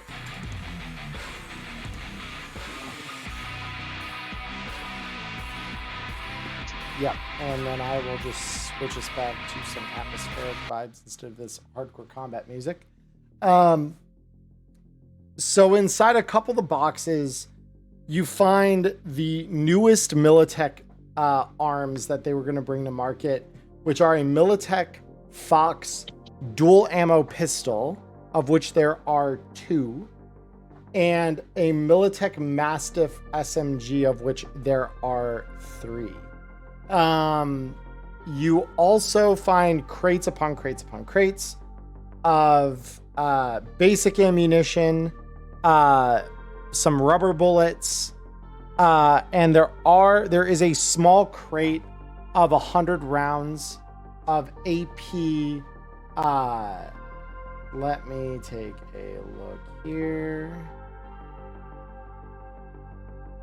I just want to confirm. Blah, blah, blah, blah. There it is. So you've got 100 rounds each of heavy pistol ammo and armor-piercing slugs. So armor-piercing heavy pistol ammo and armor-piercing shotgun slugs within the container that you find there.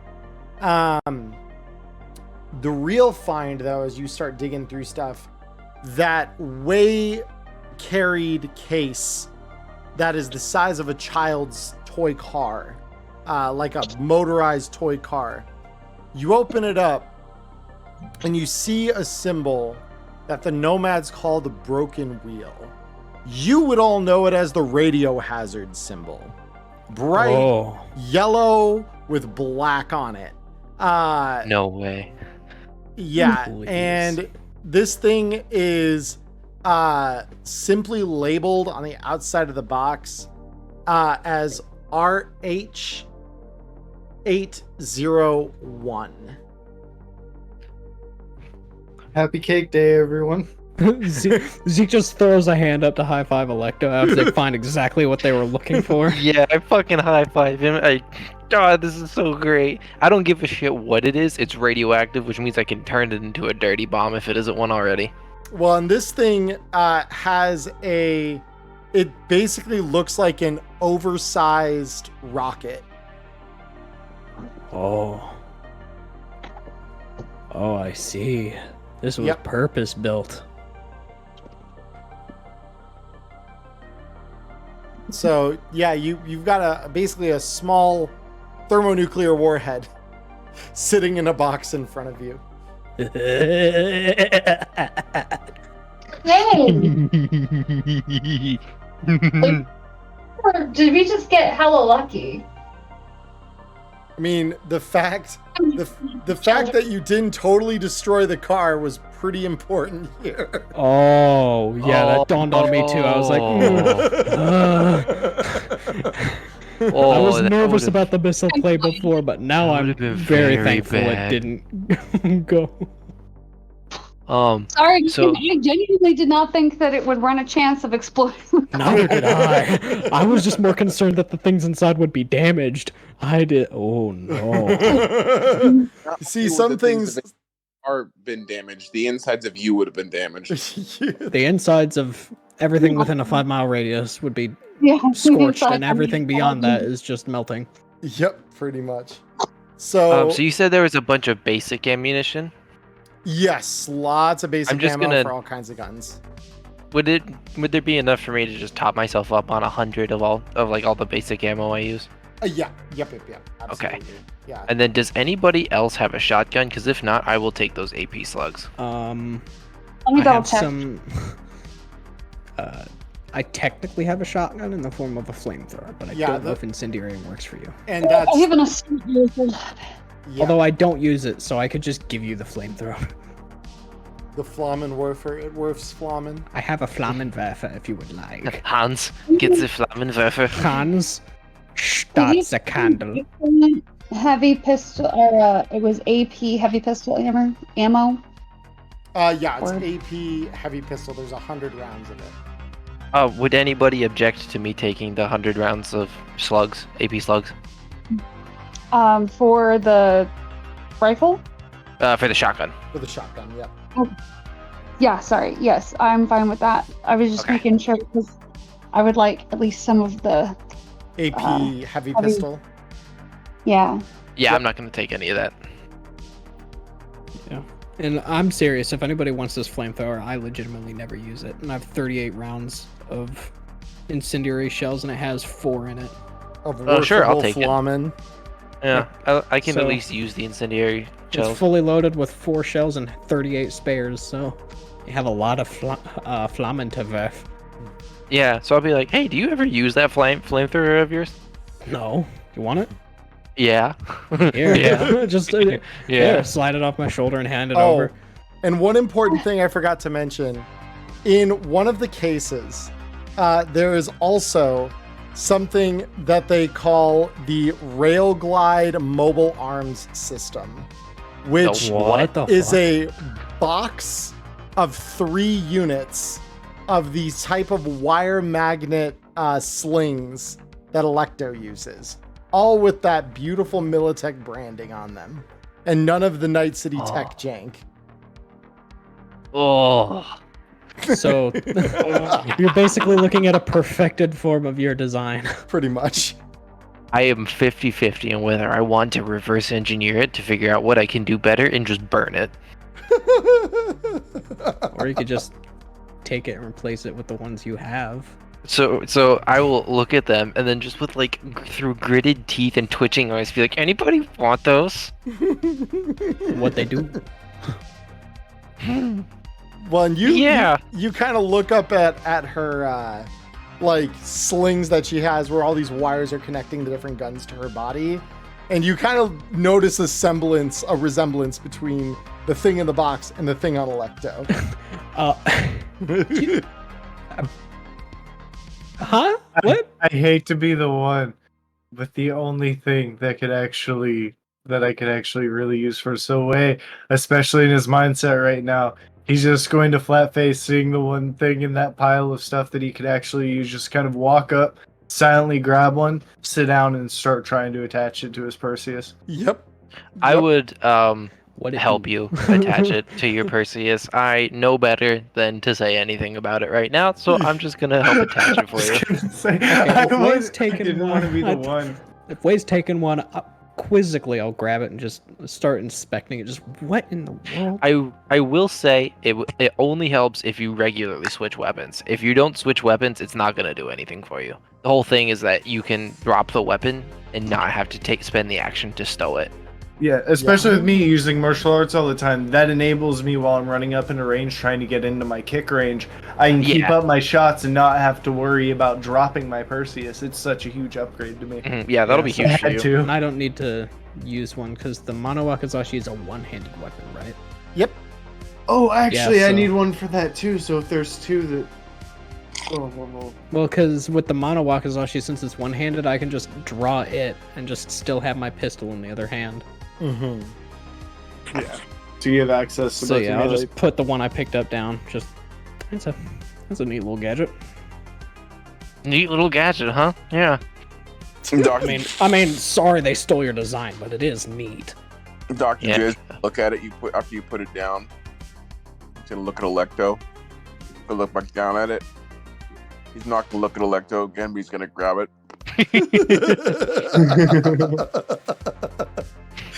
Like, you know, if you wanted these, I could have made them for you. I mean, did you have to waste your time making this one? No. Oh no! I heard the nerve get struck. You just heard Waste the my doing. time. I heard, dude, it sounded like someone walking up and hitting a high tension cable with a baseball bat. Ding! It's so good. Oh no. I heard that piano wire snap. I know you want to be inventing other things, not just the same thing over and making it over and over again. That's what I meant. All right, fine. Fine, she'll give it to you. God damn it, you have a point. Because now I could just literally have my sword at the ready no matter what, so that's great. Yep. Yeah, there's a fourth one, and I have all of the weapons I need already attached. So, I mean, well, theoretically, when I make or get another drone rail at some point, or get Faisal's better version of it, I'll need another one. So, I just, my God. I love the fucking just venom that was coated with, just a nice little banner one. That wasn't venom, that was neurotoxin.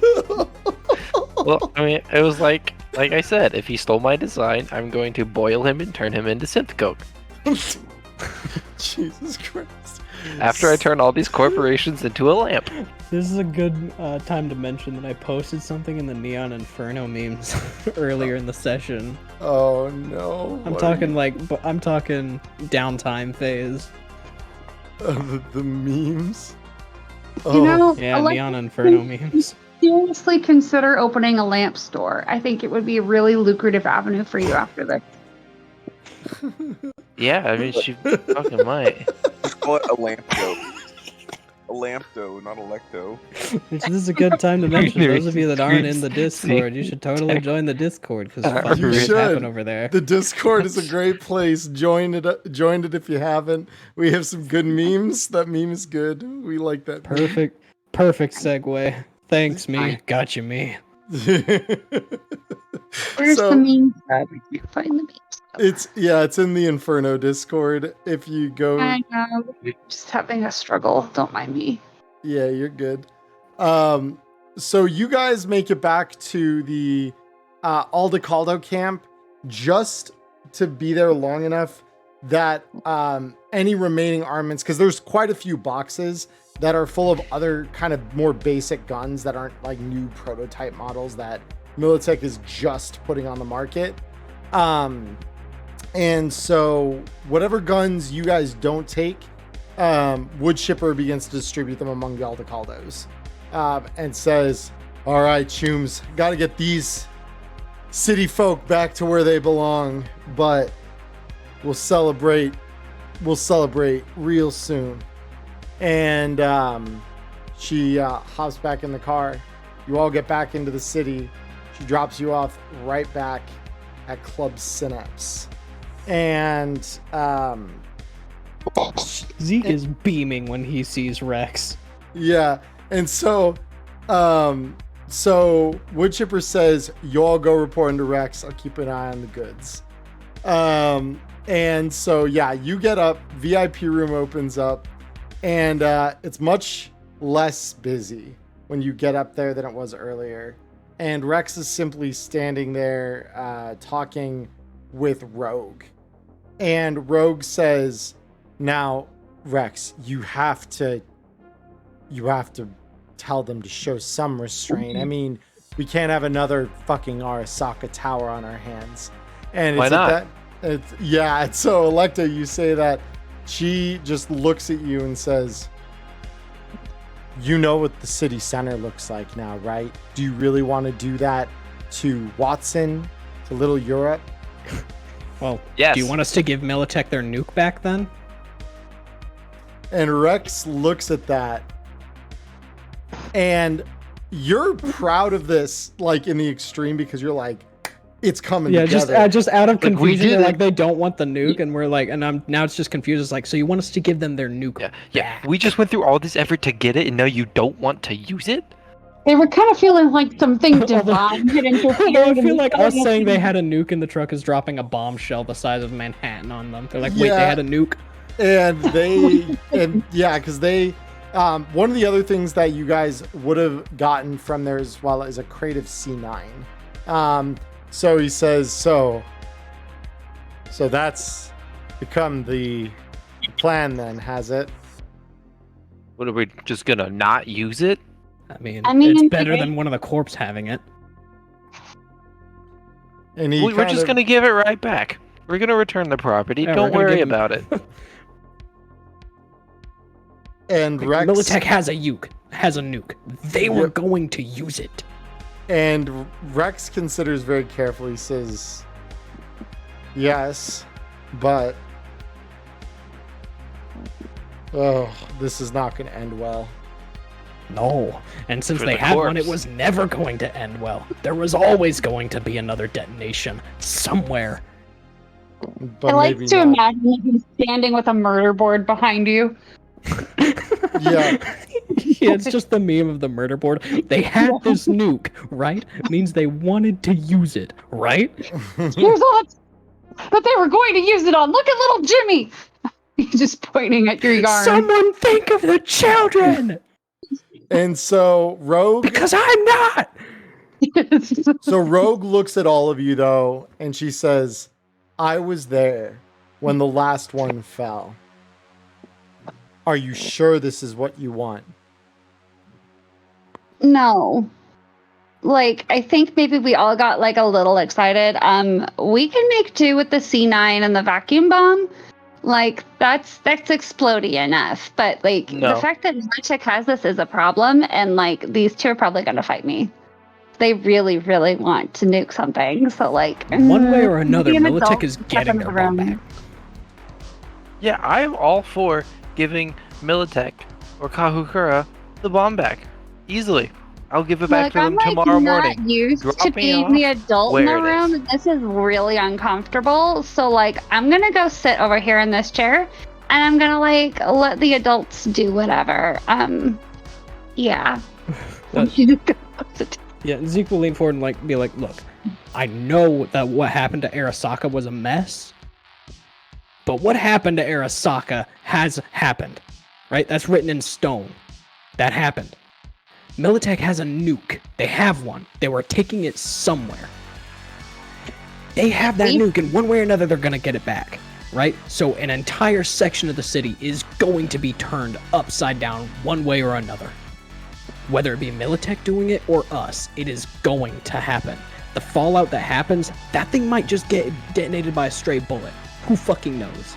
And she just looks at you and says, "Kid, you don't know they wanted to set it off in Night City of all places.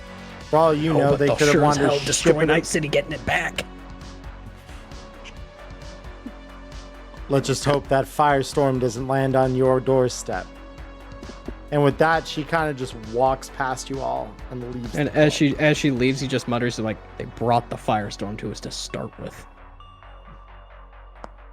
And Rex says, "Like I've said, I trust all of you. I trust your judgment. I can tell you as someone who's lived through the Night City Holocaust, this would be devastating on a level unthinkable to many in the city as it's just starting to get its feet back under itself. But What if we use this nuke to destroy Militech in a different way then? As he is just starting to think about it, he's like, About the I've Militech. Would got a anybody large give a shit? influence The now, city. so what if we show the city that Militech had this? What if Like, bad PR can be just as debilitating to them as a nuke, you guys. We don't have to like irradiate the whole city. would just anybody saying. give a shit if we wiped the NorCal military base off the map? Would anybody care? What of value would be lost? That's what I'm saying. They're a Militech target too. If you want to return it to Militech, you know what else is about the size of the crater in the center of the city? That giant military base to the north of the city. We wouldn't have to detonate the bomb inside the city. That's true too. And he considers this a little bit, and he looks and he says, "You could start with the PR fuse. Beyond that, though, I mean, we play that, we may outplay our opportunity to use that and do so successfully. Surprise is pretty much the only thing we have left." but it's an option. What if None of some, us are media. I don't think we can do the but PR. Zeke we don't- has the like rep of 5 and the charismatic impact. You do I mean, we have- don't have As a rocker boy, he has a big Yeah. fan base now, so they could start spreading the word that way. True. we What? don't even have to be a media or a rocker boy. All you gotta do is leak that shit on the local net and say, "Hey, I heard Militech lost the nuke. I heard their shit got raided. I wonder who has it." hmm I mean, Persephone's got a pretty big following too. She can just be like, what? I heard, like, there's a nuke. What? Start PR strike start would sowing the be seeds enough. of panic in the city. To Yeah. and aim it directly at Militech.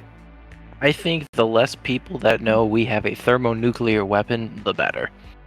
I mean, obviously, but you definitely can a- start sowing. I've got some media skills. I can just, like, put a little leak out there and let it gain legs on its own. Oh, no, wait. Yeah, because I mean, a missing nuke will definitely send a lot of people into a tizzy.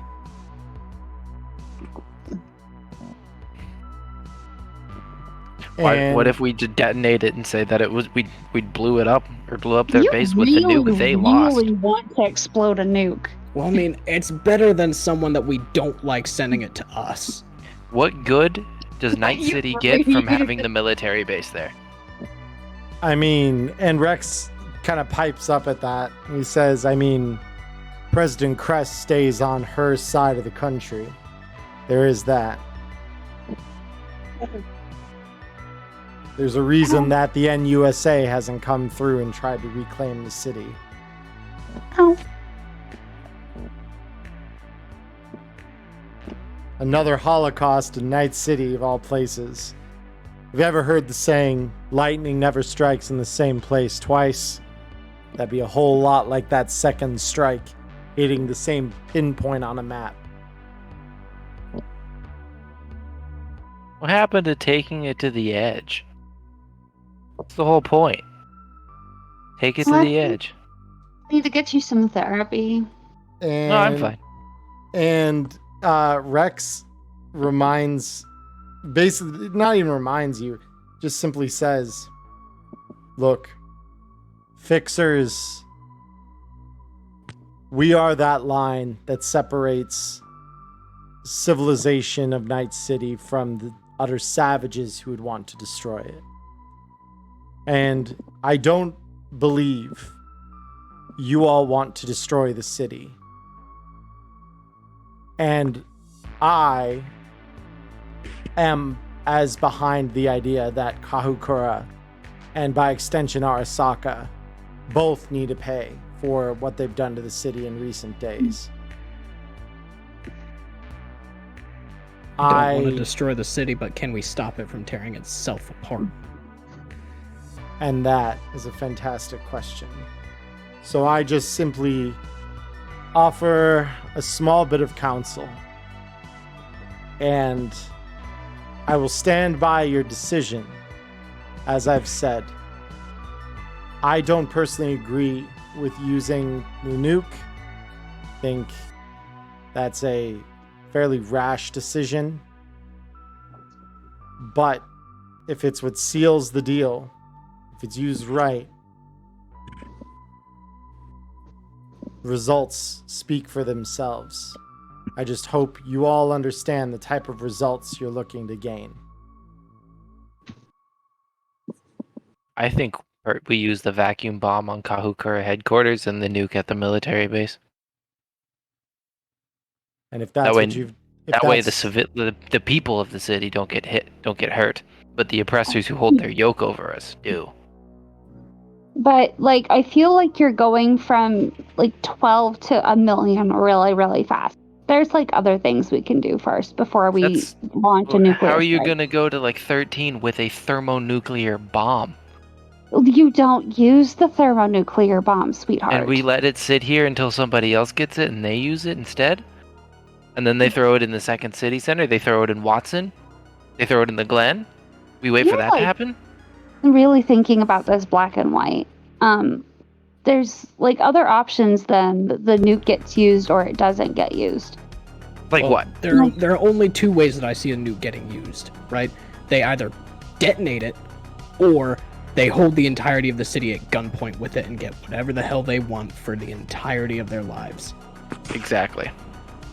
I mean, And in that second situation, the pin separating the line drawn there is so thin a feather could wipe it away. I exist to burn corpos, and I'm going to burn corpos. Militech's Yeah, already there are that ways to burn corpos. Yeah, and what? Militech's power Go over ahead. the city for years. Yep. And why would they hold the city hostage when they're supposed to, and we know they don't, but in the eyes of the larger government, protect. They're not gonna be the cause of the second, city center being destroyed. No. If I trust any corporation with a nuke, which honestly that says something in itself, which shouldn't, Militech is gonna be the one I trust to hold on to a nuke and not just let it fall into the wrong hands unless we come along and do it. And that's exactly the thing. You saw how easy it was for us to just take this away from Militech. You forget who we are. Well, You forget it was a who's to say that thermonuclear another group weapon. like us isn't already out there pining for something like this? We just had the right opportunity at the right time. What if Maelstrom got their hands on it? He just gestures to Electo. He's like, exactly. Do you have any idea how much damage somebody crazier than us? Because we're sitting here talking about it. There are people out there crazier than us that would grab it and detonate it standing next to the damn thing. And you We have the hear- opportunity to use it to permanently alter the course of the city away from the corpos. It would And be immoral of us So to you, refuse to do that. you all hear a small chirp as Rex's agent alerts him to a small message, and he opens it up, looks at it, and he simply reaches into his pocket, pulls out a couple bundles of cash, and he says, "Wood chipper's taking it to a safe place for now. When you've decided what you want to do with it, she'll retrieve it." And he counts out 1,000 eddies for each of you and hands it to you, and he says, "This is payment for your services, courtesy of Wood Chipper. I would strongly recommend thinking very carefully about what comes next." And he hands all of that to you, says, "Feel free to drink, feel free to catch a dance with someone pretty, but think about what you're about to do, and think about it very carefully." And with that, he goes to sit back down in his chair, pulls up a scream sheet, and I want everyone to please roll me a perception check. Give me just a second. For some reason, my server crashed. Right. Since this is probably the last check of the evening, I'll go ahead and spend all my luck here.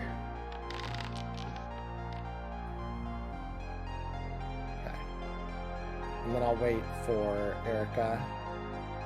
Yeah, sorry. I went into my character sheet and the whole thing just died. So It's okay.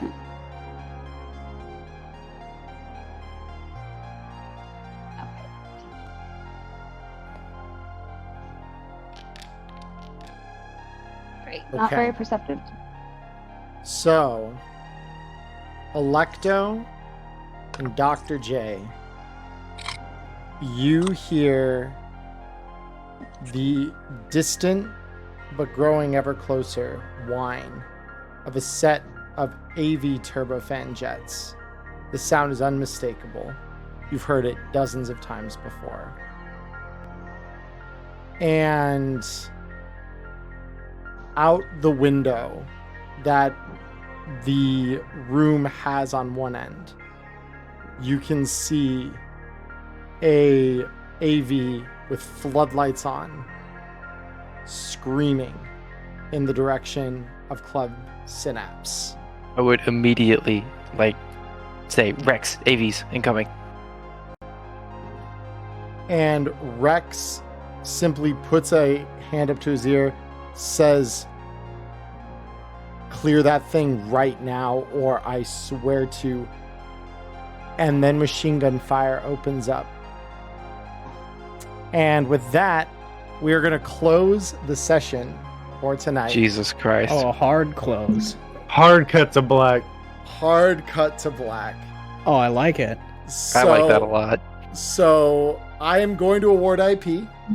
So individual IP this week, I'm going to award everyone 20. Feel like everyone did a great job. Great role play from everybody. Wei is cold as ice. I'm going to be really interested to see what he does coming up here. Because this next session is going to start off on a, as you might imagine, very explosive entrance. So with that said, gig IP, I'm going to grant everyone 80 because everyone got what they wanted. Nothing blew up that shouldn't have blown up. So good job, everybody. Thank you.